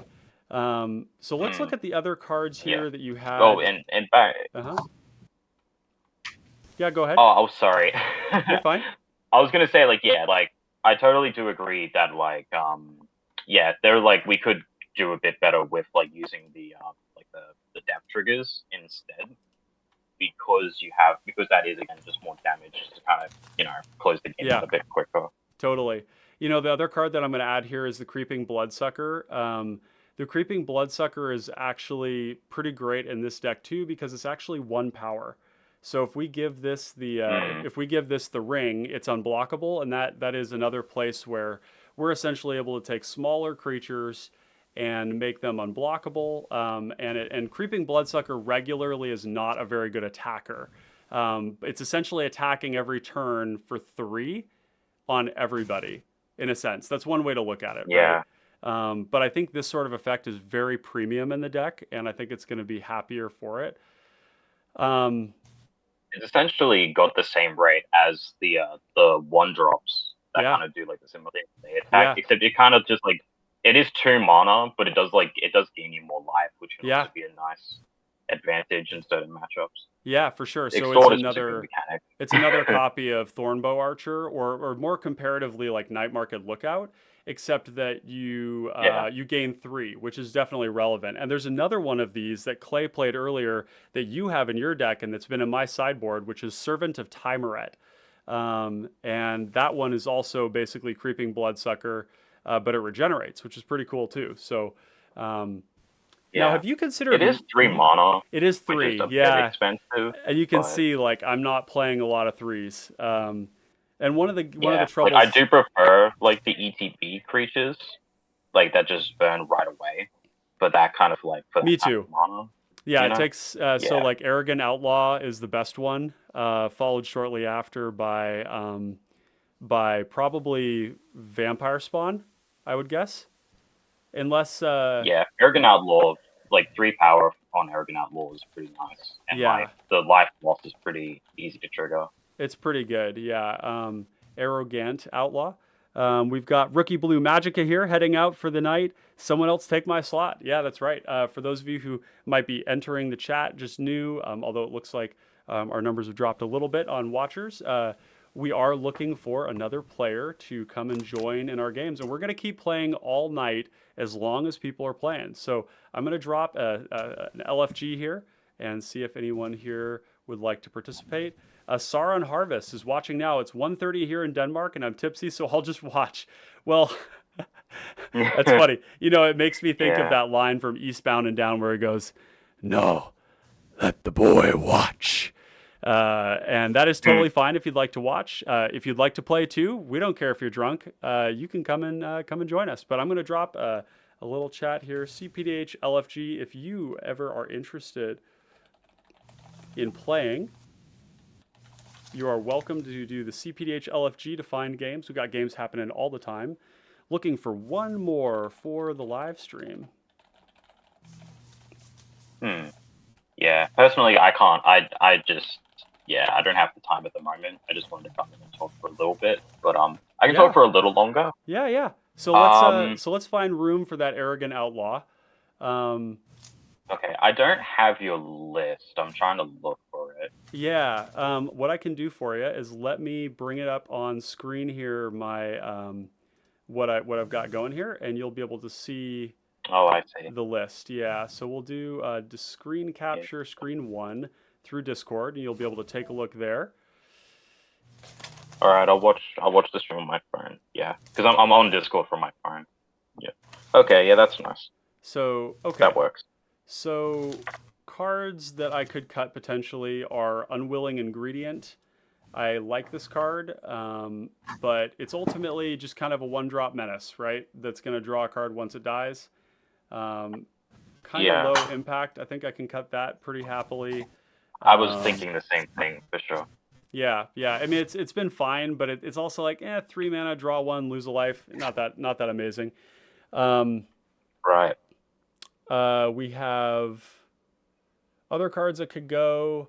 We could still cut the Clay Revenant and the Sanitarium Skeleton, but the other way to look at it is like I play 35 lands, and so a lot of times the looting is just looting away lands, and that's actually felt what feels kind of like if that's the base rate, that feels pretty good, because it's essentially helping us keep the gas going while we're pressuring. Right. So let's try ditching the Skeleton and the Revenant.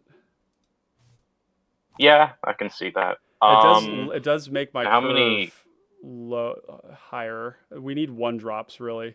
Yeah, we can consider that as well. I'm just looking at your list.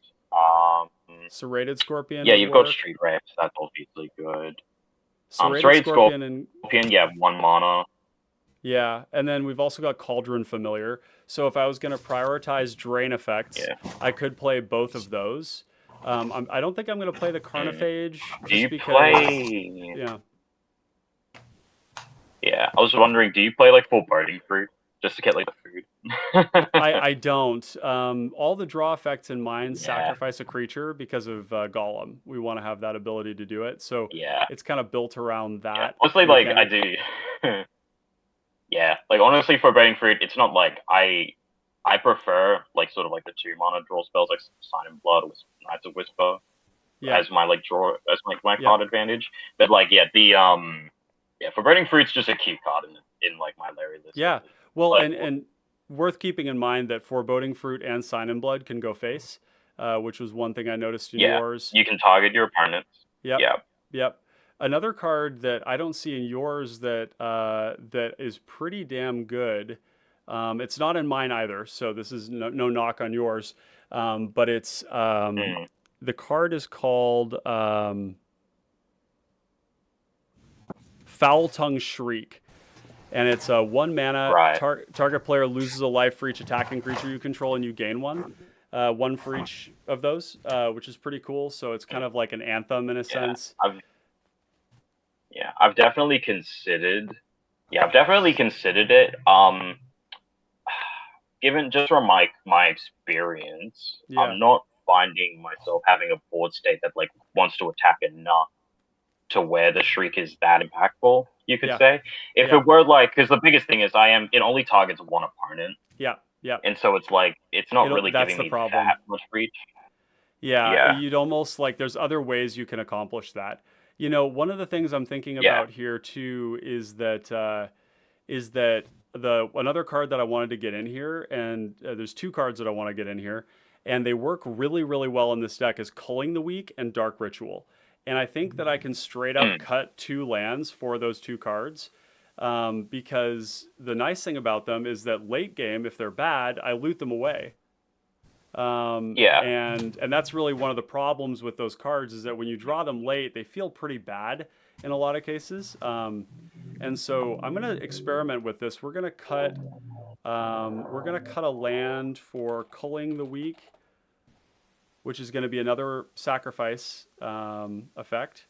And this is going to be really, really powerful because I can go, like, I could potentially, like, turn 3, empty my hand, while sacrificing Golem. So this is I've definitely had games. Yeah, I've definitely had games where you can do some really funny things with Culling the Weak. Like the stuff like if you get like something like a Serrated Scorpion down turn 1 to sack it on like turn 2. Yeah. Like that's obviously a really nice play. That gives you like 5 mana on turn 2. Yeah. So yeah, you could play like out a lot of your hand. You put Golem into play. That's a really that is really helpful for sure.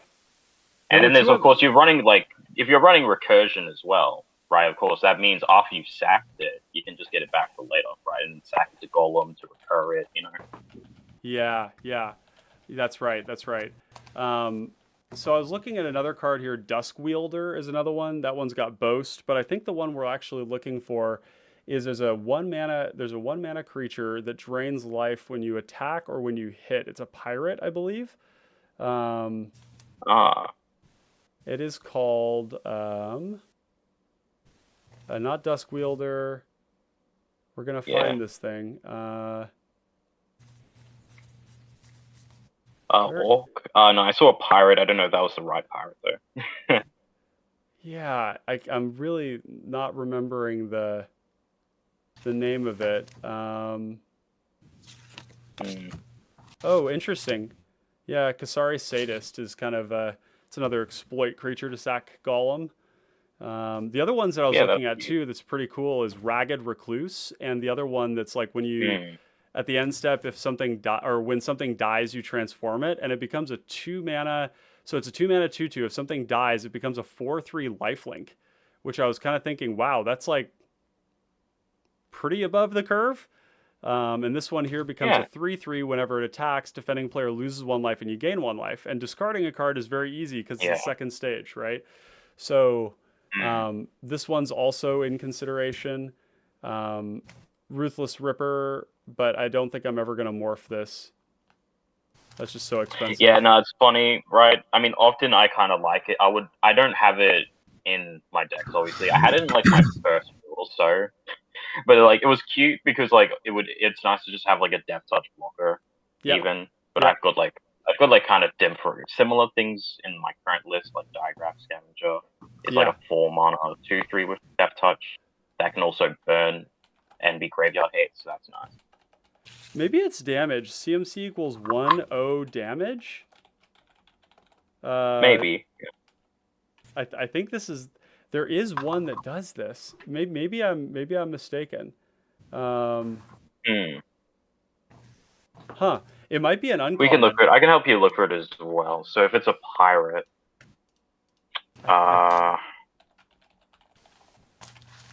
let's find it.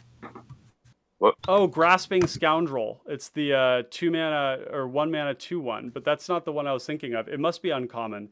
I think it's a one mana 1/2 that swings and it drains every time. But Grasping Scoundrel, I guess, yeah. But see, this doesn't really work with the deck, right? Like it's not, it is aggressive, but it's just meh. Okay, so we can go back to the list here. The card that we just added was let's see. So it was the Serrated Scorpion you put in, I recall. Yeah, and I haven't added that one just yet, but I think that one just should be in the deck, right? Oh, like right. That should be in the main deck. Serrated Scorpion is going to be a 1-drop. This is actually the most efficient of all of those creatures, and it's unblockable in this deck, which is cool. So I don't know if you've got Vermin Gorger in your list. I don't. It's similar to Lampad. It is similar to Lampad. It's only 1 activation, but it is each opponent losing 2 when you gain 2. Yeah. And that makes it a pretty strong sack outlet for that reason as well. Yeah. So the more death triggers you put in the deck, the more like Lampad and Vermin Gorger and these kind of creatures get better. Yeah, they do. And right alongside like Desperate Farmer, right? The other one was I will say if you're looking for a 1-drop, if you are looking for a one drop, Yes. one stack outlet I'm a huge fan of currently is Ecstatic Awakener. Dude, that card is in the deck. I love that card. And for it's those great. of you watching, this is like one of my favorite commons ever printed, maybe right alongside Kel'Joran Dead. Simply because the card is so goddamn metal, dude. Like, bones cracked, flesh split apart, and the screams of euphoric agony gave way to unholy laughter. So fucking metal. This card is so sick. It's so cool. So that's one of the reasons I really like this deck, is you can go turn 1 that, turn 2 Golem, turn 3 sack it to Ecstatic Awakener, tempt, and then you can start doing your stuff. So yeah, pretty cool. The 3 mana to activate is pretty the 3 mana to activate looks expensive, but you can curve. It's like you say, you can curve into it, and even stacking 1 creature and drawing a card to flip this into like a 4/4 beat stick. It's like it comes together really well. It does. Yeah, it's like unblockable when I don't need to use it. It scales nicely, and it draws you a card for your trouble. It's a very, very cool card in a list like this. And at worst, right, you can't just stack it to like any of your outlets. So then, if I went down to 33 lands and added Dark Ritual, I think that seems fine. I want to hit my land drops, but like I can hit land drops in a lot of ways in this deck. So I think that even though I like the idea of really like strong consistency from this deck, I think that Dark Ritual is going to be a good fit. A solid play pattern for sure can be like something like, if you've got Dark Ritual in your opening hand, it would be like something like a turn 1 3-drop into turn 2 Golem, or even if you do like turn 2, you have 4 mana on turn 2, so you can play like Golem and a 2-drop, stuff like that. Like it's just a good accelerant, right? And then Culling the Weak is the same, except you also do get the death trigger off like your creatures that way, which is also really nice. Yeah, totally. Absolutely. Yeah, this is all really good. I think that these shifts are positive for the deck. In all honesty, like this is kind of a funny thing, but Bojuka Bog feels like maybe not the right card for the deck. Even though I would be having no graveyard hate. Bojuka Bog is I prefer. Kind of tap lands can be pretty inconvenient to come across, like things that have to come in taps. Like I run Peat Bog as like my only tap land, basically, which is college comes in on tap more often. But Peat Bog is like a ritual on a land, which is helpful for like Larry, obviously. But for graveyard hate, I think Null Spellbomb is probably the best. Yeah, the only thing is I don't want to allocate a slot to graveyard hate in this like very aggressive deck, because I think that frankly that is other people's problem to handle. And if we build the deck to try and like respond to that kind of stuff, my concern is that it just sort of ends up like diluting the deck or taking up slots that I would like for other things. Well, look at it this way, right? The reason why I like Null Spellbomb in particular is that like it's particularly harmless to even include, right? Because it's like effectively like a 2-mana cantrip. Which is not the worst, for what we're trying to do, even if you have to cycle it. Right? It's similar to Unearth, right? When you don't have something to bring back, you just cycle it. But again, like I personally think it is, while it might not be like what we're like primarily trying to do, even just having that one piece to sort of help deal with it is important against like certain matchups like Abdul, where they have that potential to, pop off with their graveyard, stuff like that. It's just sort of trying to be sort of mindful of like the current meta.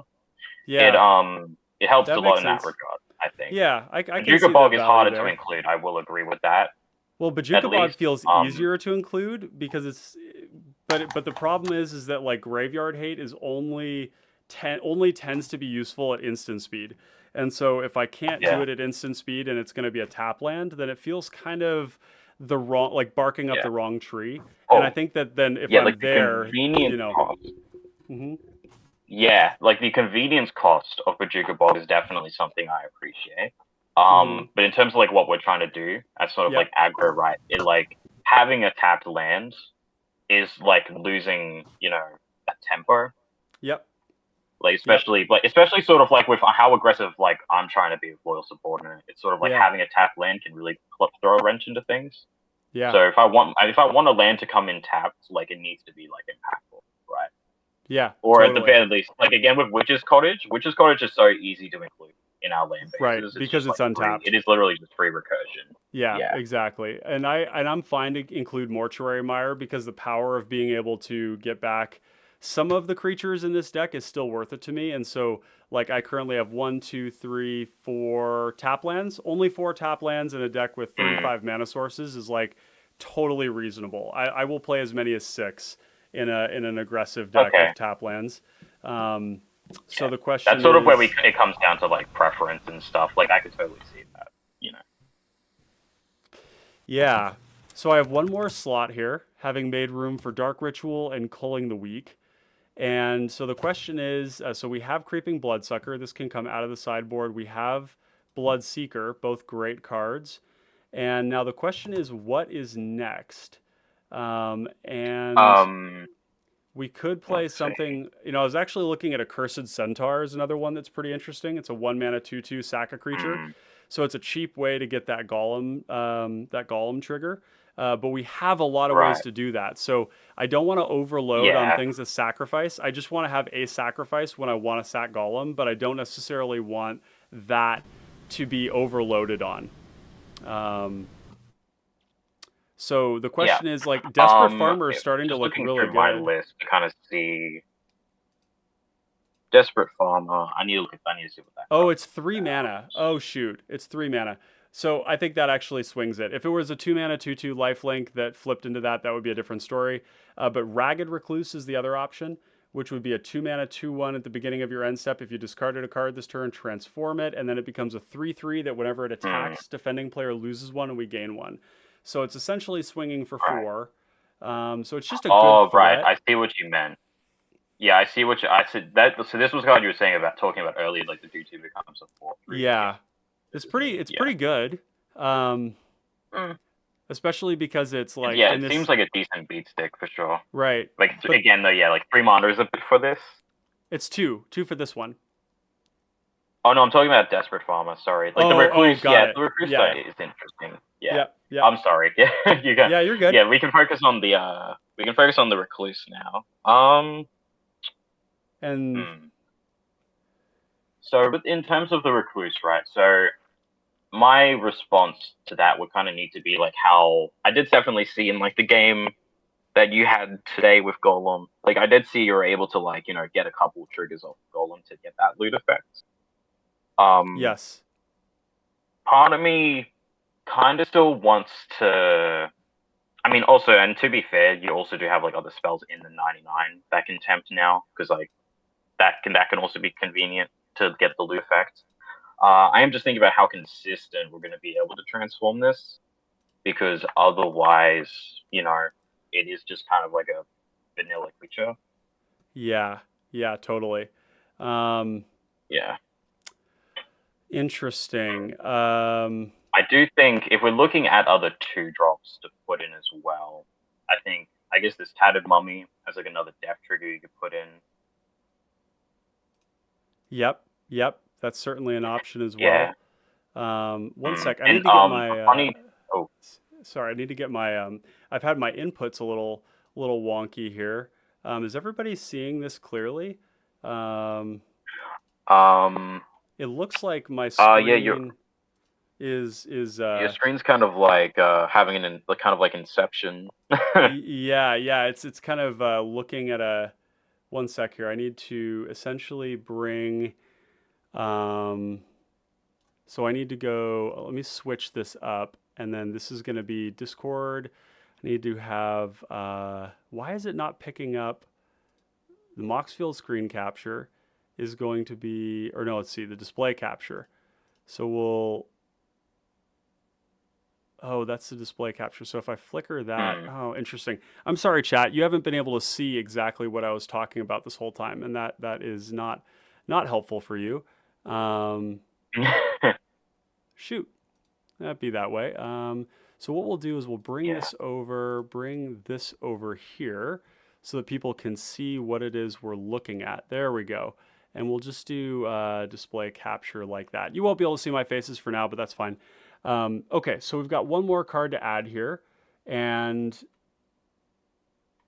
it could be a variety of things. If we're looking, actually, I do have to say, because I'm a big fan of like the depth triggers, right? And like, Yeah. you did talk about Etched Familiar earlier, right? Do you run Soul Cage Fiend? No, that one's on the list though. Soul Cage Fiend and Arrogant Outlaw and Vampire Spawn. So I don't have two of those. Yeah. And I think the Vampire Spawn would be a great fit for here. I only have 3 3-drops right now, so that seems fine. Yeah, if we're looking at depth triggers, I would say as much as you are losing life as well off of the Soul Cage Fiend, like 3 to each player is still a really good rate. And it's a 3/2. And also it's like double black pips for like devotion, for example. For Gary. It hits harder in combat, and it hits harder in combat. It's gonna. I think the Vampire Spawn might still be better because Vampire Spawn having less power actually makes it slightly better as a target for the Ring Bearer. Sculpt. But the thing is, I have so many 1-power creatures that I almost never lack one to put in. So I think the Vampire Spawn. I will say. Well, actually, what about Etched Familiar? Would Etched Familiar just be a good middle ground there, where you're draining for 2, and you're gaining life instead of losing it, and it's 3 power, and it's something I can bring back with Unearth. So. If that's what you want to do, that sounds good. I think that seems fine to me. That seems like a good compromise. And you're running. Oh right, I just noticed. Yeah, you're not running. Are you running Fleshback Marauder? Let's see. Do I have it? I may have cut it. Yeah. Yeah, I mean. The Fleshback Marauder does kind of hit that same curve line, right? Where you go like turn 2 Golem, and you could go like turn 3 Marauder to like sack Golem, or like maybe some kind of depth trigger as well. The only thing, so I can see that, and it's just like an edict for your opponents as well. The only thing about that is that edicts have been pretty. I don't know. Lately, they've gotten kind of bad, because, like, if we think about the decks that we're likely to run into in this current meta. There's, TPI doesn't care at all. Abdel doesn't care at all. And frankly, it might even help Abdel by letting them reuse Abdel again if they don't have a flicker. Gut doesn't really care about it. There's just a lot of decks that don't care about it. That doesn't mean we shouldn't run them, though.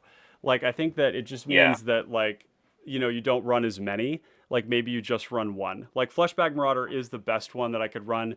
Or I could run Chain Devil, and then it would get around the token thing, which is actually pretty good. So it doesn't curve out as well, but it does hit the things I want to hit. That's fair. Yeah, I could also cut Highborn. The funny thing about Marauder... Oh, Highborn Ghoul? Yeah, it's a double black pip, 2/1 Intimidate. I like this card a lot, but it is like pretty generic, and it could be something that... it could be an edict creature, for example. Yeah. Something I definitely do notice as well, like when I play Larry, right, is in terms of like us including the depth triggers, I think for your deck as well, especially because Golem is a sack outlet itself. Yeah. This is convenient as well. As much as we're not getting immediate damage off of these right away, it's the way you're able to. It's the way you're sort of able to develop that board state. Yes. To where all your outlets can just go like, okay, like turn 5, turn 6, just sack them all in one go to like close out the game. Yeah. No, it's a great snowball effect. And like Fleshback Marauder, just coming back to that, ironically, is it's a zombie. Which is nice for like Larry specifically, because I run like the whole zombie package in my deck for like Shepherd of Rot, which is like a really massive payoff. Yeah. So like it really does come down to preference, right? I think Chain Devil makes sense, sort of like for your list if you're looking for like bigger things. It's like a 4/2 beat.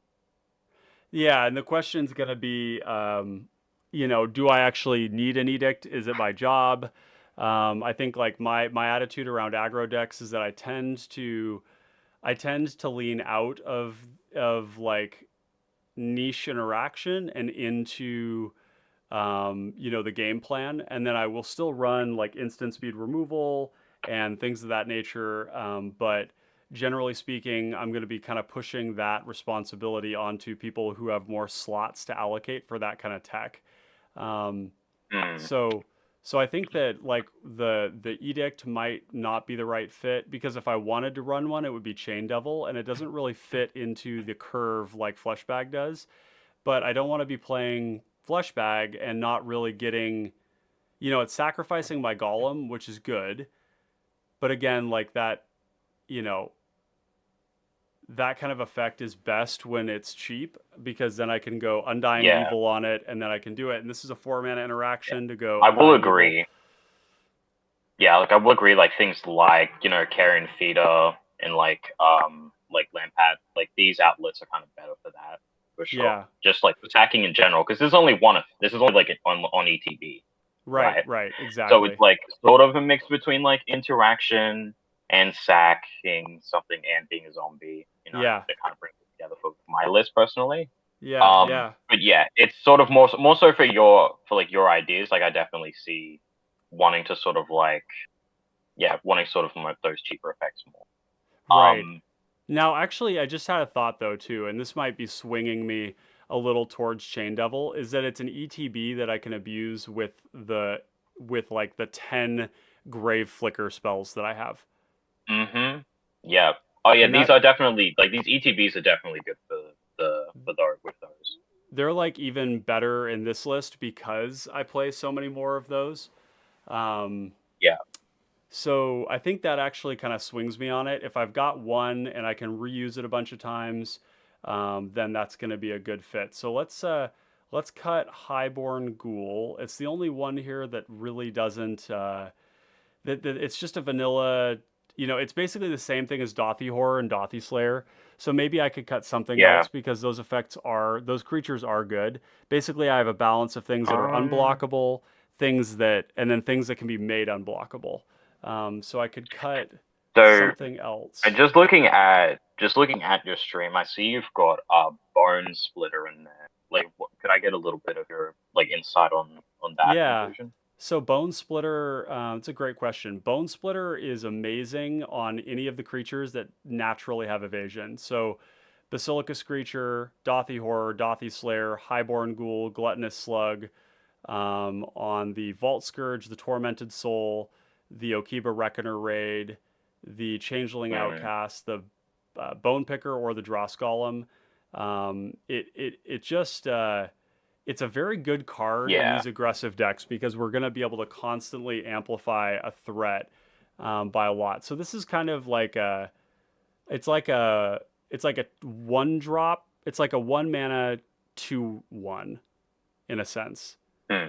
But yeah, like it costs costs 2 to cast. It's very cheap for its effect. Yeah. Right, and then basically for the rest of the game, you always have this 2 power in play. And that feels really good. That's felt really good. Yeah. Especially when you're going the evasion route. Yeah, I can see that for sure. Yeah. Boy, I mean, I guess I could. I mean, I don't want to cut cards that tempt, because being able to cheat through that process is so good. If this card right here, Black Breath, I mean, it's just not an effect I care about in this deck. -1.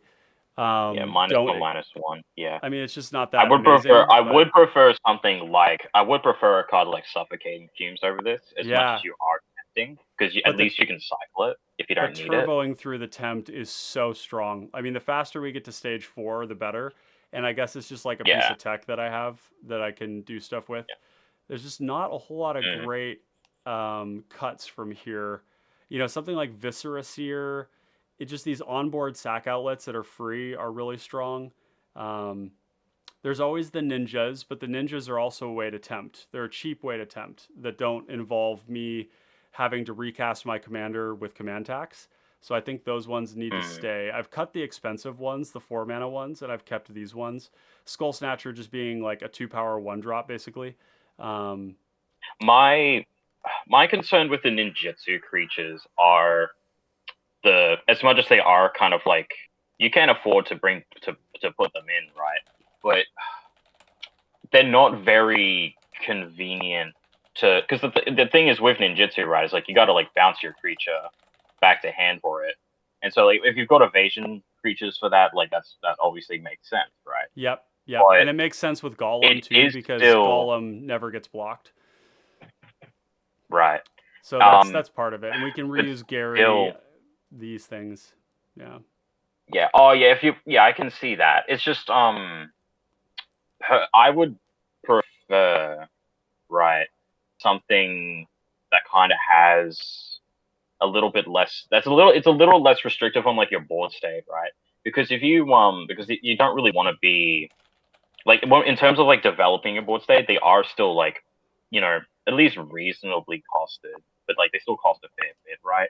And having to pay the cost as well to recast what you bounced as well can make it a bit slower.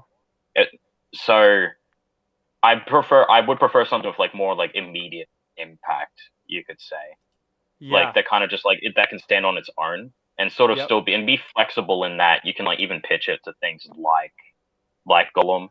That's why I do like the ETB creatures at 3 mana a lot for that reason, because you can like unearth them or like grave flicker them as well to kind of abuse those effects. Whereas with the ninjas, they are genuinely just more so like beat sticks that like can potentially slow you down, ironically.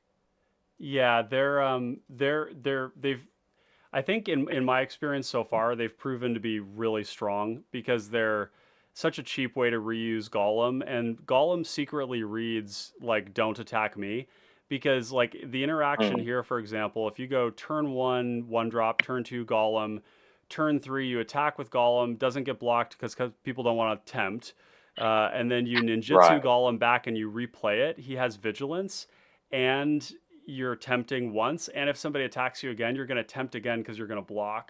So these have all been... I actually just thought about this. These have been really good for that reason.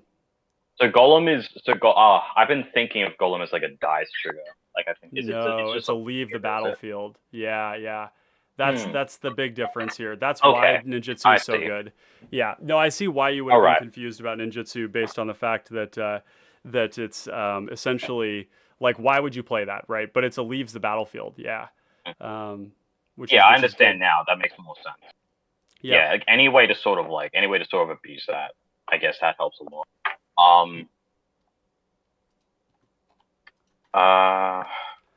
I think that at this point, I'm thinking of like I personally, it's weird for me because I kind of prefer. I wouldn't say generic, but sort of like I'm preferring with the way I've built Larry. It's sort of like I'm taking like a very like synergistic route. Yep. Whereas with your list, it's more so kind of just like standalone, a lot of like standalone creatures that are kind of like that also help. Yeah, it's a mix of them as well. Yeah, it's a mix. Yeah. Like we're basically like we have these generically good black unblockable things. We have the synergy between like the Thornbow archers and whatnot. We have some sat creatures that are good, undercosted stuff like Kel'Joran Dead. And then we have the ninjutsu to bring things back. The main point of difference really between our decks, like thematically, is just that now that I have the drain creatures in here, is that I'm playing more towards ways of enabling Golem. And they're still aggressive. That's the beauty of it. Like if you look at the ninjutsu, the ninjutsu creatures are, where are they here? It's a 1 mana 2/1, it's a 2 mana 3/3, it's a 2 mana 3/2 lifelink.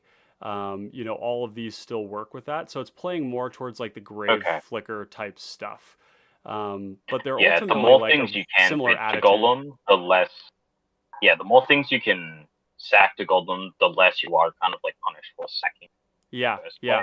Now, which is a point of contention that's a little difficult for me to grasp, even currently, because it's sort of like when we are trying to like close out the game while still progressing the ring, and you don't really have when you don't have like a create when you want to be focusing on hitting in, it kind of makes Golem. It kind of puts Golem at sort of like that pinch point, to where it's Yeah. like you can't really At that like point, take advantage of what you're wanting to do. at that point, usually when we're at that stage, we usually have like level 3 or 4 tempt, and at that point, Golem transitions into just a 3-power creature, and it becomes fodder for other things too. So if you have better stuff in play and you're swinging and you're at the stage 4, Golem is no longer unblockable basically because people don't care that you tempt anymore, right? So at that point, then Golem is just like fodder for these other effects. So I think this is a good place to start. To start with this, I don't like how it's impacted the curve. Like it's lower, it's kind of raised the curve a little bit, but I think that overall it makes the deck better. What we've done here with the drain creatures, making Golem more consistent will help a lot. I think I have kind of like, because we have kind of discussed this before, right? A big point that you've made about Golem is the fact that people don't want to hit into him, right? Yes. Even as like a 3-power attacker, like that is definitely like a reasonable, big stick, right? Even if you're not killing Golem, even if Golem doesn't die. But I personally worry that depending on sort of the tables you are at, even sort of being like a 3-1 beat stick might not be impactful enough. Yeah, and in so some cases, it's not so much. It's where it's like obviously you've got like if you've got like combo at the table that like kind of like doesn't see Golem as that threat because he's not like doing commander damage necessarily, right? Or you have like mid range that can sort of like potentially sort of grind to the point where he can sort of just ignore it. It really comes down to like I do agree that there will be tables where Golem can connect, and it will still, and like you can progress with and you'll still have ways to progress with the ring. But there are other times where I think, people just won't care about Golem. Yeah, exactly. And so in that situation, that's been a good thing actually. You get so much. It's actually been a net positive in a lot of ways that people don't care about Golem because you're able to kind of sneak under the radar and continue to hit people for a long time, especially with the things that are draining everybody. And so it's not as fast as Larry is, but it applies pressure in a way that kind of makes us not the reasonable target of other people's interaction because there's other bigger things happening at the table. Whereas like when we played against Clay, for example, with Larry, the deck definitely demanded attention and nobody at the table had removal for it. So it was kind of like the game itself kind of played out that way. But like had I been playing some other deck, like, I would have just killed the Larry and then Clay wouldn't have done anything the rest of the game. It would have been a very, very slow game. Whereas like Golem has this built-in thing where it's like nobody wants to kill it, and so you get to hang on to it for a long time, and you get to do all this stuff with it, and it's like you get to do a lot of stuff with all of your stuff, and so it's actually kind of a different game theory in a sense, but the goal is the same. And then when you finally get to stage 4, then you actually end the game very, very quickly, right? Like the end comes super quick with this. Yeah. So all I'm saying, right, is I definitely do understand like how you sort of feel about it because like with Golem, they're like you definitely have like a lot of like with your standalone sort of like play style, right, with your creatures and all that also do have that again, like that mix of synergy here and there. Yeah. You do have that. Your board is going to be competent to at least to some degree to like chip people here and there throughout the game with your weenies and all that. Totally.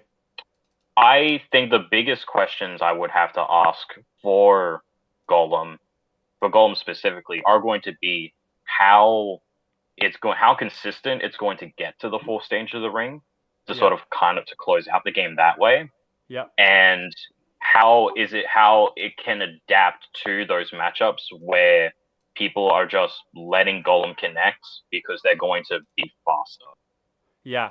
And like, So that's a good question, and I think what I've found so far is that you like this last game wasn't a very good example of that because there were more pressing matters that I had to deal with, but the tempt is usually pretty consistent. Pretty consistent that we can get like 2 to 3 stages in pretty rapidly, and that seems to work well. And then the second stage kind of the first stage fuels the aggression, second stage fuels getting to the third and fourth. So that's been good. So it's not so much that it's not it's basically it's working. It's just a matter of the of getting the optimization of the cards right. And I think the changes we made today definitely take us in that direction. Like this game right here that I'm playing out right now. It's like I was saying, right? Ultimately, what I like the most about like these new inclusions are that we're not relying on the force stage as much, right? We're getting that reach through these death triggers. Yes. While also giving us sack fodder for Golem to make up for what I was saying earlier about, maybe not really having things to sack when you want to be tempting. Yeah. So yeah, like that helps it be a lot more consistent, even if we had to up the curve a little bit. Yeah. We did put in some acceleration with Dark Ritual and Culling the Weak as And, well to kind of help mitigate that. I mean, this game you can see exactly what happened with that. Like we went turn 1 Denizen, turn 1 Golem with the Dark Ritual, turn 2 Night Market Lookout and a tap land. That's a very aggressive start because, and then we sacked the Golem afterwards to give this the unblockable, and now this thing is swinging in, padding our life total every turn, applying pressure. Like this is turning out to be a very functional game here. And the nice thing is that the moment we get some sort of Grave Flicker, we're going to be able to costly plunder Grave Flicker Gary to apply more pressure there even. So this is, oh yeah, like look, this is so gross. Yeah. All this stuff is like really, really disturbing. You like do this and then, go 1, 2, costly plunder. This goes away. This comes back in. We're going to draw cards. Oh, geez. You found another. That's cute. Yeah. Yeah. I mean, that's nice. It's pretty sick. It's done a lot of I could definitely stuff. see. Yeah. One thing I will actually add, right, is because of your list, right? I kind of like been doing my own play testing with your list, seeing how it plays, and it sort of motivated me as well to sort of similarly test how my deck functions sort of without Larry, to sort of kind of get a better picture of like when Larry is interacted with. I bet it does great. And I mean, your deck seems very well insulated against it. Yeah, it is actually pretty consistent. Like the burn in the deck in the 99 is consistent because it has to be, right? It has to complement Larry as best as possible. Yep. And so even on its own, it can sort of snowball, like I said, like we've talked about with like Lampad and like Vermigorgia and all these burn effects that can kind of come together that way. And these creatures that you have that like the Etched Familiar and the Caged Fiend, both of them have this weird text where it's like nobody wants to like lose their creature and 3 life anyways, and so psychologically people probably don't block those that often, but the correct thing to do would be to kill them as soon as possible so that you don't take like a fuckload of damage off of them. Because if Caged Fiend gets in for like if Caged Fiend gets in once, he dealt 12 damage to the table if he dies the next combat, and that's so much damage. I mean, it's so much damage. But like really quick, I just want to look at this hand here. This is turn 1, and turn 2. I mean, this is such a this is a blister. This is a nice Culling the Weak hand as well. So I think we get Bloodseeker out first instead of playing these two. Or actually, you know what? We could also do... Actually, you do. I think you could play those 2 first because like the Fiend is going to have more reach. It is definitely matchup dependent though, because you'll have games like things like Apple, like obviously Bloodseeker is really good against. I think on average, we do this early on, depending on the matchup, early dealing with other aggro decks, yeah, like Oof. you can play that. Oh my god. Okay, so this is really sick. We go 1, 2. This probably goes in at a combo player, but this can go at anyone Yeah. right now. Or actually, no, it can't because it Mhm. hasn't been tempted. So these may not be able to swing, or maybe both of them go at combo. And then you go 1, 2, Yeah. Golem. And actually, maybe the way we do this instead, actually, is we do this. We go Golem for 2, 1 mana for. I'd love to be able to pair both of these, though. Yeah. So, I mean, I think we might not be able to get greedy with this. We just go Culling the Weak on Golem. We give the ring to the Night Market Lookout. And then And that's 4 mana. 4 mana. And then we're going to go... we could play any number of these things. So we probably go... Yeah, I would say you could play the you play the 3-drop and you play the Bloodseeker. Or actually, here's the other thing, because we want to be able to get this attack trigger. So we need to be able to go, we need to attack, and then we cast Golem, and then we sack it, then we cast the Outlaw, and we cast the Changeling Outcast, maybe? Or maybe we go Pulse Tracker. And No, I would say the Pulse Tracker, because like you've already tempted, right? Yep. And then what you can do is you can use the Outcast as like sack fodder for Golem. Yep. Yeah, exactly. Or even better, right? You do have the Undying Evil if you wanted to sack the. You can hit for 3 with the Vampire on your next turn. So now and then Undying it to then sack to Golem to get back. Right. So we're gonna go attack. These ones may not be able to attack. It's possible. But then we go 1 mana at end of turn. We're gonna go Undying Evil on this. Pay 1 for Golem. Sack it. This is gonna come back in with a +1/+1 counter on it. And we get Golem back. The 4/3 and it gets the trigger. Right, and then we go 1 mana Changeling Outcast. And this is turn 4. I mean, this is a lot of pressure, right? And the ability to retain these through combat is going to be really strong. And then like turn. Oh, see, this is great. We go Tormented Soul and Golem, and like we're off to the races here. We have interaction in hand. Yeah, we're gonna. Your board is nice here for sure. We could actually go. Like I think the Tormented Soul is better in play because now we have to attack, we loot. Oh boy, so we get rid of this, and now we have the Claim the Precious. So we go here. This is where this Marsh Mist Titan is really stupid, right? Like you're playing a lot of little things that will help rack up the motion. I think we just claim the Firstborn to get this one step further because we can. I mean, we could actually, it doesn't do anything for us right now, actually, so we just probably go 1 mana. If you get 1 more mana, like if you get, I'm not thinking straight, actually. I was thinking if you get 1 more mana and you have like a way to get rid of Golem, you could just tempt twice. Ooh, that's brutal. And then that'll get you to the 4th stage. Ooh. I mean, this is better, but this is castable right now. It's a little bit of a tough call. There may have been an argument actually to leaving this in hand because we just want to see what our options are, right? So this is technically still at 2. Yeah, for sure. And I mean the Marsh Mist Titan is just huge. It's just huge. I mean your board's already this like solid, right? I mean it does depend on if you have faith in your land drops, right? I think we just discard this and we just say we prefer to do Claim the Firstborn and just basically once we get to 3 or once we get to 4, then we're really running pretty hard. So maybe we just cast this, we kill something, maybe an Abdel or I don't know, we just kill something with it. We go stage 4, we swing out, and this is going to be our game ender, right? So now we're just kind of sitting on stuff. We go to combat again with all this.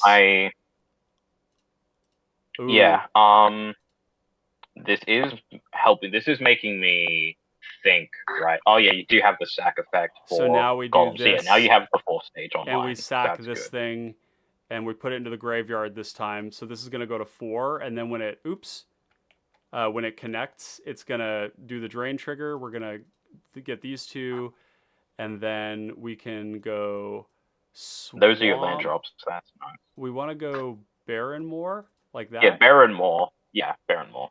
And then draw. That's oh my fine, gosh, right? this is such a cool combination with Yeah. Golem. So we can go 4 Yeah, mana. exactly.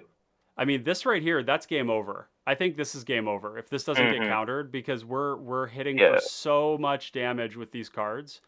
Like these right here have already chipped What is in for 8 turns. 1, 2, 3, 4. Yeah, what 5, turn 6, did 7, you? 8. That was so what turn turn is 8. this? Turn Right. 7. Turn 7, stage 3. Yeah.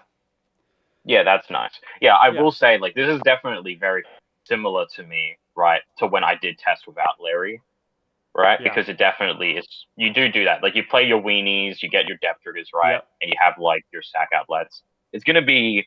This is just what I like. This is what I like about this archetype, right? Yeah, It's it's an gonna- archetype. It's bigger than it looks because it's gonna Yes. have that reach with Yeah. its triggers. Well, and what's Yeah. you said it really well there, and it's it's a really cool thing to look at this as an archetype, right? Like this black aggro is a self-contained archetype that uses cheap evasive creatures. It uses creatures that drain the whole table. It to both apply pressure and to survive. And it has really good value creatures up the curve. So when we go back and look, like black is the best place too for initiative. So the initiative, we get both of those. They're very very powerful. We have the Gary to really end the game. We have all of these ways to reuse the ETBs with these like quote unquote protection spells and recursion. And we have amazing draw spells that also go face. Yeah, I do understand your appeal, like the appeal you have in the initiative, right? This comes down now. This is where it kind of comes down to like preference, right? Yeah. And also a fair bit in terms of like deck building as well. I personally find the initiative, as much value as you can get off it, it can like probably the biggest thing that this deck might have a problem with is defense. As much as we can get it back, as much as we've got evasion to get it back, I don't like the idea of like giving my opponents value necessarily with the initiative. And also, more importantly, right, in terms of Larry's build, all the rituals in my list, you have your rituals. The rituals in your list will actually be helpful for getting those creatures down. I mean, yeah, we can play a getting the initiative early. Turn 2 Vicious Battle Rager or Underdark Explorer. And the other thing too is that we're actually not as easy to hit as it would seem, because we've got the Golem, which if it sits back, people don't really want to help tempt me, right? Like I can sit back the Golem. We have all this life gain. Yeah, I understand that. I'm just saying, right, the aggro that we do have to compete with, so things like Dagger and Guts, are going to have similar evasion to take the initiative from us, as much as we do have these blockers, admittedly. And ultimately, the initiative, for the decks that don't care about the initiative, they are going to be like the combo decks that can, race us with their combo as well. Right. And so, I think, ultimately, I think the initiative is in a really kind of weird place at the moment, where as much as there is a lot of value to be had in it, like I would love to put the initiative in Larry, but the point I was going to get to, right, was all my rituals are focused on playing Larry over the initiative creatures, because Larry is just so high impact. Yeah. And so, because of that, it really does come down to sort of where your priorities are, sort of like how do you feel they're best contributing to it. To that, I would say, like, the left side of the initiative is pretty helpful, right? I would say for your list, I guess, because super cracked. You get the land tutor. Yep. Yeah, the land tutor, you get Forge. Trap is a huge damage dealer. And then if at some point, if you do potentially get to Throne of the Dead Tree, we have all of these creatures you can find, right? Yeah, exactly. Running it's like 32, 36 creatures. It's kind of like the best. I mean, the funny thing is that even in decks that even in this deck, which has like an intentionally very low curve, the upside of being able to play this mechanic that is so aggressive, and I think that's part of it, is that the initiative is very aggressive, and I'm actually kind of happy to give it away to people, because a lot of times it's a bartering chip that I can use to basically help apply more pressure to the people that I want dead anyways. And the ability to Right. turbo it into play with the basically like this interaction of Culling the Weak and let's see if I can find it here. Culling the Weak and Dark Ritual are like classic 60 card shit. It's like the stuff that made it so broken that they had to ban it was that you could power these things out on turn 2 or turn 1. You can't do turn 1 in this one because you don't have any free creatures that you can play for Culling the Weak, but you can definitely turn 2 them with the rituals. And the counters are really relevant on the unblockable creatures. The Drain 5 is really synergistic. The 4/1 is super powerful. And then the Throne of the Dead 3 flips stuff into play that just literally ends the game. Like Crypt Rats, Gary, another initiative creature, like a lifelinker, like this Mokutai Ambusher. So it's been really good, and I haven't had any trouble playing it, and I haven't had any trouble giving it away to people that I don't want having it. But I definitely understand people's reticence to play a mechanic that potentially helps other people. I totally understand. And it's also especially because, like it depends on like for your deck, right? Yeah. When you're wanting to kill around turn 8, because turn 8 is the reason why I like so much about turn 8 as a specific like winning turn is that it was the average winning turn for the tournament in May. Yeah. And that is like that's definitely like the margin you need to kind of match. Yeah. Right. Exactly. And because of that, a big question to me, right, is even when you do get the initiative, right, if you don't turbo it out like turn 2 or turn 3, like you're putting it down turn 4, turn 5, at that point, there is a question to be had about whether or not it actually is going to impact the game sooner. Right. Whereas again, like if we have like options, if we have like these other creatures that we can ritual out, like it's also the similar reason why I'm running stuff like Bubbling Muck.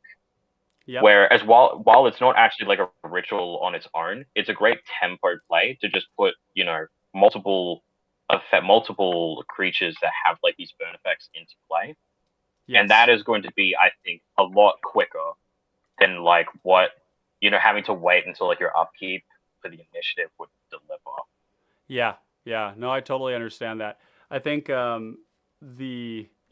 there's definitely good arguments there around, just generally like where the initiative is at right now. I happen to think it's in a really good place. I totally understand for folks who maybe think differently around that, for yourself and for others. And I think in this particular deck, especially because we've got even more Grave Flickers, the ability to Grave Flicker these things as well is basically is part of what turns the corner there. Something like Monarch, I did cut from the it's deck. also Monarch, it's sort of like that similar direction. And also just to like be clear, right? You will definitely have an easier time including it in your list. Yes. Including the initiative in your list, because you are sort of trying to hit a winning. You're trying to win, like I'm trying to win by like turn 6 or turn 7, right? Yeah, and this is and more so like Larry is like the primary thing I want to cheat out. Yeah, exactly. Yeah, exactly. like your list is sort of like a lot more closer to like around like a turn 8 to turn 9. Yeah, possible, turn 8, turn 10, I think is totally reasonable. It's about 2 turns slower, and the choice to play this one over Subordinate would be really a question of like, do you want to be faster or do you want to be more resilient? And I think that's a perfectly reasonable trade-off, right? Like if you're going to a tournament and you really want to be all gas, no brakes, I think that your build of the Loyal Subordinate is definitely where you want to be. If this is kind of like more of, I would say this is like the conservative player's aggro deck, is one way to look at it. Like we're very proactive. We have lots of ways to apply pressure. The pressure is a little bit more inexorable in this deck because we have so many of these unblockable evasive creatures. Whereas in yours, it's more about like you're constantly hitting the whole table. You're more of the problem. You're going to warrant more interaction. This one here is flying a little more under the radar. We're still applying a lot of pressure because both of our decks have the same amount of interaction and the same amount of card advantage, except that my command zone has the ability to loot, and we have this evasion. So they're really doing very, very similar things, but with different cards, which is fascinating, like really fascinating. Yeah, I definitely. Yeah, but again, it's like I definitely do think speed is will be a huge factor for like the format moving forward, right? And so like I don't want this to be like taken in any way, right? I don't want I do of think course. like you definitely have a lot of good stuff going on here, but oh nice, cool, yeah, yeah, you definitely have a lot of good in your golem list for sure. But I think ultimately, like the biggest thing to me, right, is when you have like the point you've made, right, about resiliency Mhm. and kind of like conservative play, right? Yep. I personally think, in terms of what aggro is trying to do, it is trying to sort of like, it is like if we're looking to be as aggressive, if we're trying to have as much impact in the game as possible, like aggro needs to be like exemplifying that to it. Right. Yeah. And yeah, so as much as like you definitely have like a great game plan here for sure, in terms of like making sure you're getting your reach in, you're getting your evasion in for sure. Like with all of that, I prefer Larry because Larry is putting like a guaranteed clock on the game. Yeah. Like Well, as soon as it comes right. down, everyone needs to figure out what they are doing, because Yep. it's either they deal with the Larry or they die. Right? Yep. Or they Yeah. win soon, or they win faster. Or they win It's like faster. it's a huge yeah. pressure tool. Yeah. Yeah. And in this one, And because of that, it's like it helps for both. It helps for both, you know, reminding people about like just how important it is in the format for things like threat assessment, or Yes. you know, for like actually having like a proactive game plan, and also just like for time, right? Because like for tournament play, we gotta like optimize to like win in like such a, you know, in like 95 minutes, I think, or so. And so Yeah. it's sort of like supporting it is dropping into play in like, oh yeah, so like those 95 minutes are like half an hour instead, right? Like Yep. I literally had the game, like a game like last week or so, where we had like Dogger, Kedis, and Loyal Subordinate in play at once, and that was like literally a half an hour game. Like I had to take like a bus, and I managed to finish that game just before I had to go. Like Yeah. that's just how awesome those games are. I love those games where Yeah. you know Yeah. you've got like a really proactive table that is all able to sort of like account for each other, right, and be interactive with one another. Yeah. Absolutely. So yeah, I just Yeah. want that to just be. That's sort of like the biggest thing I wanted to bring here, to bring to this stream. Yeah. Here, No, that's a great because great input on your part. yeah, And like I think aggro's place in the meta. Aggro's place in the meta is very important for that reason. it is. It puts a clock on people. And it serves this function and this role of essentially, you know, that clock is really important. You're able to force people to deal with you that might, particularly combo players. If the combo player is spending their interaction against you because they're worried about dying to you, or if they don't have a win quick enough to present, or safe enough, whichever one they're looking at, then they're having to address you. And by doing so, the rest of the table can also apply pressure to them as well. So it's a really cool thing that in this format, we actually have aggro. And it's an important distinction between this and cEDH, is that in cEDH, you really don't have that. You have decks that can apply mid-range pressure, like your Timna Crom, that can apply good mid-range pressure, but like a lot of times the way that they're going to win is because that person took a lot of damage off of like Ancient Tomb, or off of other things that damage them, like Ad Nauseam, or you know, a Mana Vault or something like, or Mana Crypt. Is Threat it? assessment.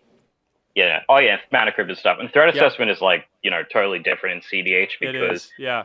it is so like mid-range combo oriented currently that it is like pretty much the only concern you may have in terms of attacks would definitely be like attacking black players first and foremost because of cards like Peer into the Abyss and Ad Nauseam. Yep. Right, because like that's definitely like black is like both like the most explosive when complemented with other colors, right? Yes. And the most draining. To yourself. It is. And so when you're playing like mid range in that format, it kind of acts like aggro because people have you don't have to deal 120 damage. You only have to do a little bit. And so having like an evasive flyer like Crom is going to do that, right? There's like big stuff that you can play that's going to be able to apply a lot of pressure, and people's life totals will be lower. So I think that certainly plays. We have a couple of comments in chat I want to address. We've got Alex saying, personally not a fan of the ring mechanic loyal subordinate. Seems like it does more to me having to really work for the drain as opposed to it just happening. Yeah, I understand that. The thing that we got to keep in mind though is that there are a lot of cards in Golem that are also in loyal subordinate that stick around for a lot longer.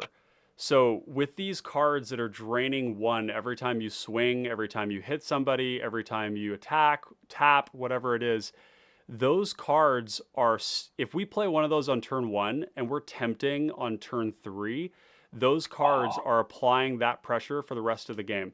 Now, you could say, oh, well, that's just a worse form of loyal subordinate. I would say that it's a form of pressure that is going to persist throughout the game because people aren't going to kill that thing, whereas people will kill the loyal subordinate. Now, these decks have lots of contingencies for that. We were just talking about the fact that both decks have resilience in the form of just a generically good deck that can play without their commander. I would say Golem plays better without the commander than loyal subordinate does because we have these ring mechanics that are making things unblockable.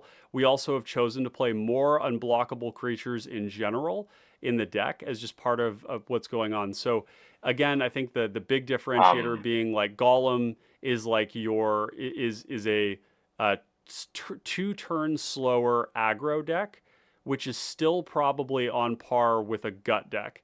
So a gut deck can kill a player by turn 5 if it's uninteracted with. You can deal 30 damage to one player. Now the other 2 kills. I think gut. So let me finish this thought. Gut. If we're talking, So with gut, you're going to be ending the game like between turn 8 and turn 10. Maybe you kill that first player, and then you're going to get interacted with, right? And then you're going to have to like replay your commander and all that stuff. And that's still reasonable. It's a great deck. This isn't knocking it at all or loyal subordinate or anything. It's just kind of comparing the differences that we have between them in terms of like the flavor that you've got there. Golem is not likely to flame out nearly as much as something like Gut that doesn't hit its 5th land drop and is not able to play Gut again once it's dead. Golem is actually, in many ways, even though we're building around the tempt mechanic, all of the things that we're building around it have other usability. So Ninjutsu is able to reuse a Gary. Ninjutsu is able to reuse Initiative. It's able to reuse the, an Edict creature if we had them in the deck, which we don't. It's able to reuse the ETBs. So it's actually not commander. It's very commander ambivalent, actually, in some ways. Like Golem is like this thing that we have in the deck that is an aggressive beater. It's fodder to be sacrificed. It turns on a mechanic that actively works towards this game plan where eventually when we hit that 3 drain, everybody is not at healthy life totals at that point. People are like pretty fucked up at that point. And so being able to have this like tempted creature that's just like hitting every turn, and now it's hitting for 5 because it's got this like damage, it's got the tap trigger, and it's got the combat damage trigger. That becomes a bit more inexorable. So it's just a different flavor of like black aggro. Like whereas Passageway Seer is another good example of one of these black aggro decks that's a little more on the resilient end. What was it you were gonna say? I was going to say this actually definitely reminded me when you brought up Gut.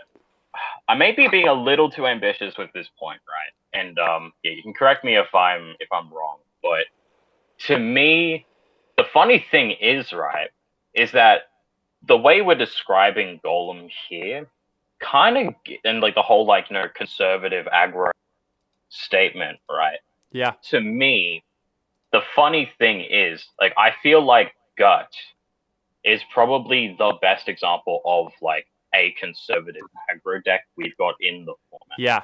Yeah. It right? is. It Because is a lot. Yeah. it's extremely it can be it's extremely aggressive to snowball with, but Guts and Inspiring Leader are very easily recastable because of the way the deck curves, right? Like even like a turn 2 rock is going to ensure that Gut and Leader are played on curve, Yes. and if not, they can be recast at least once. Yep. And that's really all you need, right? You need sack fodder, and they play sack fodder, they play similar recursion, and of course the difference is that they're Boros, and Boros has like a very strong base of like just like white and red interaction, as well as just value creatures as well, right?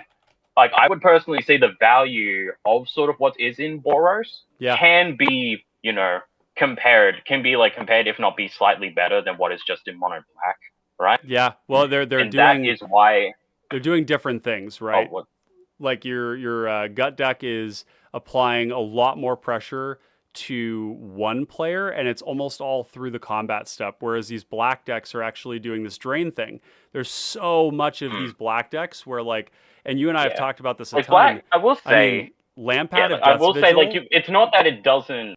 Yeah. Oh, sorry. Like, I will say, just before you continue, I just will say, like, red definitely does help give you at least a little bit of that reach. Like, you've got things like Bolt, Galvanic Blast, but it's also and Galvanic Blast and all that. But it is also just that the skeletons themselves are just so good. They're huge. Well, they're huge. Their evasion is insane. Yeah, their evasion with the power is so insane to where like you can definitely like kill a player by like turn 5, right? Yep. But the way you're then able to go wide and as well as consider other people's impact on the board state. Yep.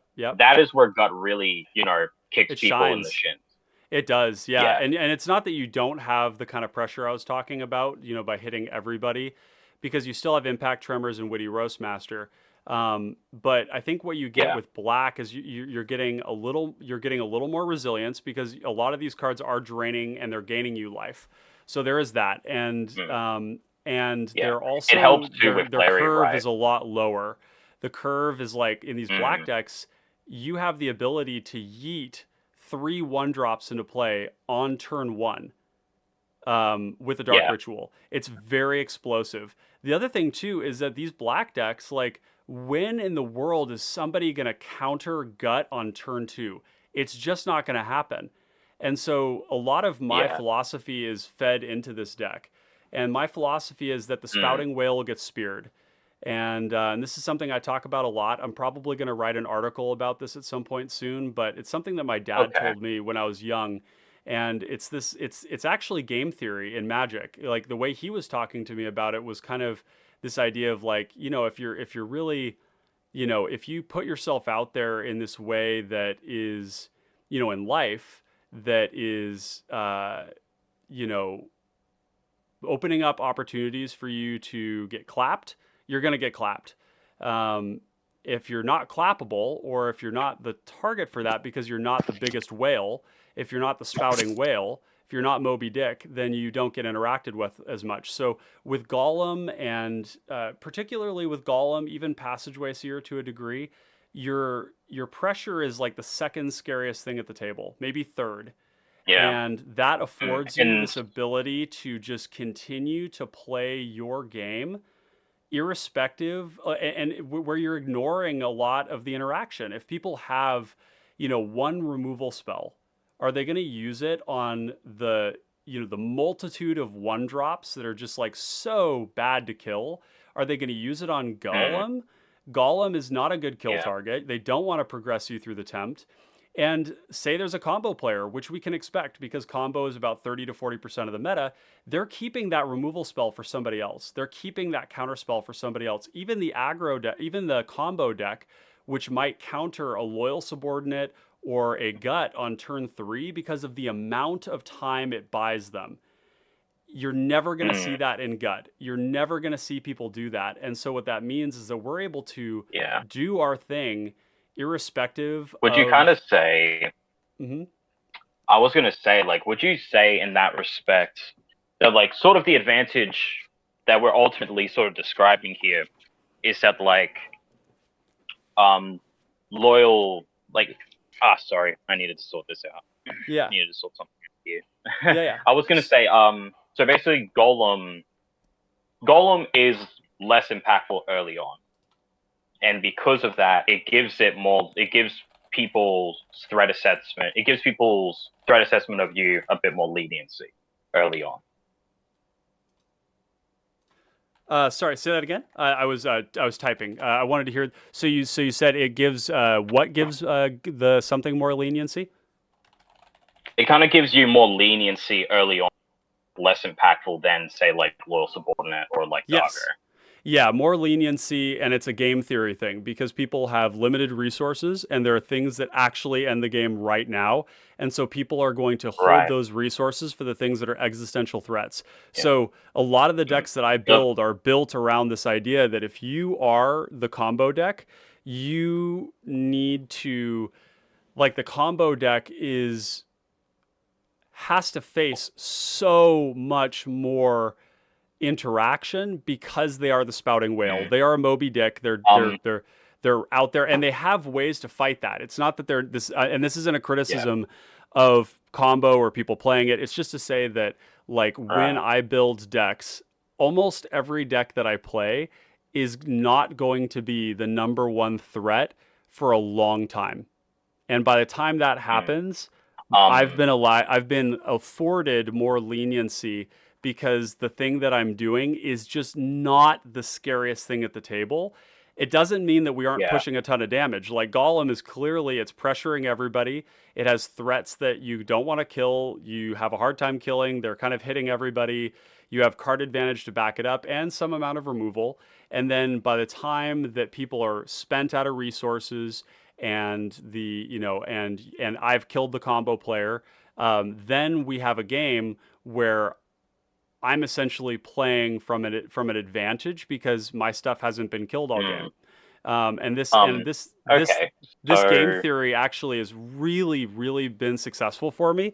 My win rate isn't something that I've tracked, but it's something that I've been doing ever since I started playing cPDH. So a great example would be like Witherbloom Apprentice, where Witherbloom Apprentice, was never the thing that was the priority target.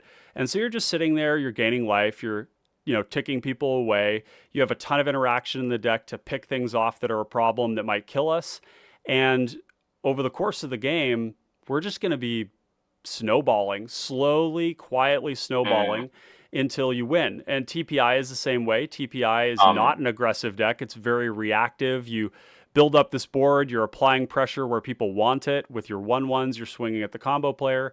But over time, you're building up these resources that are going to allow us to push through into a mid and late game where we are favored. And it's the successful game theory part of it is that basically people are forced to use their interaction on stuff that isn't you. And that's phenomenal. I will say, I got to tell you, Ryan, if we're going to be talking about sort of success in terms of these archetypes, the same way that combo would need to sort of orient around the table to make sure it can secure its combo win, right? Yeah. And have that interaction, using interaction accordingly.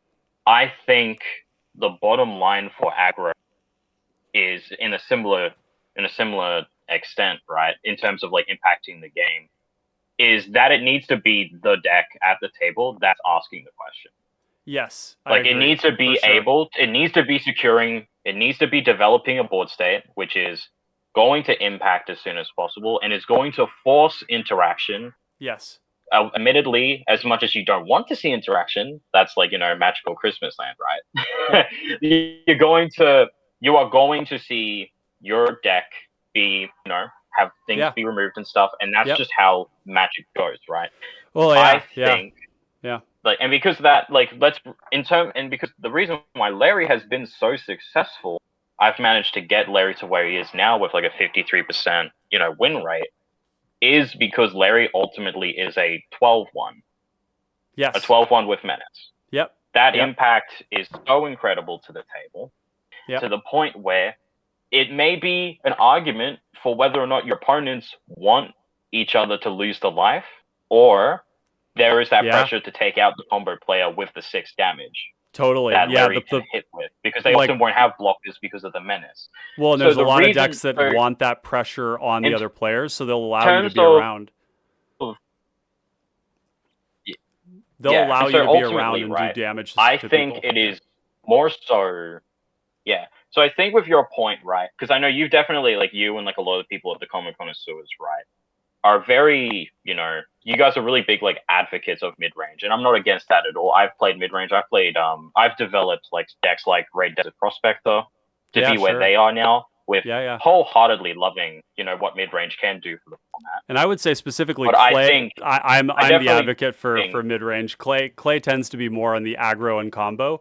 The mid range Right. thing is more of something that I advocate. Just to be clear, because Clay's specialty. Yeah. Oh no, and I've lies in a seen like different area. Oh no, and trust me, I get that. It's like I Yeah. know I was talking about like not just you or Clay. I was talking about like people just in the community in general, right? Yeah, And yeah, so, for sure. yeah, because I definitely think like a lot of the talk about threat assessment and such, in terms of sort of being able to snowball where we are doing it now, I feel personally that is best optimized in a mid-range list. Whereas aggro can try to focus on the fundamental fact that impacting the game as soon as possible Yes. is forcing action, which Yeah, inaction leads to victory. Yeah, totally. And And so- and that proactive nature, especially these black decks that are applying pressure to everybody, are accomplishing that in a really effective way, because we can be applying pressure Yeah. to the people we want dead, right? For example, in an aggro deck, a lot of times the leniency you gain is because other people want pressure on the combo player. So they say, yeah, do your thing. I'll take the damage from the Larry, or from these pingers in Golem, or from a Passageway Seer or something like that. They're happy with that, and they're totally fine with it, because they're seeing that this furthers their goals in a way. And so in some ways, like the leniency you get anyways is from the fact that you are doing what the table wants done while also furthering our goals. Yeah. It's an open-faced gambit. Mm. And so the more pro, so in Right, some like- ways you could kind of look at like Golem as being, in some ways, like a very proactive mid-range deck. It might be that we're misclassifying it.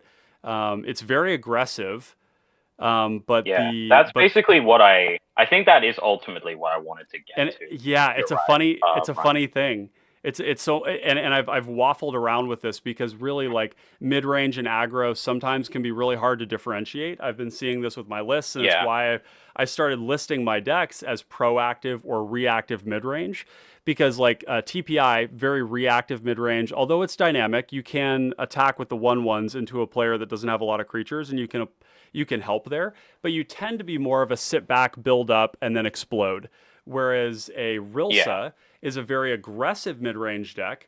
Rilsa, Halo Forager, the way I have it built, Gut, Passageway Seer, these have sources of card advantage or of other abilities or pressure in the command zone that are giving us a bit of a mid-range vibe, even though the 99 is very Yeah. aggressive.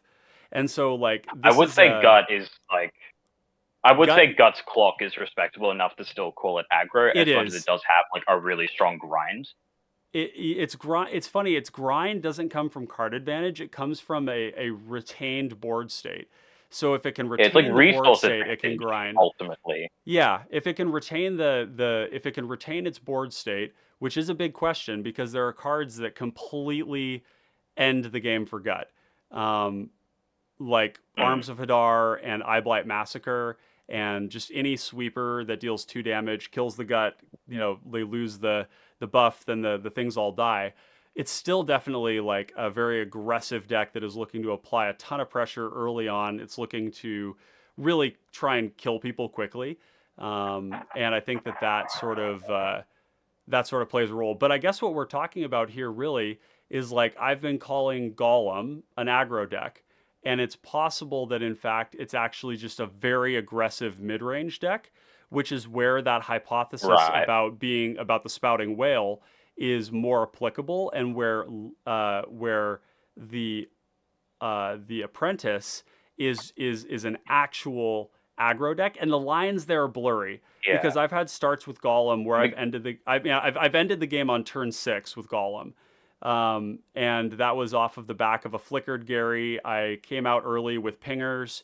There was another aggro deck at the table. They were applying pressure, so the life totals got kind of mid-level, and then it was just, Gary, Drain, Undying Evil, sack it to Viscera Seer, everybody's dead. So we have that ability, but it's not necessarily always going to be the game plan. Whereas in Loyal Subordinate, you're definitely looking to like end the game turn 6, turn 7, that kind of area, and the deck is like geared towards it. So maybe I need to be just renaming Golem as just proactive, very proactive mid-range. I think that seems kind of accurate to me. Yeah, and I tell you what as well, Ryan, is that the way I've seen this game plan sort of develop in your deck, right, is very similar to how I built Great Desert Prospector, ironically, right? And you would know, right, because you said with Derek. Yeah. You can see how it's sort of like, right, where you want to develop this board state to ultimately lead to a payoff, like just like an increase of damage, like the death triggers in Golem, or for like things like GDP would be like the mana you get for like Anthem activations, for example. Yeah. And like ultimately that is helping you close out the game. And so like that grind, being able to develop like the aristocrat strategy in your list is definitely helping with that mid-range plan a lot. And if there's anything I want to like talk about before I kind of head off,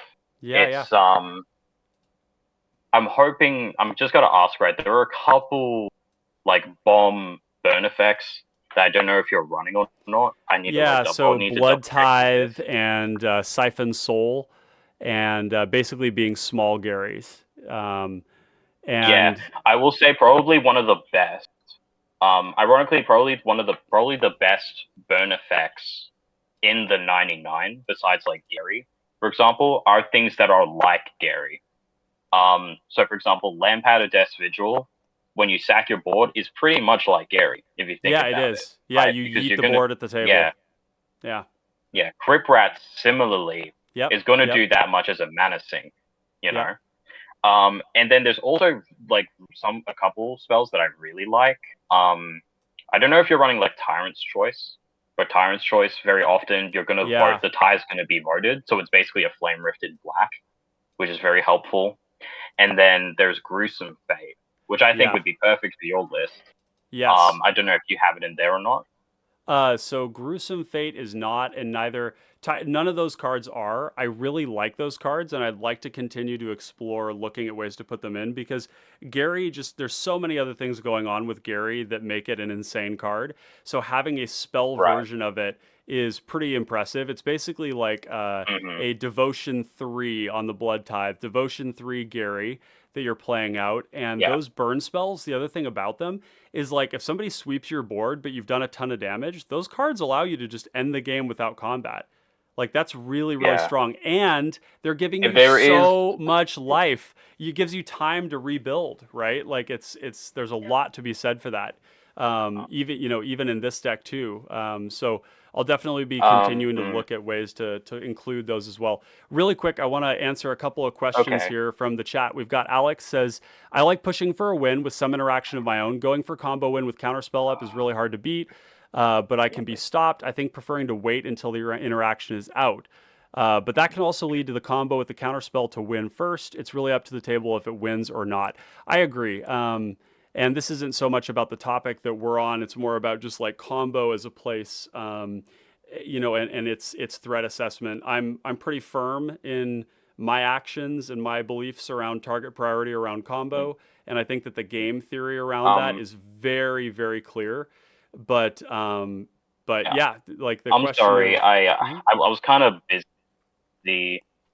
Like I had to talk to like my yeah, you're fine. You're fine. for a second. I'm actually wondering what was the question. Yeah. you were So the answering?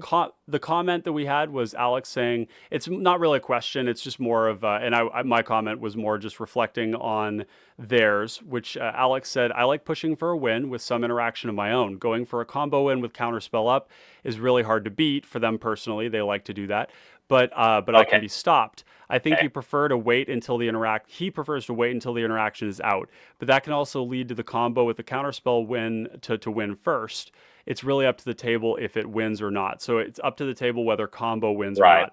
And I actually fully agree with that last statement in particular because the way that combo is built, a lot of combo is built, not all combo, but a lot of combo in this format is that if the table wants them dead, they will definitely. die. Pod composition is something that like people will.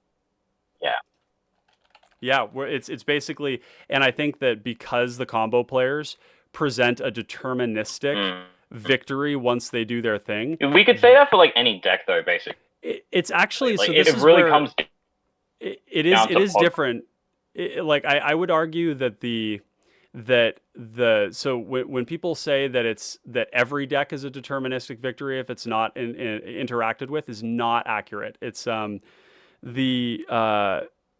I've lost a lot of games where I was playing control or mid range and I went into the late game. It happens. Things are not deterministic there. They are advantaged, but when you have to compare the two and you have interaction that can only be used against one player and you only have one combat step every turn, the reality is if the combo player does their thing, they will win the game on the spot and everybody loses. On the other hand, we have a player who you can actually play a game against if they quote unquote do their thing. You're not deterministically dead there. And so it is a false equivalency to paint combo and mid-range and control as being in the same vein if they're not interacted with, because one of them means that there's no more game left to play at all. And I've played games with control decks like Thrall Parasite where I get into the late game and I've been doing my thing and I still get run over by the aggro player. Maybe they're able to protect their linchpin. Maybe a gut player doesn't let their gut die. There's all sorts of things. Or a Dargo gets in for that eventual commander damage. And so I do think that this really suggests that the target priority is pretty clear for me personally when it comes to that kind of a stuff, because it ultimately it presents something that ends the game on the spot, and you don't get a whole lot of that in control and mid range. Like even TPI, I had a game in the tournament where I landed my Ophidian Eye combo. I drew 18 cards and I lost on the next turn. So I did my thing and I still lost.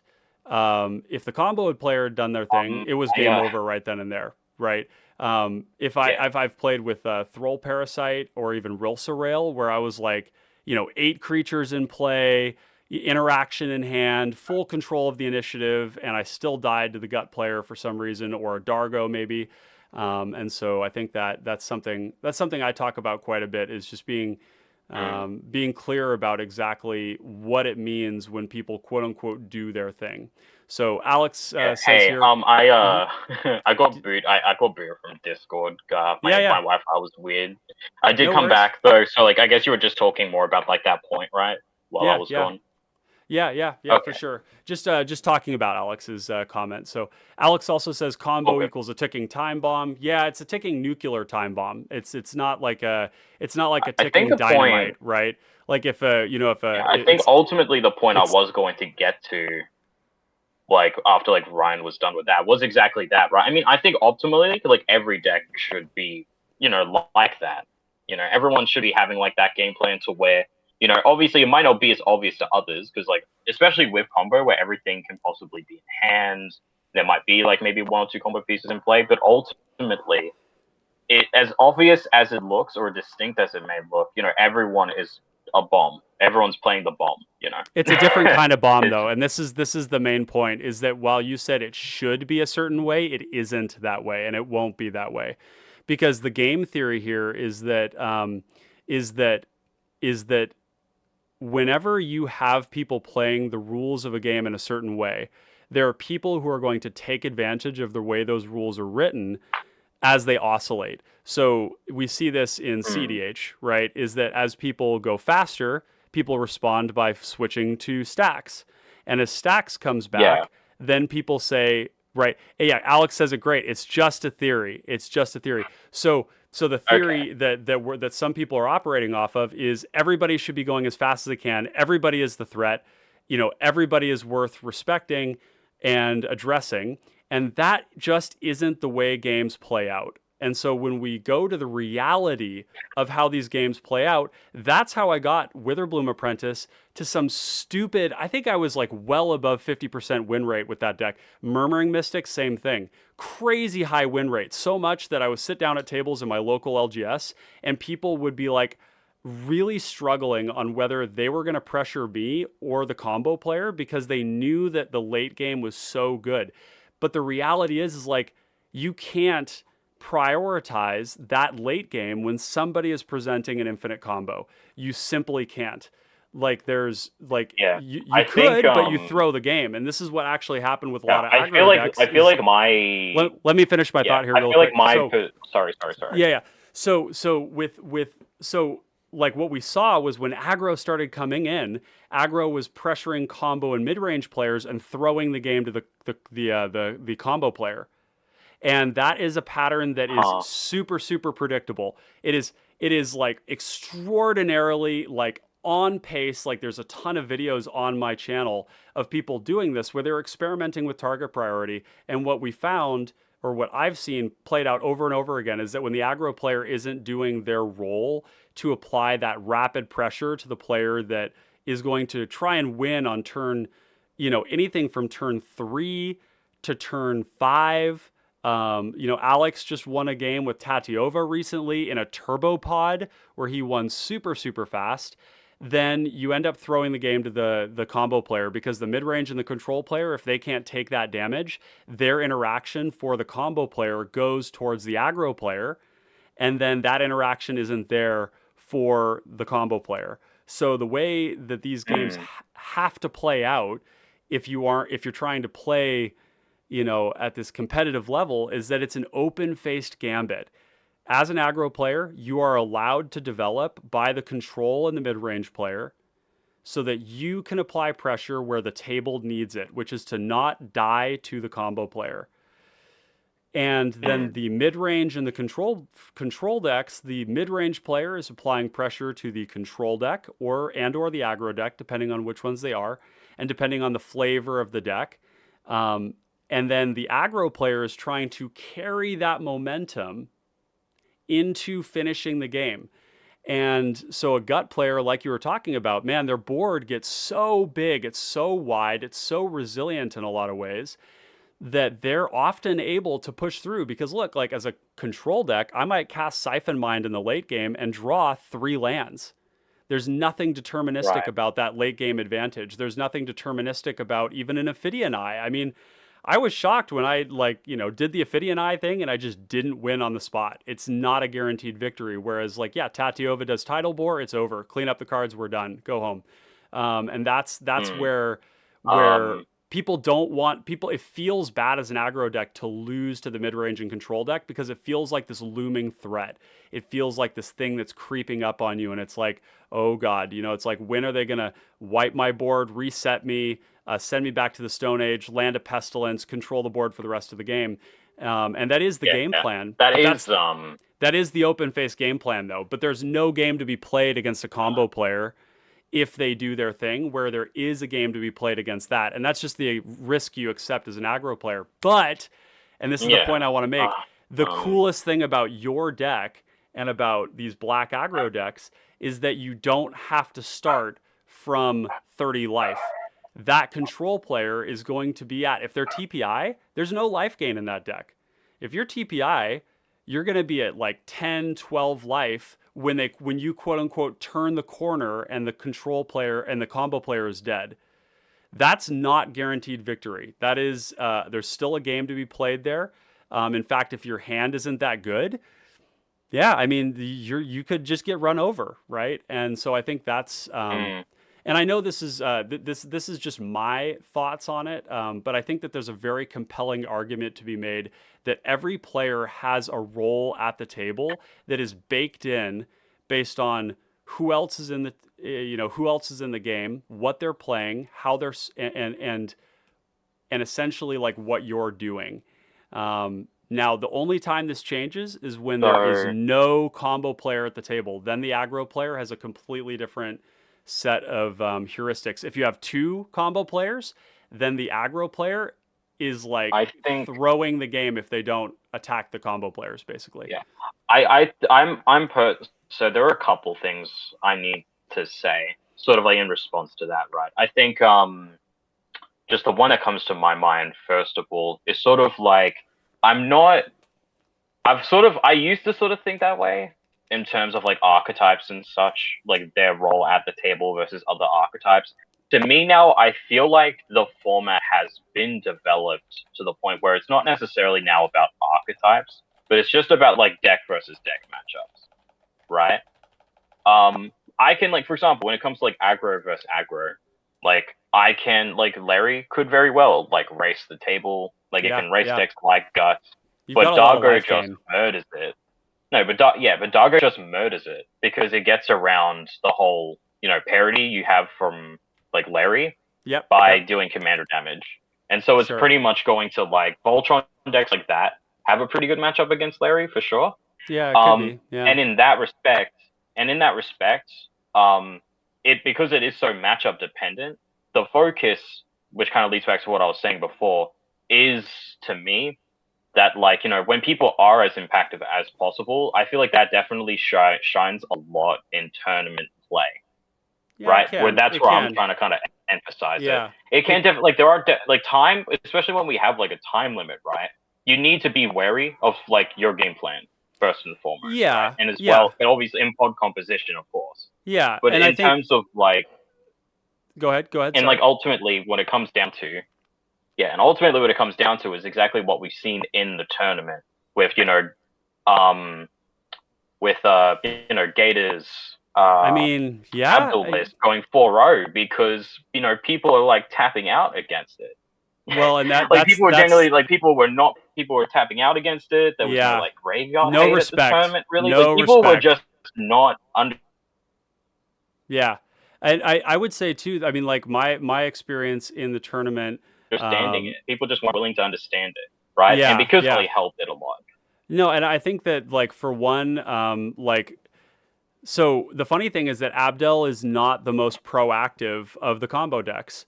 It's a deck that has an enormously resilient game plan, which to me is the best position you can possibly put yourself in as a combo deck. You need the ability to, I mean, if you're not going to do that, you best be fast as fuck. And the thing is that going fast exposes you to so much risk. Wow.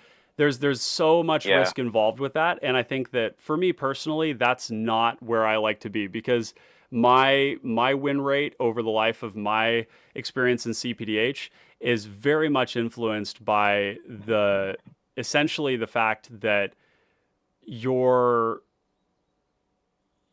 the answers are better than the threats. And the threats are combo, right? Combo is a threat. There are creatures in the command zone that are threats too. But in a format where the answers are better than the threats, I think you're better positioned to be the answerer and have some form of grind than to be the questioner.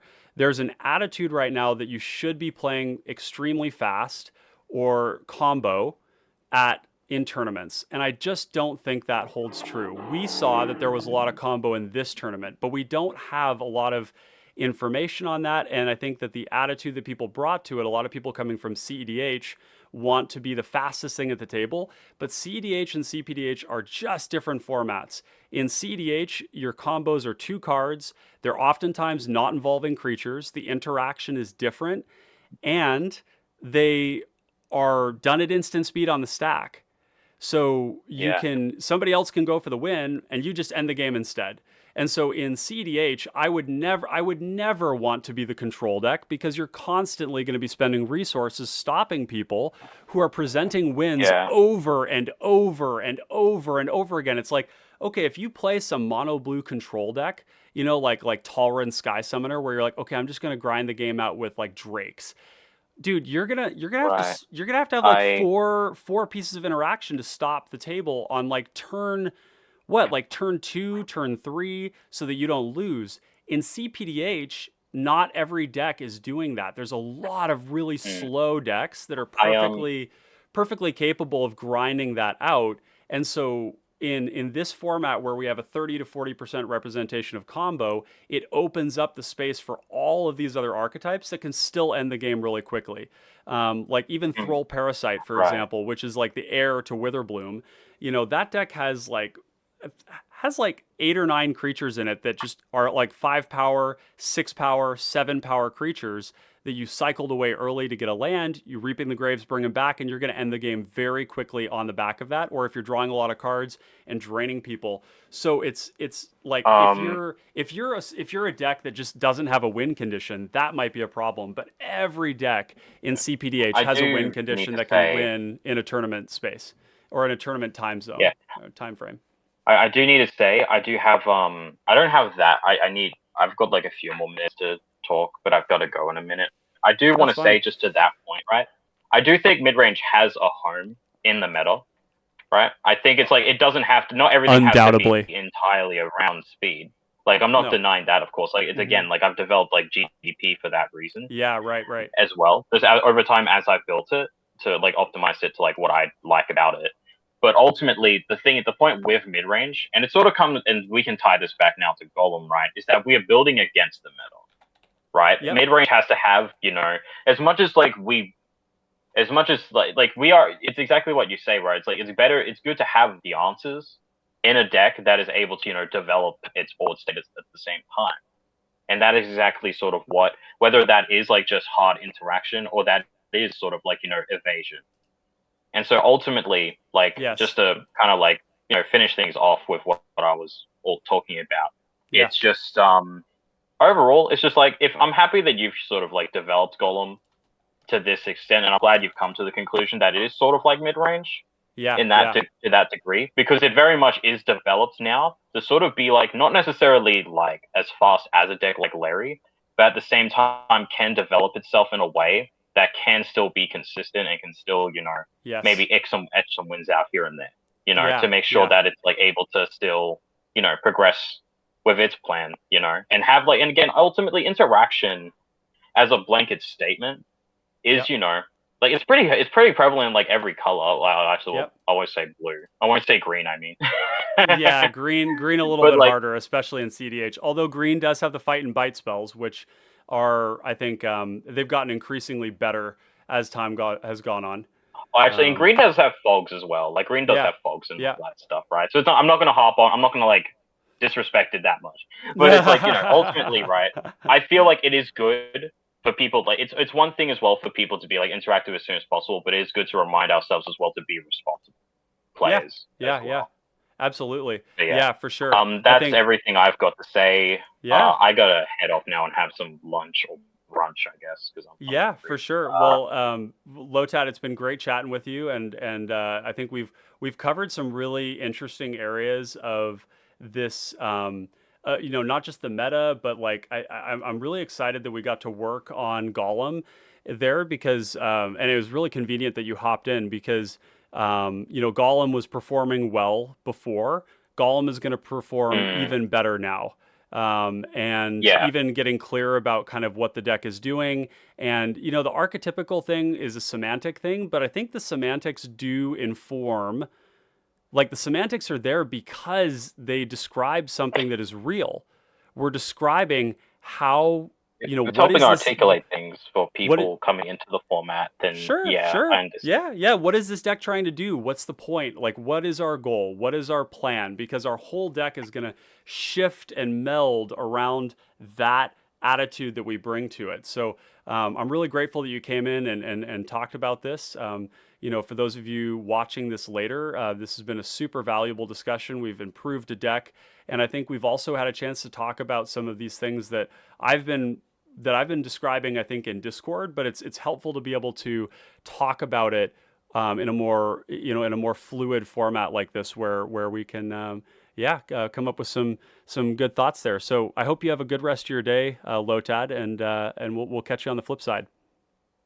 Yep, take care. Yeah. But yeah, just to kind of like promote myself a Well, little bit. Yeah, I'm Little Red Lotad on Moxie. yeah, Yeah, that's if you right. ever want to look at my list. And real quick, what's your actual name? Would you mind if I got that from you? I prefer not to. That's At not this a problem. moment. That's not a problem at all. One of the things I like to do is be able to address people by name. That's fair. Just yeah. So it's not an issue though. Not a problem at all. Hope you have a good one, man. We'll catch you later. All right. Okay, take care. Bye. Yep. Cheers. Okay, good chat there. Well, we've got a couple of people here. We've had some interest in the Let's see. We're gonna do a quick shift here over to. Oh gosh, I can't do it that way. Yeah, it's the issues of running in two instances of OBS. If anybody has a solution to that, let me know. Jake, we are looking for another game. I would love to play one more game before we wrapped things up here. After that great conversation. So, Jake, if you'd like to, you're welcome to. Mizu, Alex, I know, Alex, you're probably not able to. Mizu, if you're interested, you're welcome to join us. I think you have lack a computer right now to do that, right? I think that was it. So Jake, hop on in. And we've got some people in the LFG here. G, is it G? What's your name, bud? I know you're on mute right now, maybe just listening to the conversation. But if you are interested in playing, you are certainly welcome to do so.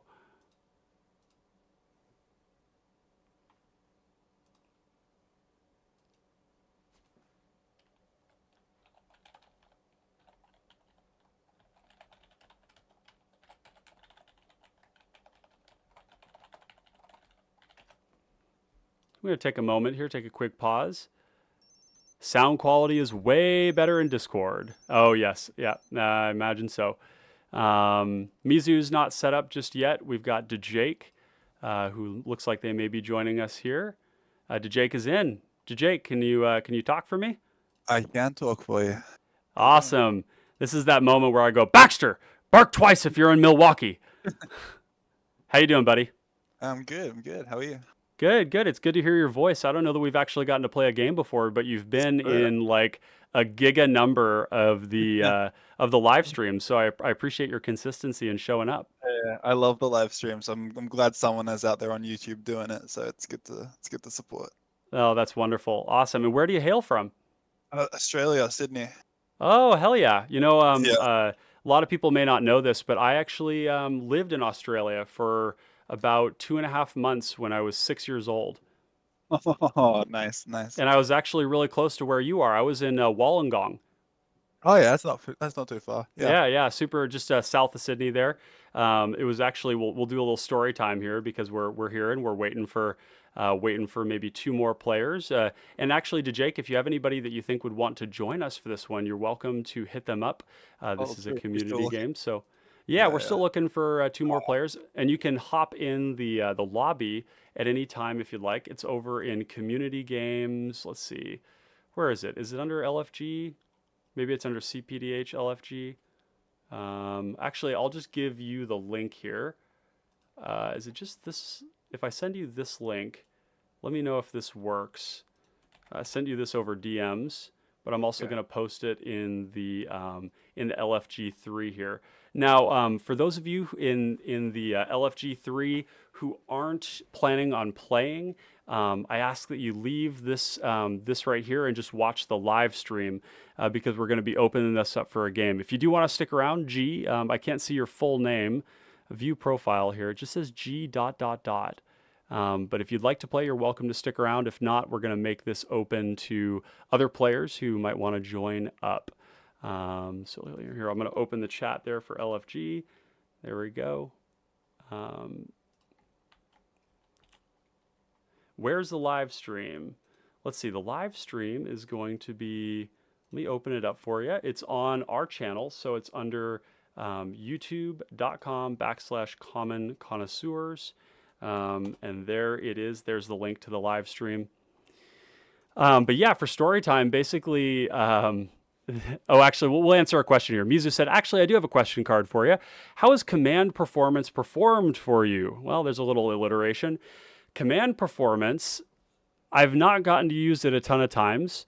Command performance, for those curious, is a sticker that it's a sticker card. It's going to put 2 tickets into your control, and then you can put a sticker onto a creature with it. It's a sorcery for 1 and a blue. That card is really good in certain homes. It is good in homes where you're able to break the color pie by the effects that you get, and it's good in homes traditionally where the things that you get from it are prevalent enough in their duplicative effect that the randomness is offset. So a good example would be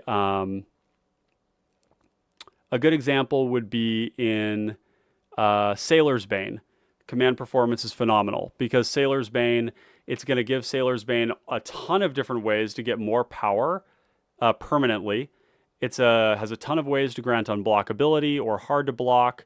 It grants you a ton of, it actually gives you lifelink and vigilance are some other things. So basically there's 12 effects in Sailor's Bane, or 12 stickers that are good in Sailor's Bane, which means that whenever we get the command performance, we're pretty likely to get something we're actually guaranteed to get something we like.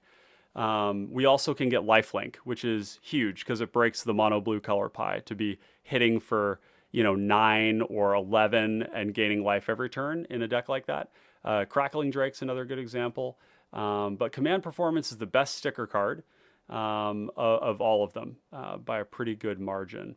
So definitely a card that's worth considering, but you always want to think about what is it giving you and is it crucial? So if you have 7 or 8 stickers, if you have 7 stickers that are good, then the odds of getting the 3 that aren't good are very low. So I would say that would be the minimum threshold, is 7 really good stickers that you would want. So yeah. Deck like Rilsa Rail doesn't want to play command performance because it's ninjutsuing its commander and it's putting it back to a zone that's hidden, so it no longer gets to keep that. But if you have an effect that you want to get in the command zone and you want to always have it, that's really good. Like having lifelink on a Crackling Drake that you can just cast every turn is super, super broken. Same with the fire breathing effects if you're trying to do commander damage. But back to story time here.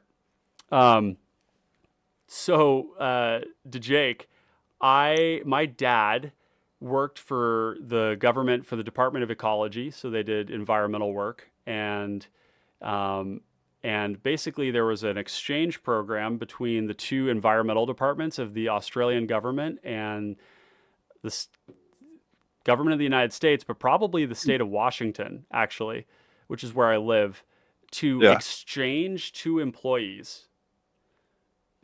As like a cultural exchange. Oh, and you were one of the 2 employees. Yeah, my dad was. Yeah, so nice. And so what was crazy is that you get to take your family with you. So it was an actual factual I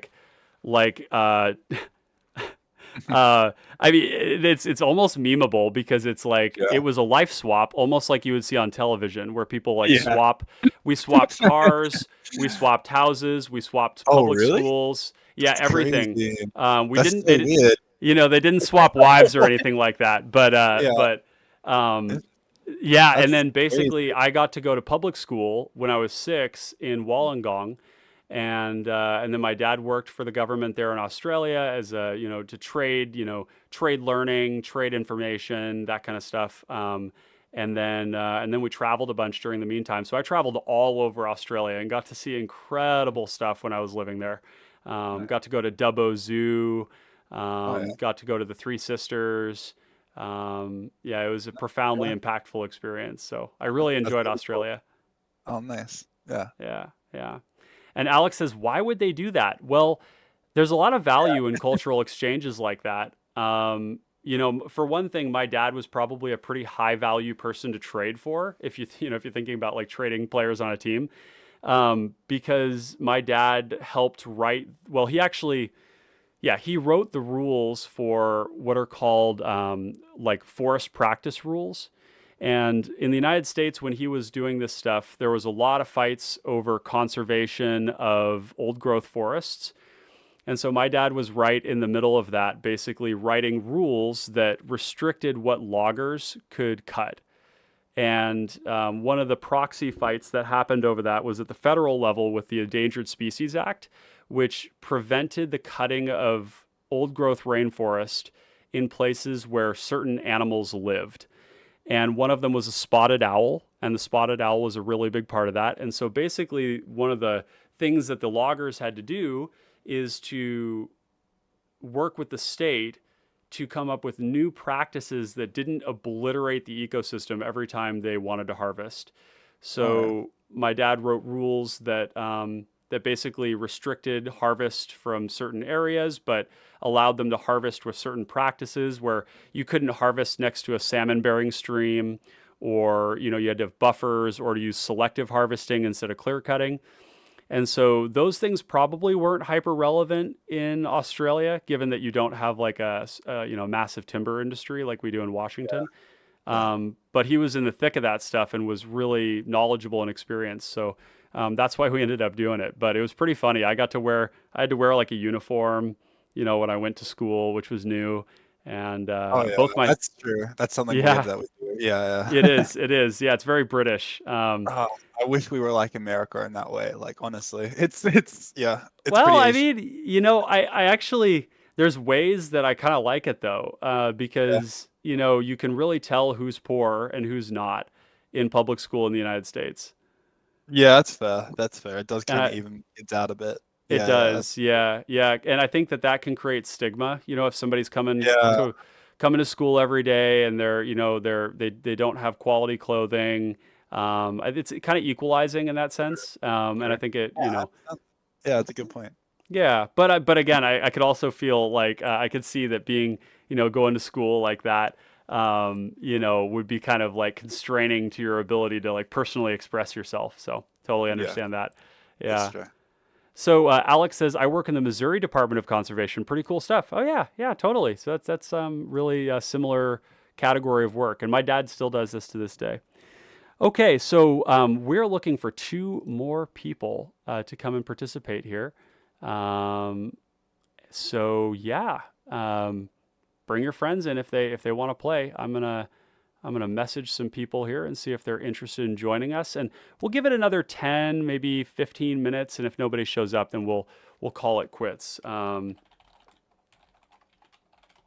sounds good. I've been playing a lot of Arena Pauper, which is a weird Oh format. yeah, They have Brawl. So what we yeah. do is we play Proll, is what we call it. We Oh, get crawl. yeah, we call it Proll, and we have to have one legend. It has to be legendary on Arena for the Brawl settings, but it's actually a really interesting format. I love Quasar on it. Oh So yeah, Quasar's yeah, got to be Quasar so is sick. amazing. Yeah, you get like the Capenna commanders, Rocco. They're probably the most fun. They're probably my favorites, but it's the fun 1v1 format. It's pretty easy to get into. Yeah, And that's there's like a awesome. little community for it on another Discord. Some dude came in asking about normal PDH though, or cPDH, and I mentioned this Discord because Oh, they've got a little fantastic. community here. I feel like I want to see more people from that Discord here and vice versa, because it's a pretty cool community on both. That's A little wonderful. Well, I do appreciate your advocacy on that, and and you know, those sorts of recommendations when individuals other than me or Clay are recommending either our content, sharing our content, sharing it with their friends just by saying, hey, check this out. That stuff does a lot. There's a lot of knock-on effects of that, because essentially you're a proxy of trust for that person to say, yeah, this is a cool space, this is a cool format, this is a great way to play Magic, and it's you know, that ends up just being a really big boost to, you know, what we're doing. So I really appreciate that. That's super cool. kind of you. That's cool. So let's see here. Yeah, Alex does help desk. Mizu, if you want, you can call me and I can help. Oh, so Mizu. Oh, you're trying to figure out how to set it up. Yeah, so Mizu, I can walk you through this. You need to have OBS, which is one of the kind of industry standards for streaming. And then you'll have Moxfield playtest. And the simple thing to do is you do well, it could be, in this case, you'll want it to be a window capture, which is a source that you'll add. This is all pretty easy. And you'll do a capture of your Moxfield playtest. And then with that, you'll just trim it down the edges so that you're not showing your hand. And that's like the simple version of it. The more complicated version is what I've got, where I've got 12 different inputs going on that sort of organize it in a way that looks sexy and functions nicely. But you don't need that to be able to do what we're doing here. So yeah, so tell me, while you talk here, you can tell us a little bit about the Pauper Brawl, and while I kind of reach out to a couple people and see if they want to play. So yeah, tell us about Pauper Brawl. Well, I'm going to open the Discord and check up on it. I've seen a lot of interesting decks. There's Zada, I'm pretty sure. The Zada deck is one I saw recently that I've played against and been smashed by cPDH here. I think there is one player who loves the Zada deck that came in and got me, and I saw that in Brawl as well. That was pretty cool. Brawl's, Awesome. Yeah. Give me 1 second. There it is. Yeah, that Zada deck was pretty epic. Yeah, that's awesome. Zada, obviously a very explosive commander in this format, and definitely you know, an exciting commander to play. I imagine that it's you know, just as scary in Pauper Brawl. Yeah, it is a weird selection not being able to select the uncommons. Like, we know there's like Third Path that's come out recently and all that. Like, they're all cards that we can't run as commanders. That's too bad. Yeah, that's too really bad. Sucked. And that's why it's fun to come here and you've got way more options. Yeah, like things like Tatyova, and then got outraced by Gretchen. This is one that really surprised me, is that Gretchen just completely outtook Tatyova. Oh yeah. I can see that. Whoa, I didn't see it coming, but it kind of makes sense.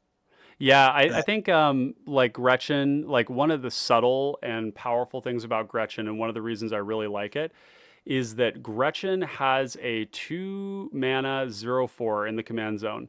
And over the course of a game, Gretchen is going to eat, you know, as much as like 15 or 20 damage over the course of the game just by blocking. And in a lot of cases, you'll be able to block like a 3-power creature. Yeah, 0/4. Yep, 0/4, exactly. And that's huge. That amount of resilience is as a 2-drop. Like, that's like how many other commanders can say that. Like, yeah. And the other thing too is that Gretchen's Gretchen offers a source of like mana sink value in the command zone that allows you to do Thrasios things. You're just sort of like, oh, I'm not dead. Okay, I'm gonna draw a card and put another land into play, and eventually you're gonna try to combo off. And so I like that a lot. Tatyova is a 5-mana commander, so much more. And Tatyova is still really good. Tatyova is a different kind of resilience, which is that you gain life off of your land drops. Your combo is really hard to interact with. That's the other big difference. So Gamerplex in chat says, I just found a mono-red Pauper Commander deck that looks interesting to me and looks similar to a cPDH gutter snipe I play. The commander in question is Treasonous Ogre. Seems very gain life mono-red style. Let's take a look at Treasonous Ogre and see what we've got here. So Treasonous Ogre is going to come up here. It is a 4 mana, 2/3, pay 3 life, add red to your mana pool, dethrone. Interesting. So what we have here is a way to make a ton of mana at the cost of life. The life paying here hurts a lot more than it would in other formats. I agree. Because Yeah, it's like 10%. that would hurt. Yeah, that hurts a lot. And you have like one big play you could make with that, and then you're out. yeah. It does get bigger over time. Dethrone has nothing to do with Monarch. Whenever it attacks the player with the most life or tied for the most life, put a +1/+1 counter on it. That kind of mechanic is something that I'm not super high on because it kind of, I don't know, it just draws you towards making bad attacks, I guess, to try and get value out of that effect. But I'm curious to hear what you want to do with it in cPDH, because maybe there's some sort of use for this where, maybe you combo off by making just a shitload of mana, and then, what's your payoff? Because we don't have the Underworld Breach, we don't have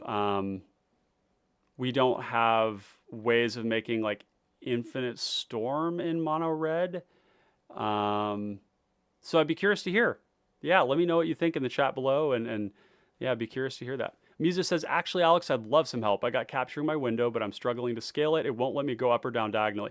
So the way you do that, Musa, is you hold Alt while you drag the nodes. So the nodes on the corners and in the middle part of the flat sides of the object you're working with, you can hold Alt to crop it, basically. So when you drag the corners, you're always going to retain the aspect ratio, and you're going to be resizing it. But what you want to do is resize it to where you want to trim it, resize it so that you're filling up filling up the screen, and then trim it down so that it's within the bounds of what you're working with, and cutting off the hand on that point. So so the other thing, I guess, with the Treasonous Ogre is how are we gaining life? One way we can do that is with Sylvok Life Staff, which is a gain 3. There's also Prophetic Prism. Prismatic, Pristine Talisman, the rock that allows you to gain life every turn. Mizu says, we'll be using my TV as a second monitor. Yes, awesome, that's great. Yeah, so yeah, that's quite interesting. Another example of a card that kind of plays like Gutter Snipe that's pretty cool is Torwauki, except that Torwauki has the ability to hit creatures as well, and it has life gain, and it's in Rakdos. So Torwauki is built around basically getting Torwauki out, controlling the board with sweepers in the meantime, and then once you have it out, you just want to draw cards and make tokens as a way to control the board. It's a pretty expensive creature, so you do have to invest in protecting it. But the nice thing is that all of those protection spells, those 1 and 2 mana spells that protect your commander, they also count as removal, because whenever you cast an instant or a sorcery, you do 2 damage, and he's got lifelink, so you're bolting every time, or you're shocking every time you cast a spell. So everything in the deck works with Torwauki and becomes removal. So there's really no dead cards in the deck. So yeah, that's one that I've played quite a bit. I like it a lot. All the new tokens that they've made, the new Hornburg, like Charge of the Hornburg or whatever, the 2 mana make 2 1/1 humans with haste. That thing is a really cool new token maker. Forbidden Friendship, Dragon Fodder, Krenko's Command, Hordling Outburst, and then all those 1/1s help protect your life total, gain the initiative, gain the Monarch, hold the initiative, and then those also become fodder for really efficient draw spells like Deadly Dispute, Village Rites, Corrupted Conviction, that type of stuff. So definitely a cool deck to consider. And if you like burning people out of the command zone, I would also look into Little Rad Lotad's build of Loyal Subordinate, which you can see posted about a lot in the Common Connoisseurs Discord channel. A slower version of that's a bit more mid-rangey, I would say, is going to be Golem Patient Plotter, which has a lot of that same effect as well.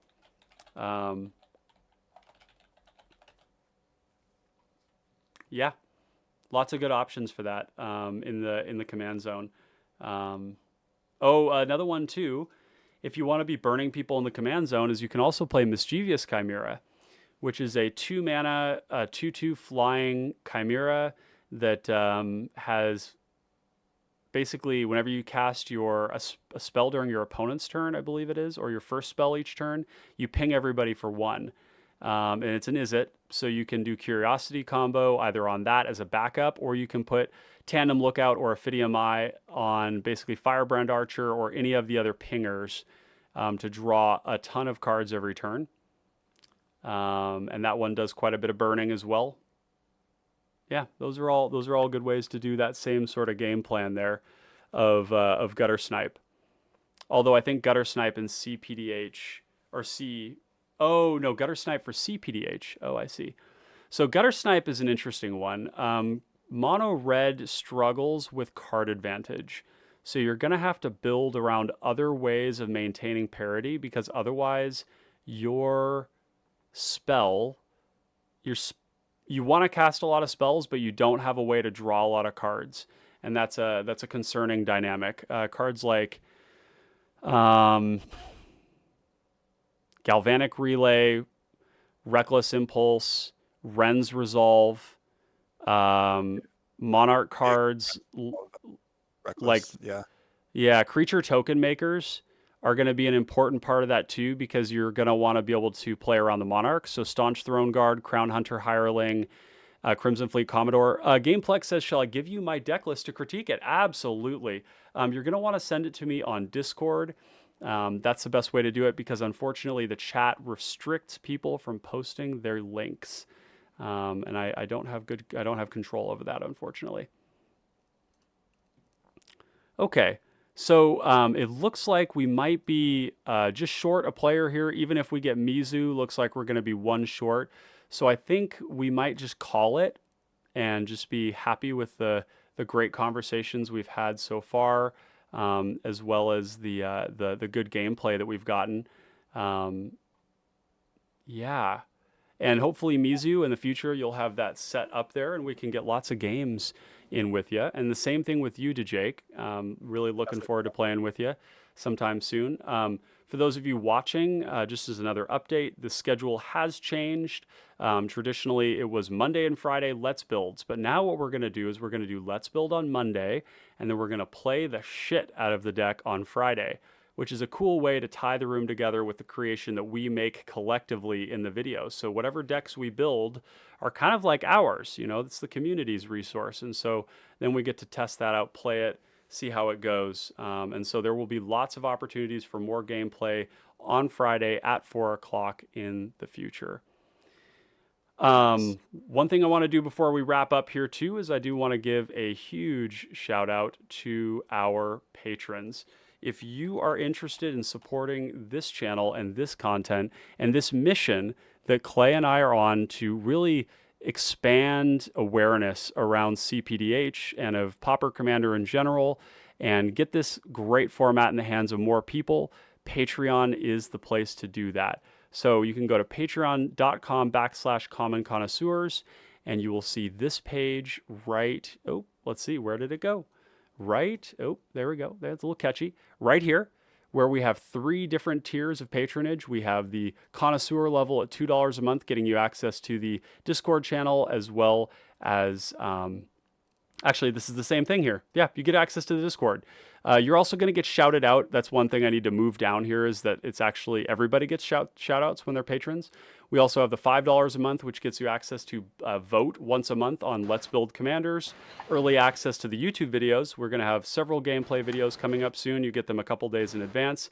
And then we have the $10 a month for the aficionado, which gives you everything below that, as well as these templates that you see right here. All of these OBS interfaces, whether it's for this gameplay interface here, or whether it's for just wanting to hang out with your friends in Discord and being able to show them what you're playing while you play it with your face on it.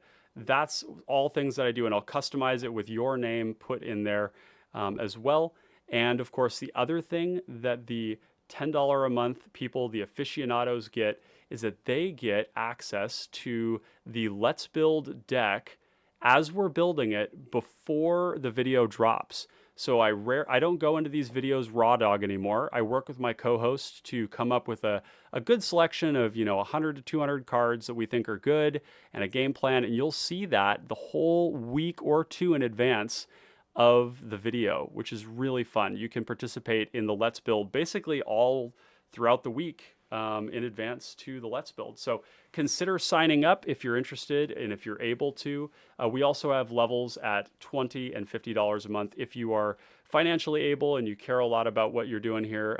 We don't expect people to do that, of course. We're very happy with anybody signing up at any level, but we do have those, and those come with exclusive dedicated coaching time with me or with Clay, as well as guaranteed games every month with us that will be recorded, edited, and posted online. So see this kind of as like playing with power, but on a smaller channel in the format that you love in edited videos.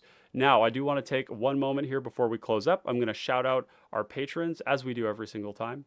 Make sure we give them lots of love. We've got the Sanctuary PDH, Jack, Eric, Adgan, Jerry, Zach, Scooby, Chris, Mizu, William, Paul, Corey, Derek, Devin, Ian, Bobby, and our longest running patron, Noyark, and not to forget Jin Shooting Star as well. Thank you all so much for your contributions and for helping validate what we're doing here.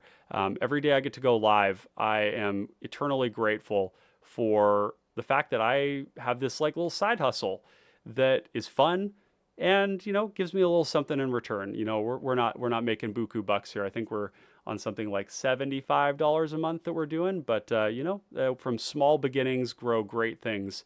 And I could see a world easily in the future where I did this full time.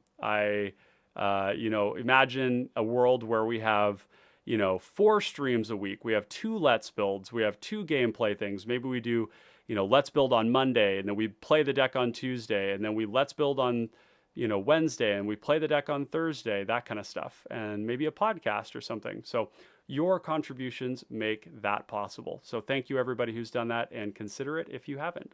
So with that, going to take a look at chat, make sure we've got all the questions answered. Gamerplex says, which channel would you like? You can just send it to me directly. You can DM that to me directly. Let's just make sure here we've got everybody covered. Okay, yeah, looks like everybody was not able to join here. So let's see in the common connoisseurs. We'll take a last look at that list here before we sign off. Maybe under general, perhaps? Deck lists? Gutter Snipe, there it is. Okay, very cool. So let's take this and we're going to copy all of this into a list of our own, and then we'll take a look at it from there. So let's go display capture, and then we're going to go to this, and we're going to close that down and open up a new list.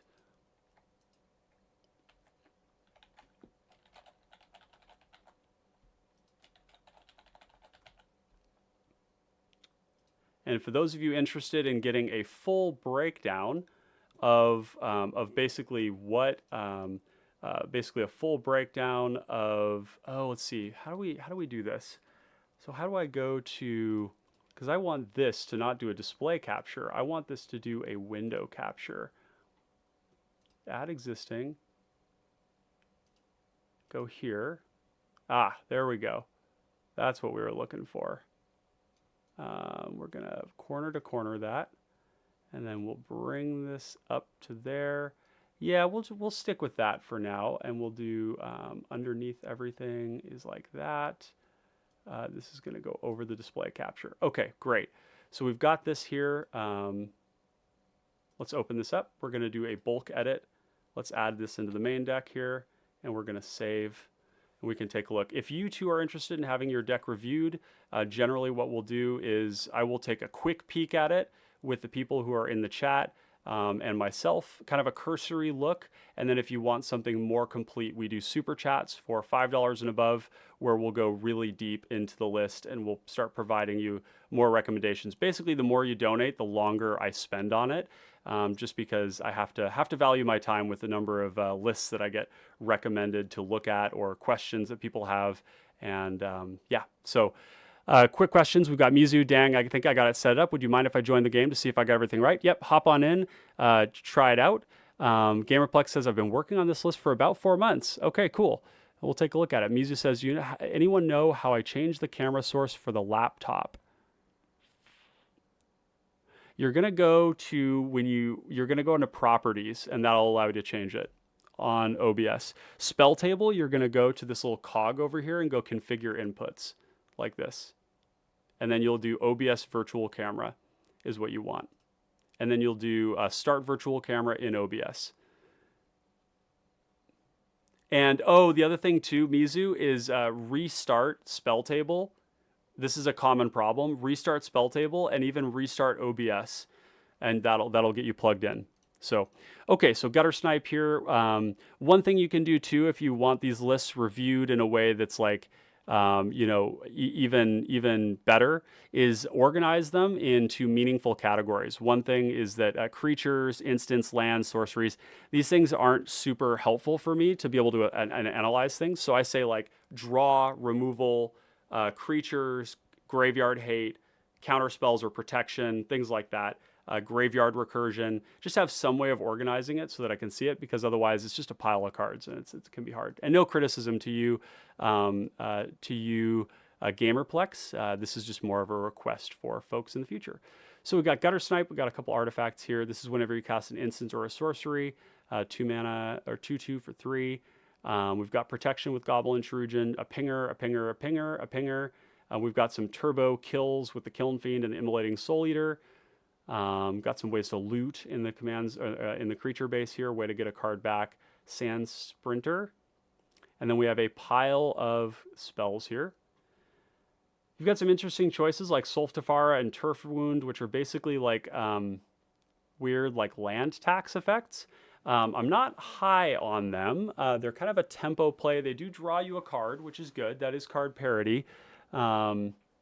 And you could really slow somebody down, but it is only one player. So the question is, who are you pointing those towards? It's so interesting. Yeah, you got to target someone really early to play that card effect. These cards are better in 60 card, where you turn off somebody's land drops and then you use Boomerang to send them back to their hand. I see you've prioritized a lot of just cards that draw a card. You've got rituals in here, and just take this with a grain of salt, because I have my own way of building things and other people have their ways of building things. I don't really like rituals in decks like this because they're so card negative and because your commander can't be protected. You can't rely on Goblin Kyrugen or the Brute to like protect your commander because you only have like one of them. So my concern there is you like ritual this thing out really fast and then it dies and you're down a card. And you're down a card in a deck that has problems with card parity already. So that's one thing there. I also noticed you have 32 lands, and this I think in cEDH 32 would actually be kind of high. In cPDH 32 is low. 34, 35 is what I would recommend for this one, mainly because there's so much more interaction that you need to plan on recasting your commander. Also, this number here, if we go down and we look at some of the things on this, this is a good number to look at. Average number of lands per opening hand in Moxfield shows 2.26, which means that if you draw another 3 cards, you're likely to hit your 3rd land drop, but you're going to struggle to find a 4th and a 5th past that on average. So I like to get this a little higher. I like to get it to 2.4, 2.5, where it's like, you're starting to be more consistent with that. You have a lot of combat tricks here. So kind of the sub-theme of this deck is that you want to kill people in combat with Kiln Fiend, Immolating Soul Eater, things like that. I also struggle a little bit with this game plan because we don't have any way to protect it again. So if we invest a ton of resources in building up a huge Kiln Fiend and then somebody like Doomblades it just feels super, super bad, and it feels like a lot of wasted resource. Whereas like Thermo Alchemist, Firebrand Archer, Erebor Flamesmith, Kessig Flame Breather, these do something very significant, which is that they hit everybody, and that's really important. So I see what you're doing with these, and I don't know that it's my favorite thing. I think I'd prefer to see something like just a bunch of like 1/3 prowess creatures that can just hit every turn and get a little bit bigger off of your spells. This removal suite here is pretty good. I like most of this stuff. You've got a breath weapon. You probably have fiery cannonade here as well, although I don't see it. Problem with breath weapon and fiery cannonade is that they are going to kill your commander, and that does suck. The other thing is that I would really love to see token makers in here, and if that was the case, then the breath weapon and the fiery cannonade look a little bit worse too.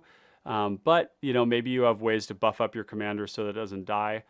In your land base here, I would add cards like Opal Palace and Study Hall, and anything that can help you filter cards. So I see you've got Autonomous Furnace, which is great. Forgotten Cave. You're playing all the cycling creatures. This is great. I wouldn't play Sandstone Needle. This card is going to really break your back when you can't cast your spells properly anymore, because you don't have a whole lot of lands. Yeah, you could play a card like Rolling Thunder too. I would also build a lot of mana rocks into this. I would probably build like 6 mana rocks, maybe 7, just because you want to be able to cast lots of spells. I would play cards like Bonder's Ornament, Network Terminal, Commander Sphere. Any rock that's going to allow you to generate more cards later on is going to be really important. So Gamerplex says, my idea is to have this more as a 1v1 cPDH format. I had a tournament in a 1.1 version, and the deck was weak to removal and pro/ward. Yeah, totally. This deck folds to removal. This commander folds to removal, mainly due to a lack of a second color, I would say. In a 1v1 format, I think you play this on turn 3, and then it just dies.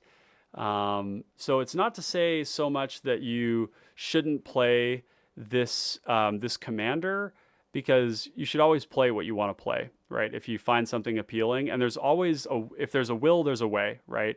But I would say that there's a version of this that you could do that there's a lot of versions of this that you could do that would actually that would really be strong. And I can give you a couple examples. If you want the spell slinger vibe of draining or hitting every time that you cast a spell, there's a couple of good examples. One of them is Thrall Parasite, which is a 1-mana 1/1 with Extort. And this deck is very proven. It's a lot of fun. I really enjoy it. It's a great control deck. You've got just unbelievable amounts of removal, edicts, sweepers, and card advantage.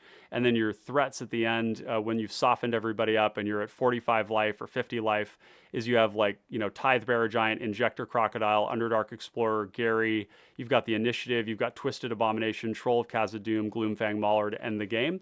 And yeah, so you're basically just grinding, surviving, and then winning with this in the end. And your removal, like, people just don't want to kill this because it just feels shitty to like spend removal on a 1-mana commander that people are ramping. We have 12 ramp spells here, so we can easily recast it. Another one would be Witherbloom Apprentice. Witherbloom Apprentice is another version, I would say, or Thrall Parasite is a version of this. And this is a same format. We're just grinding people down slowly, but then we have a Storm Finisher or a Storm Closer that is going to be with Weather the Storm, Sprouting Vines, Reaping the Graves, and Sprouting Vines. Yeah, Reaping the Graves, Sprouting Vines, Weather the Storm, Sprout Swarm. That's it. And we're basically going to combo off on the stack to drain the table. Oftentimes, this isn't enough to kill people, so that's why we're trying to drain them low. We're just trying to survive with our removal and our sweepers and our edicts, and that's another way to do it. And you're also just gaining a lot of life.